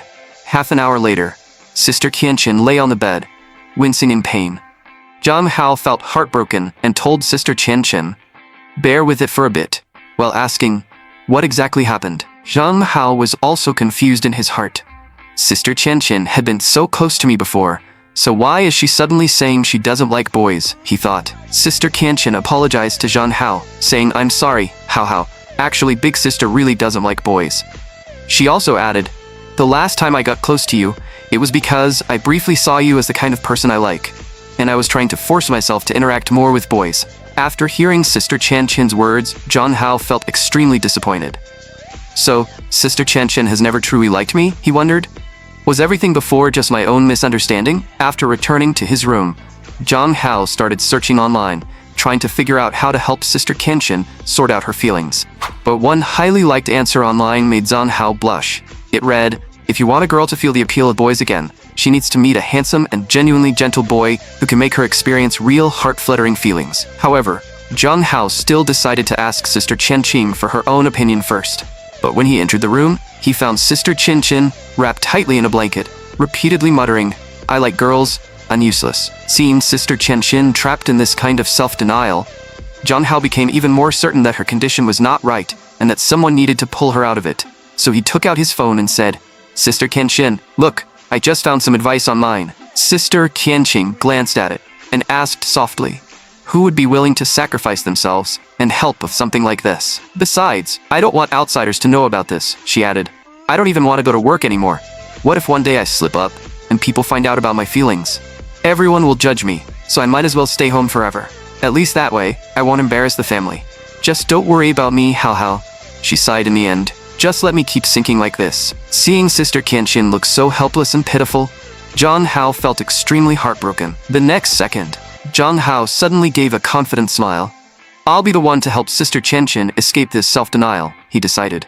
So he blushed and said, "Sister Kenshin, let me help you." But Sister Kenshin refused immediately. "No, Hao, you're still such an innocent boy. How could you do something that could be so easily misunderstood?"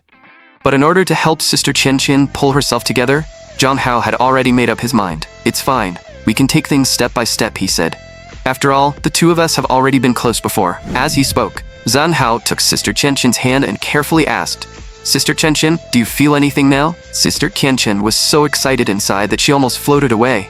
The scene she had dreamed of was finally happening, but on the outside, she still stammered, I don't feel anything. Be a little more proactive, Hao," she desperately hoped in her heart. "Preferably enough to make me fully confirm my feelings." Seeing Sister Kenshin still say she had no reaction, John Hao felt that something was wrong. Her condition might be even more serious than I imagined, he thought. So he stood up and said, "Sister Kenshin, I'll go back to my room and prepare a little more. Come find me later. I have to help you figure this out." After returning to his room, Zhang Hao immediately searched online again, and unexpectedly, he really did find some strange but useful suggestions. Some netizens said he could start with the atmosphere and styling, such as small accessories like arm sleeves. In this world, those had the same kind of impact on women as stockings did in another world. After changing clothes, John Hao narrowed his eyes and waited for Sister Kenshin to come over.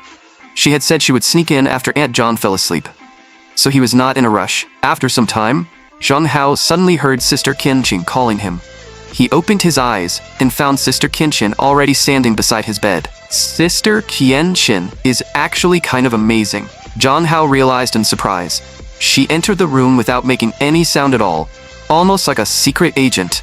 John Hao looked at Sister Kenshin, his expression clearly a little unnatural. On the surface, Sister Kenshin looked very calm, but inside, she was already screaming, "I can't hold back anymore. I'm losing control." John Hao, however, misunderstood and thought she was forcing herself. "Even though she can't accept boys, she's still considering my feelings," he thought. Sister Kenshin really is too gentle. At that moment, Sister Kenshin nearly failed to suppress her true emotions. In the next second, she almost lost her composure on the spot and quickly turned around to cover her nose. Then, Sister Kenshin forced herself to sound calm and said, "Forget it, Hao. Sure enough, it's still a little hard for me to accept boys." The next morning, as soon as Sister Kenshin woke up, she quietly stared at John Hao's face for a long time. She reached out and gently touched John Hao's hair, then whispered, Hao, I'm sorry. Big sister didn't mean to lie to you. I really want to be with you." But whether it was the memories of the past or the limits of their current relationship, none of it allowed her to say that directly. So she could only use her own way to reach the result she wanted. Sister Kenshin silently promised herself, "From now on, I will treat Hao even better and make up for the hurt I caused him. I just hope Hao will forgive me." John Hao knew nothing about any of this. He yawned, only feeling that everything that happened last night had been far too intense, leaving him with no energy today. Unfortunately, the school happened to have swimming class today. The moment Zhang Hao appeared in his swimsuit, he immediately caught the attention of the girls in class. None of them expected the male god Hao to show up too. In comparison, Brother Long was much shyer. He hugged his own arms the whole time, not even daring to open his eyes, and weakly said, "I want to ask for leave." John Hao immediately complained, "What leave? Brother Long, show your manly side, will you?"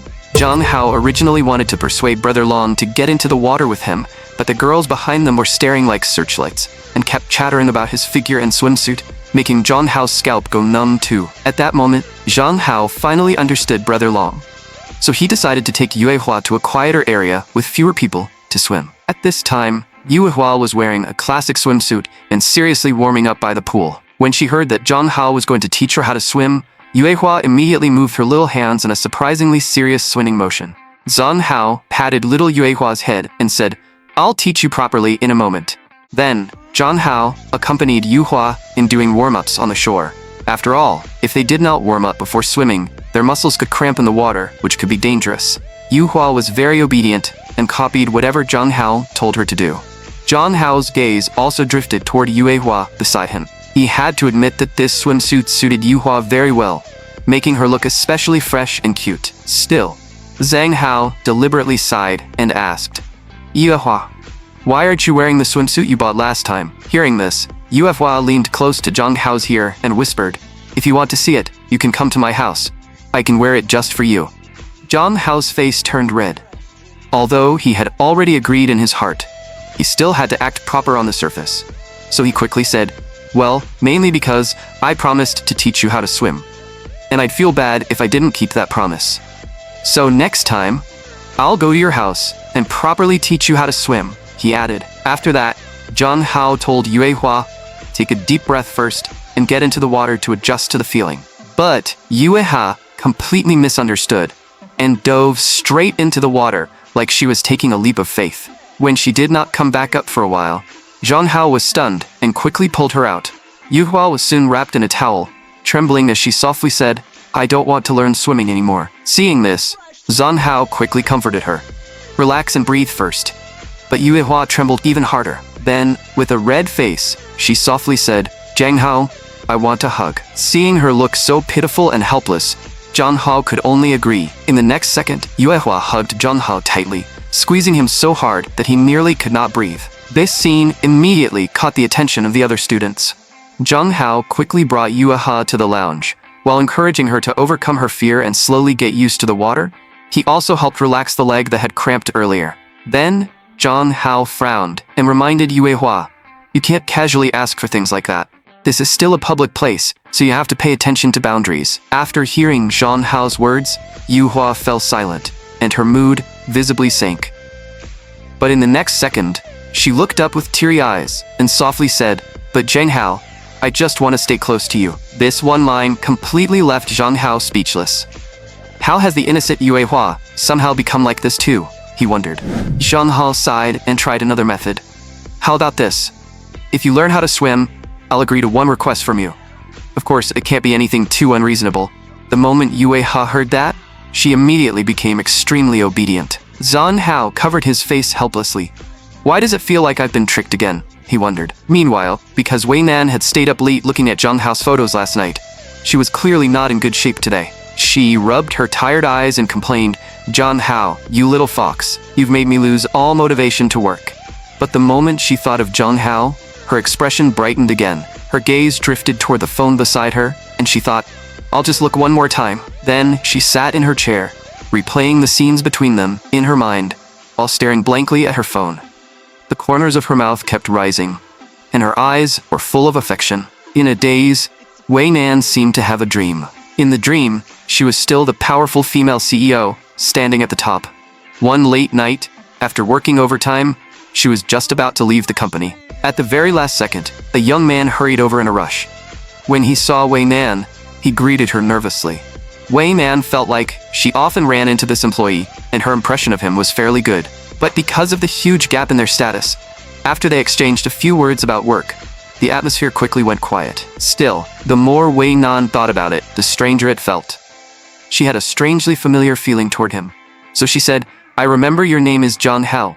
The next second, Wei Nan suddenly woke from the dream. In front of her stood a tall, white-haired woman, casually playing with her phone with great interest. Wei Nan immediately became alarmed and snatched the phone back, because the person in front of her was her own mother, Madame Wei, a woman famous in the entertainment circle for collecting young male celebrities. Madame Wei spoke in a carefree tone. "Introduce him to me. It would be such a shame not to know such a handsome young man." Wei Nan's eyes instantly filled with killing intent. "Don't get close to him," she warned. Madame Wei pouted and asked, "Do I look like the kind of person who would go after the man my daughter likes?" But Wei Nan's expression was extremely serious. "After all, Zhang Hao is the only person I've ever liked in my life. And who knows what my unreliable mother might do," she thought. In short, those two must stay as far away from each other as possible. After a short conversation, Madame Wei was kicked out of the office by Wei Nan. But after leaving, a meaningful smile appeared on Madame Wei's face. Just as the rumors say, Wei Nan really has become completely love-struck, she thought. In that case, doesn't that mean she now has a weakness? At the same time, while Zheng Hao was wandering outside, he happened to see Wei Nan's secretary sitting alone in a cafe, lost in thought. Zheng Hao remembered that during that awkward scene with Wei Nan last time, this secretary had suddenly walked in and witnessed it, only to be ordered by Wei Nan to take a break from work. I didn't expect that even after so long, she still hasn't returned to her position, he thought. After thinking for a moment, Zheng Hao walked into the cafe, came to the secretary, and asked, "Sorry to bother you, do you have time right now?" Seeing Zheng Hao appear, the secretary was clearly surprised. After sitting down, Zheng Hao began asking her about Wei Nan. "Last time, when I heard you talking to Wei Nan, it sounded like you both once served under Yue Ha's grandmother," he said. The secretary had not expected Zheng Hao to ask about this, and could not help saying, "It seems Mr. Zheng Hao is finally interested in President Wei." Zheng Hao said helplessly, "Since she keeps clinging to me, even if I don't want to be interested, I'm forced to care. I just don't understand why she's taken a liking to me. Didn't she used to hate men?" The secretary shook her head and said, "President Wei doesn't really hate men. More accurately, she dislikes people who are too weak and only know how to depend on others." The secretary corrected Zheng Hao's misunderstanding and explained, President Wei's father was actually the standard weak man, almost completely obedient to Madame Wei. Later, when President Wei's father was hospitalized with a terminal illness, Madame Wei kept enjoying herself outside and never visited him even once. Because of that, President Wei's father never received his wife's attention, even until the day he passed away. As a child, Wei Nan believed all of this happened because her father was too weak. But most men in this world are already like that, living by depending on women, she continued. "You're different, Mr. Zheng Hao. You're strong, even stronger than many ordinary women." Hearing this, Zheng Hao finally understood. So Wei Nan likes me because of that, he thought. Then if I want her to dislike me, does that mean I have to pretend to be weak? Just then, the secretary interrupted Zheng Hao's thoughts and advised, "I suggest you accept President Wei. She will definitely treat you very well. After all, President Wei is someone who values loyalty and relationships deeply. For example, she has recruited many of her retired comrades to work under her, and their treatment is several times better than what they could get outside. If you really date her, President Wei will definitely spoil you beyond belief." Zheng Hao smiled awkwardly and said, "I really can't accept that blessing. Wei Nan is too domineering, and I'm not the kind of weak man who will simply obey. If the two of us get together, it would be like Mars crashing into Earth. Besides, right now I still..." But before Zheng Hao could finish speaking, a voice suddenly came from nearby. The person said to the cafe owner, "I'm booking this entire place." Zheng Hao and the secretary both looked toward the door, and the secretary immediately called out, "Madam." Zheng Hao was surprised. Could this woman be Wei Nan's mother, he wondered. After hanging up the closed sign, Madame Wei slowly walked up to Zheng Hao and smiled. "Little one, I finally found you. As expected of the person my daughter has her eye on. That face and presence really are top tier." Zheng Hao instantly felt awkward and quickly explained, "Auntie, you've misunderstood. Wei Nan and I are not dating." Hearing this, Madame Wei laughed instead, teasing, "So my daughter still hasn't managed to win you over? How embarrassing. Since that's the case, let's find a private room and have a proper chat," she suggested. The secretary panicked when she heard this. Madam wants to take Zheng Hao to a private room? Why does that sound like a bad sign, she thought. So the secretary quickly stepped forward to stop her, saying, "President Wei has already reserved Mr. Zheng Hao's time, and I'm here specifically to escort him over. Perhaps you could speak with him another day, madam?" Madame Wei gave a cold smile and curled her finger at the secretary. The secretary's expression immediately became serious, as if she already knew what was about to happen. But she had no choice, so she could only brace herself and walk closer to Madame Wei. Sure enough, the moment the secretary approached, Madame Wei moved cleanly and took her down on the spot. Looking at the secretary collapsed on the floor, Zheng Hao was completely stunned. What on earth is going on, he thought. Madame Wei only said lightly, "It's been a long time since I last made a move, so I might have used a little too much force. Did I scare you?" Then she smiled again. "Little one, now that no one is in the way, let's go." At this point, Zheng Hao realized something was wrong. Madame Wei and Wei Nan clearly have some kind of issue between them. Have I been dragged into an even bigger mess again? He wondered. Madame Wei looked at him with interest. "Little one, you're quite calm. Most high schoolers would have been at least a little frightened after seeing that." Zheng Hao could only laugh dryly and say, Ever since I got involved with your daughter, I've seen plenty of scenes like this. But inwardly, he felt that something was very wrong. Wei Nan's mother, which means this Madam Wei probably isn't an ordinary person either, he thought. Madam Wei smiled and nodded, saying, "My daughter indeed wouldn't be interested in a man who is too delicate. But judging from your attitude, you don't seem to like my daughter very much either. Don't you want to become the Wei family's son-in-law?" Jiang Hao immediately put on a self-aware expression and said, "You misunderstood, Auntie. I'm just an ordinary commoner. I'm not worthy of President Wei. If there's nothing important, I should head home first. My family doesn't let me stay out for too long." Madam Wei crossed her legs and said calmly, "Since you're in a hurry, I'll get straight to the point.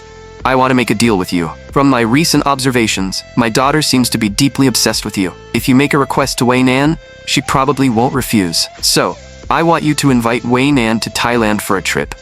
I'll give you a specific address, and once you lead her there, my people will step in and take control of the situation. After it's done, I'll give you a large sum of money, enough for you to take your family and immigrate to another country, living comfortably for the rest of your lives." Hearing this, Jiang Hao was shocked. "What do you mean?" he asked. "Isn't Wei Nan your daughter? Why would you go after your own daughter?" Madam Wei answered coldly, "The reason is simple. I want to take back the position of family head." It turned out that Wei Nan had taken the position of family head from her own mother, and the relationship between mother and daughter was far more complicated than it appeared. Jiang Hao could not help saying, "Isn't Wei Nan doing a good job as family head? The Wei family has grown stronger under her, and you yourself have no worries about food or wealth. There's no need to keep fighting like this." But Madam Wei said, "You don't understand. Other than money, I have nothing left now. Since you don't like Wei Nan anyway, do you want to join me and pull off something big? If you refuse to help, then you and your family will become my bargaining chips. None of you should even think about escaping." Hearing this, Jiang Hao's gaze turned completely cold. Threatening me is one thing, but she actually dares to involve my family, he thought. Jiang Hao said coldly, "If that's the case, then I have no choice. If you want to blame someone, blame yourself for not bringing bodyguards inside. I haven't trained in martial arts for nothing." Seeing this young man prepare to attack her, Madam Wei instead revealed an interested smile and asked, "Are you planning to subdue me by force?" Jiang Hao stopped joking around and said, "Bring it on." Just as the tension between them reached its peak, Wei Nan had already arrived downstairs with her people. Her gaze was ice cold, and the two guards at the entrance did not dare stop her. The moment the secretary saw Wei Nan, it was as if she had seen her savior, and she quickly explained Jiang Hao's situation. She said, "President Wei, you're finally here. Madam has already taken Mr. Jiang Hao inside for quite a while." Wei Nan immediately ordered her people to untie the secretary. Then, with an icy expression, she walked toward the innermost private room. She intended to handle this herself, but just as Wei Nan was about to push the door open, Jiang Hao's startled voice came from inside. Jiang Hao said in shock, "So this was just a test for me? You put on this whole act?" Wei Nan's expression froze on the spot, and she stood outside the door in a daze. Inside the private room, Madam Wei explained why she had done this. Because of Wei Nan's special position, most men who get close to her have impure motives. I simply wanted to see what kind of man you really are. Zhang Hao was speechless. I didn't expect Madam Wei to go through all this just to test me, he thought. Then he asked, "Does Wei Nan know you came to find me?" Madam Wei shook her head helplessly and said, "Wei Nan has always hated me interfering in her affairs. If she knew, she would definitely be very angry. But as a mother, I still couldn't help caring about my daughter's romantic life. From the looks of it, Wei Nan's taste is actually not bad." Being praised by Madam Wei made Jiang Hao blush awkwardly. This feels so strange, he thought. It's like she's about to say, "I'll leave my daughter to you from now on." Then, Madam Wei finally revealed her true purpose. "I want you to help prepare a special birthday gift for Wei Nan. Because our mother-daughter relationship is poor, if I give it personally, she will definitely refuse it." After hearing this, Jiang Hao became even more confused. If Madam Wei cares so much about her family, why did things become like this in the first place? He wondered. A hint of sadness appeared on Madam Wei's face, and she helplessly told Jiang Hao, "In that era, many things were decided by the elders. I never truly had a choice. As a wealthy family, the Wei family needed more heirs. However, Wei Nan's father was in poor health, so we never had a second child. In order to keep the family growing, my mother began searching for a new spouse for me. But I was strongly unwilling, and I argued with my mother until we were almost completely at odds. Yet at that time, my husband chose to support old Madam Wei's arrangement.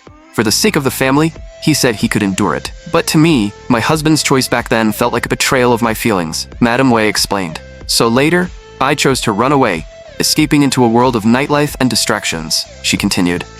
By the time I came back to my senses, Nan had already grown up. Now I want to earn her forgiveness, so I hope you can help me.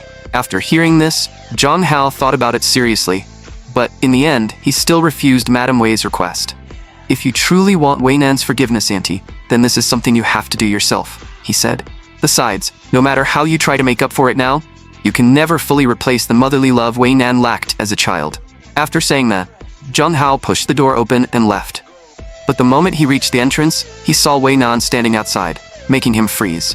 Why are you here? Wei Nan's brows were slightly furrowed, and her expression looked a little sad. Zhang Hao's heart skipped a beat. Did she hear everything just now? He wondered. Cautiously, he asked, did you hear what we were saying inside? Wei Nan admitted it softly and apologized. I'm sorry. I clearly warned my mother, but she still acted on her own and came to find you. Zhang Hao then asked, do you plan to keep things with your mother the way they are forever, without changing anything? But Wei Nan asked him in return, what would you do if your biological mother suddenly came back to find you?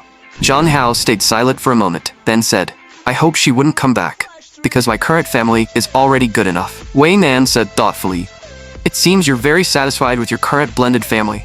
Are you also satisfied with your stepsister? Zhang Hao nodded. I'm pretty satisfied, he said, then asked in confusion, why are you suddenly asking about this? Wei Nan calmly replied, it's nothing. I was just thinking that you and your family should move in with me.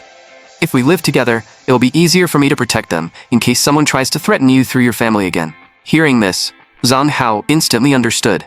So this is what she's been leading up to, he thought. No way, he decisively refused her. But Wei Nan confidently asked, you're my Nan, what's wrong with us living together?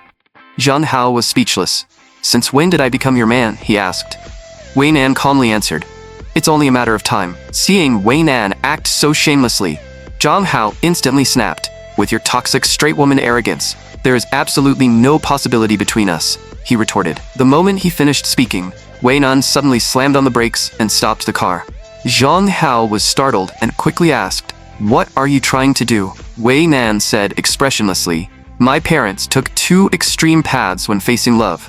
My father blindly gave in, while my mother ran away. I will never repeat their mistakes. As she spoke, Wei Nan reached out and held Zhang Hao's chin. She stared at Zhang Hao and said seriously, Zhang Hao, I won't give you to anyone. I'll keep pursuing you until you agree. Zhang Hao could only laugh awkwardly and say, your way of thinking is a little too extreme. Wei Nan smiled after hearing that. Then she deliberately raised her hand and brushed her fingers near Zhang Hao's lips. Zhang Hao immediately pushed her hand away, warning, don't push your luck and keep your hands to yourself. After all, they were still on the road. But Wei Nan gave him an ambiguous smile and asked, then should we go to my place? Zhang Hao directly gave her the internationally friendly gesture. Just then, Zhang Hao's phone suddenly rang. He took it out and saw that it was Sister Qianqin calling. After he answered, Sister Qianqin asked, Hao, where are you? Why haven't you come home yet? Zhang Hao glanced at Wei Nan beside him and could only force himself to lie. I stayed at Brother Long's place a little late. I'll be back soon, he said. After hanging up, Zhang Hao let out a long breath. What a sin. I've lied to Sister Qianqin yet again, he thought. Then he turned to the relaxed Wei Nan and said, you heard the call. I have to hurry home now. After hearing this, Wei Nan teased him. I didn't expect this little fox, Zhang Hao, to learn how to lie. Zhang Hao rolled his eyes. And whose fault is it that I have to lie in the first place? He thought. Wei Nan gave a cold snort, then said, your stepsister seems to care about you a little too much. Hearing this, Zhang Hao suddenly felt guilty and could only explain, we're family, isn't caring about each other normal? But Wei Nan carefully thought over the word, family. Things couldn't possibly be that simple, she thought. Then she started the car again and continued driving Zhang Hao home. Soon, Zhang Hao returned home. As soon as he entered, he saw Sister Qianqin. She said gently, Hao, you're back. Zhang Hao could only force himself to explain. I stayed at Brother Long's place a little late. After hearing his answer, Sister Qianqin's expression instantly disappeared. Then she revealed a chilling look. Hao, that's strange. Why are you lying to me? Zhang Hao froze and quickly pretended not to understand, asking, what do you mean, sister? Sister Qianqin calmly said, I already called Ling Yilong. Brother Long told me you left long ago. The moment Zhang Hao heard this, he could no longer pretend. When did you get Brother Long's number? He asked in shock. But Sister Qianxin did not answer. Instead, she said softly, I'm just like you, Hao Hao. I come from a single-parent family. My mother works outside all year, so I've always been lonely. Only after joining your family did I finally feel the warmth of home. I truly saw you as my most beloved younger brother, but now it seems I was only fooling myself, she continued. You really do still see me as an outsider. If you don't want me interfering in your business, that's fine too. From now on, I'll stop meddling. Zhang Hao was instantly defeated by Sister Qianxin's pitiful act. He quickly stepped forward and held Sister Qianxin's hand, pleading, Sister, listen to my explanation. I'm sorry. I did go out to eat with a friend, but I was afraid you would worry, so I didn't tell you. They're just an ordinary friend, Zhang Hao added. But if I told you it was a girl, you definitely would have worried too much, so I lied. However, Sister Qianxin gently knocked Zhang Hao's hand away. She coldly turned and went upstairs, leaving behind only one disappointed sentence. Hao Hao, you should know that Big Sister really cares about you. Looking at Sister Qianxin's back, as she left without turning around, Zhang Hao felt his head buzzing, and his whole body weakly sank to the floor. Is Sister Qianxin disappointed in me now? He wondered. She treated me so well, yet I lied to her and made her sad, he thought. I really am the worst. But what Zhang Hao did not know was that after returning to her room, Sister Qianxin was just as panicked as he was. I actually knocked Hao Hao's hand away, she thought. What if he gets angry? While her thoughts spiraled, she kept telling herself, be confident. I can't always show weakness in front of him without any boundaries. Sometimes I have to show my own attitude too. But if Hao Hao really gets angry, I'll just go kneel and beg for his forgiveness, she thought next. After sorting out her thoughts, Sister Qianxin decided, I need to first investigate who that woman eating with him tonight was. So, in the middle of the night, she secretly went to the washing machine. Then, she took out the jacket Zhang Hao had worn, brought it back to her room, closed her eyes, and carefully smelled it. Soon, Sister Qianxin's gaze darkened. I've smelled this perfume before, she realized. The more Sister Qianxin thought about it, the angrier she became. So this woman got close to Hao Hao this early, she thought. Could it be that white-haired little girl Yuehua? Because of the conflict with Sister Qianxin last night, Zhang Hao did not sleep well.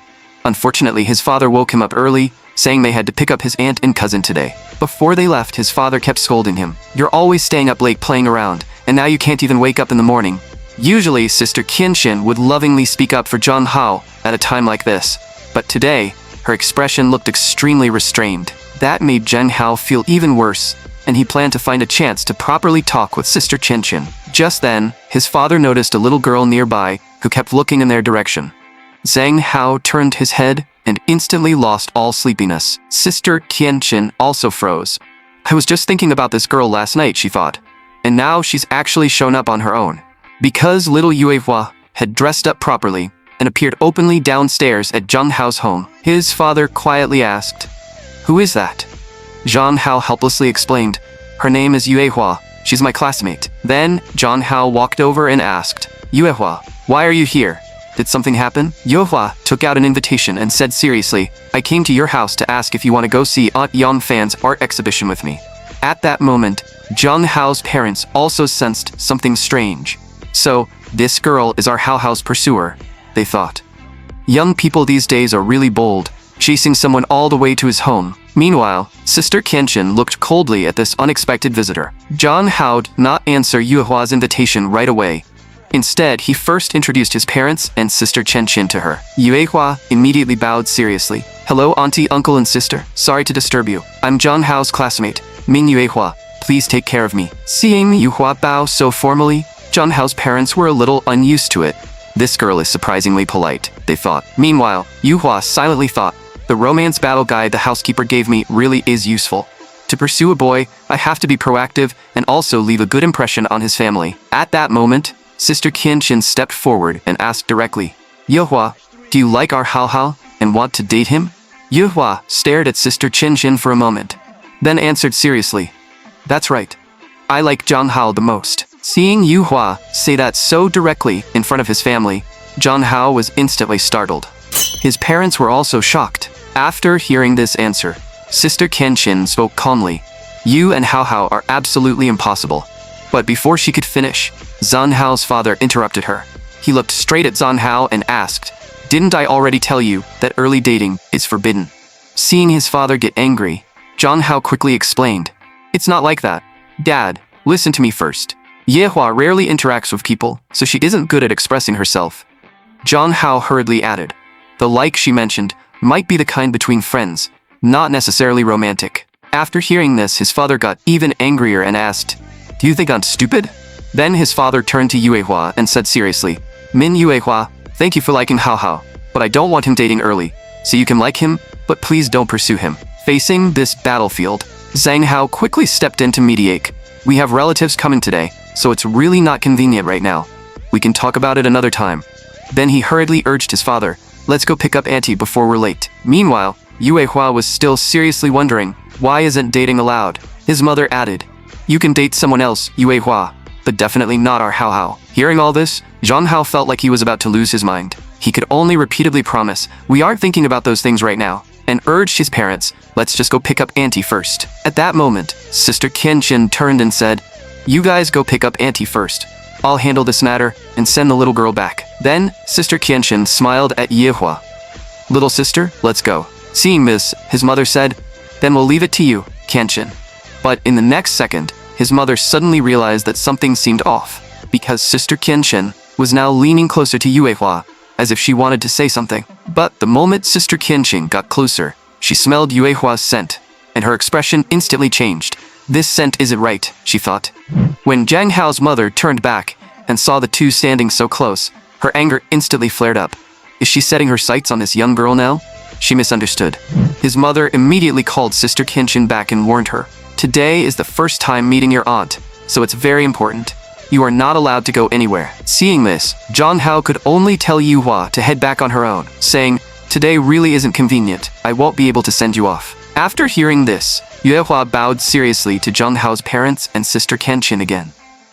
Auntie, uncle, and sister, I'll go back first. Goodbye. Seeing Yuehua being so polite, Zhang Hao's parents actually felt a little embarrassed. This girl clearly comes from a very well-mannered family, they thought. Sister Qianqin silently watched Yuehua's back as she left. The scent on Hao Hao last night didn't belong to Yuehua, she thought. Does that mean there's another woman who got close to him? It seems I have to find another chance to properly talk with Hao Hao. Soon, Zhang Hao and his family arrived at the train station. When his father saw his aunt come out, he immediately waved and shouted, Sis, over here. But when Zhang Hao saw his cousin, his eyes widened on the spot. His cousin was wearing an off-shoulder outfit and looked soft and delicate, leaving Zhang Hao questioning reality. What is going on? Zhang Hao wondered in shock. Why does he look so feminine now? Give me back my cool and handsome cousin. Later, while they were eating at home, Zhang Hao suddenly received a call from the antique shop. The antique has been repaired, the shop owner said. You can come pick it up whenever you have time. Zhang Hao was just about to ask how much the repair fee was, but the shop owner added, Your girlfriend already paid for it and even left a note. Hearing this, Zhang Hao was completely confused. Since when do I have a girlfriend? He wondered. So he said goodbye to his relatives and immediately went to the antique shop to find out what was going on. Seeing Zhang Hao leave, Sister Qianqin's gaze instantly became resentful. We clearly agreed to talk after dinner, so why is Hao Hao leaving again? She thought. But reason told her that she had to restrain herself now. I can't show such excessive possessiveness like before, she reminded herself. So Sister Qianqin could only suppress her reluctance and remind him, Be careful on the road, Hao Hao.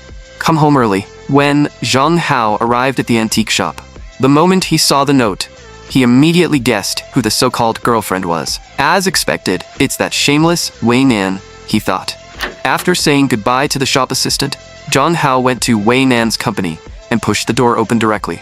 I'm here. Wei Nan looked up at him and first asked, Why didn't you knock? Then she calmly added, Wait for me to finish my work, then stay for dinner. Zhang Hao sighed helplessly. This woman is just as stubborn as I am, he thought. She's incredibly troublesome to deal with. Then he handed over the repaired antique bowl and said, I have no time tonight. If there's nothing else, I'm leaving. I'll continue paying back the repair fee later. Wei Nan put down her work. In truth, she did not care about the antique at all. I just want him to have dinner with me, she thought. The two of them were completely talking past each other. Zhang Hao felt exhausted again and turned to leave with the item in hand. Seeing this, Wei Nan immediately chased after him. She quickly stepped in front of Zhang Hao, getting so close that she was almost pressed against him. Zhang Hao instinctively stepped back and asked, What do you want? Unexpectedly, Wei Nan grabbed the antique bowl from him. Then, with a loud clatter, she threw it straight into the trash can. There, have dinner with me and this matter is over. Seeing this, Zhang Hao's pupils shook. I nearly worked myself to death over that stupid bowl, and she just throws it into the trash? He thought. In the next second, Zhang Hao slid to his knees and hugged the trash can. He cried out in despair. If you don't want it, give it to me. There's no need to throw it away. That thing is worth a fortune. Wei Nan panicked when she saw this, and quickly said, Get up, the trash can is dirty. A mere 200 million yuan bowl isn't worth much anyway. As she spoke, she grabbed Zhang Hao's arm in a rush, but with a sharp crack, Zhang Hao's arm was injured on the spot. Both of them froze at the same time. Zhang Hao was full of question marks. Did my arm really just break like that? He wondered, utterly speechless. How did I become this fragile in this world? Wei Nan quickly pulled Zhang Hao's hand over and checked it. Thankfully, the joint was fine. It should only be a strained tendon, but just to be safe, she still decided to call a doctor over. Zhang Hao stared blankly at Wei Nan and finally asked a question he had always wondered about. Since you're a retired Special Forces soldier, how is your skin still so well maintained? Have you really been on the battlefield? Wei Nan narrowed her eyes. Not only have I been there, but you almost never got the chance to see me at all, she said. Then she asked in a teasing tone, Are you interested in that story? If you stay tonight, I can slowly tell you everything. Zhang Hao immediately pulled his hand back and said, Forget it. I was only a little curious. He did not want to get himself dragged deeper into this. If there's nothing else, I'm leaving, he added. But Wei Nan calmly said, Who said there's nothing else? Stay and have dinner. Hearing this, Zhang Hao instantly got angry and asked, Aren't you being a little too persistent? Wei Nan ignored his anger and said, I've read the novel you wrote. The world in your story gives me an extremely strong sense of reality. We can talk about that later. Zhang Hao immediately stared straight at Wei Nan. Does she know something? He wondered. Could she also have some connection to the blood moon?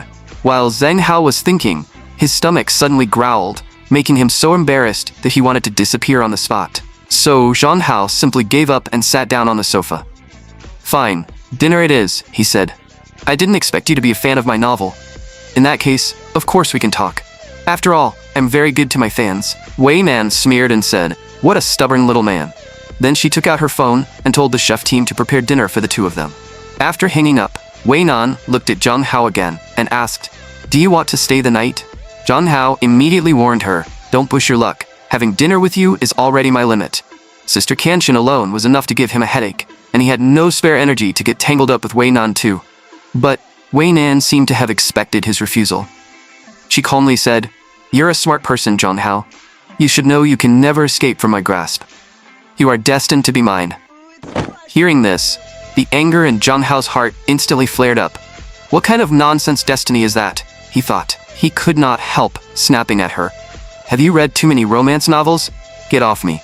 After saying that, Zhang Hao pushed Wei Nan away. Wei Nan was also instantly angered and coldly said, It seems you refuse the easy way and want the hard way instead. Zhang Hao snapped back. Come on then. Who's afraid of who? I'll teach you a lesson today. But awkwardly enough, even after Zhang Hao used all his strength, Wei Nan did not move at all. This left Zhang Hao completely stunned. It feels like I'm pushing against a wall, he thought. Is the strength gap between women and men in this world really that huge? Seeing Zhang Hao fall silent, Wei Nan frowned and warned, Stop forcing yourself, or you might hurt your hand again. Feeling looked down on, Zhang Hao suddenly pushed with all his strength. This time, he turned the tables and pinned Wei Nan against the wall. Stop clinging to me, he said seriously. We really aren't suitable for each other. But Wei Nan only gave a cold smile and asked, Do you know why I've been researching the blood moon all this time? Do you want me to tell you? During a mission in the past, I suffered a fatal injury, she explained. I thought my life was about to end. But then I saw a rare celestial phenomenon, a blood-red moon. After that, I had a very, very long dream. When I woke up, I had miraculously survived because of that blood moon. Hearing this, Zhang Hao was confused because Wei Nan's experience was completely different from his own. He did not know whether Wei Nan was lying or whether the so-called blood moon had only been a hallucination she saw while gravely injured. But Wei Nan's tone was extremely firm. The injury I suffered back then was fatal, she said. The kind modern medicine couldn't save. And yet, I survived. From then on, I've been studying this celestial phenomenon. And not long after I observed the second blood moon, you appeared in front of me. Meanwhile, the scheming cousin was just about to go out for a walk. But the moment he stepped outside, he saw an unfamiliar beautiful girl standing by the door. His flirtatious instincts immediately kicked in. My luck with women is amazing today, he thought. I'd actually run into 2 top-tier beauties. So he walked forward with a smile and took the initiative to greet Yuehua. However, Yuha only stepped aside warily, not even giving him a chance to start a conversation. The cousin instantly froze. A handsome guy like me tried to talk to her, yet she completely ignores me, he thought. And she even seems disgusted. Did I forget to wear perfume before going out today? He wondered. Just then, Zhang Hao's father also heard the movement. When he saw Yuhua, he paused. Isn't this the little girl from earlier? He thought. Why did she come back again? Seeing Zhang Hao's father come out, Yuhua immediately bowed seriously and greeted him. Then she obediently took out the gifts she had chosen, saying, "These are for uncle and auntie. There are also gifts for Zhang Hao and his sister." Seeing Yuehua's sincere actions, along with her well-behaved little face, Zhang Hao's parents really could not bear to hurt such an adorable girl's feelings. But to protect his own child, Zhang Hao's father still stepped forward and told Yuehua, "Give up, or Hao absolutely cannot date early.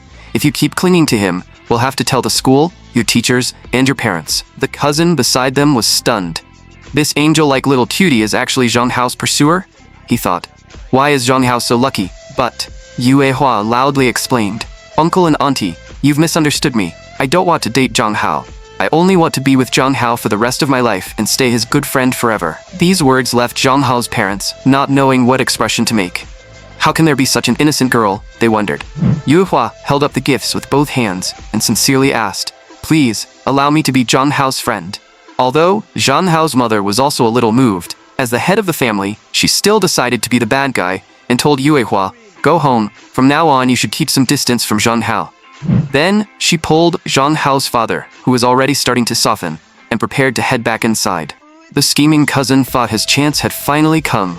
But unexpectedly, Yuehua suddenly shouted, "No." She lightly bit her lip, tears gathering in her eyes. Even though she looked like she was about to cry, she still said stubbornly, "Zhang Hao is different to me. I want to be Zhang Hao's friend, and I want to stay with him for life," she continued. "So please, uncle and auntie, allow me to." This made even Zhang Hao's father unable to watch anymore. This girl is so stubborn and a little clueless, he thought. She's probably been standing under the sun with those gifts for a long time. So Zhang Hao's father sighed and said, "If you have no bad intentions toward Zhang Hao, we naturally won't stop you from being friends." The moment Yuehua heard this, she became extremely happy and quickly said, "Zhang Hao is my most important friend. I will never have bad intentions." Zhang Hao's father looked at her rigid but hard-working smile and thought, Zhang Hao was right. She really isn't good at socializing.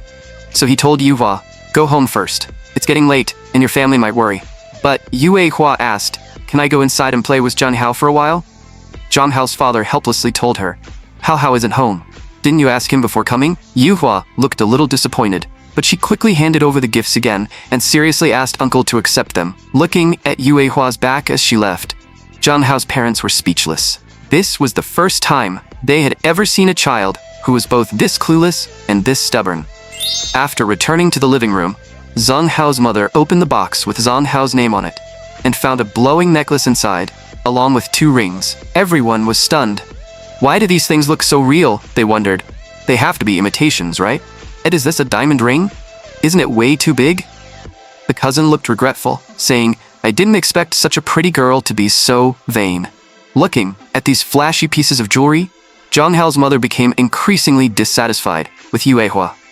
Zhang Hao said this girl was honest, but she actually sent over toys like these, she complained. Zhang Hao's father, however, quite liked the gifts.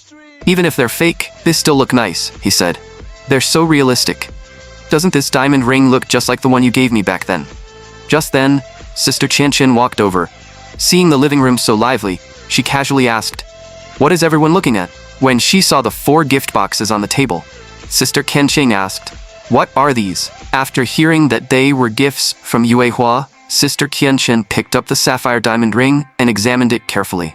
Then she calmly said, "This isn't an ordinary sapphire. This is a national gift level sapphire, the kind that money can't easily buy. Its value has to start in the tens of millions." Hearing such a terrifying number, Zhang Hao's parents looked like they had seen a ghost and shouted, "How much did you just say?" When Zhang Hao returned home, his father immediately pointed at the jewelry on the table and said, "That classmate from this morning brought over a pile of jewels."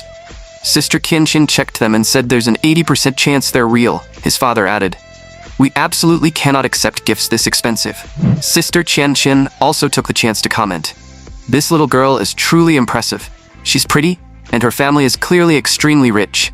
After hearing that, Zhang Hao's father immediately warned Zhang Hao seriously, "You absolutely cannot like her just because she is rich. At most, you can only be ordinary friends. Our family has to have pride." Zhang Hao was helpless and said, "Yu Hua and I really are just ordinary friends. I'll call Yu Hua right now and ask her to come take the gifts back." While the family waited for Yu Hua, the cousin sat nearby, distracted and lost in his own fantasy, wondering, what exactly makes my younger cousin Zhang Hao better than me? Unwilling to accept it, the cousin decided, "I'll find a chance later to approach Yu Hua and win over this innocent, clueless girl. After all, I'm an experienced player in romance," he thought. "If I can't handle a girl like this, then all my experience is meaningless." At the same time, the cousin even started thinking about Sister Qianqin too. On one hand, there's the mature older sister. On the other hand, there's the angelic rich girl.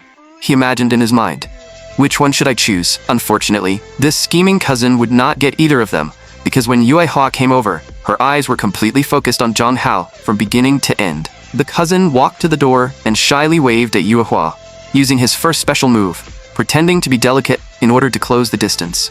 As he spoke, he even lifted his fingers and brushed his hair, trying hard to show off his charm. This was his second move, using casual little gestures to leave a good impression. However, Yue Hua ignored all of the cousin's little movements and only responded with a couple of polite words. But the cousin did not give up. He immediately used his third move, creating quick physical contact. In the next second, the cousin pretended to twist his ankle and fell toward little Yue Hua. But when Yue Hua saw this, she instinctively raised her foot and stopped him against the chest. She even apologized seriously, saying, "I'm sorry, you suddenly leaned toward me, so I instinctively stretched out my leg." Zhang Hao felt embarrassed for his cousin just watching from the side.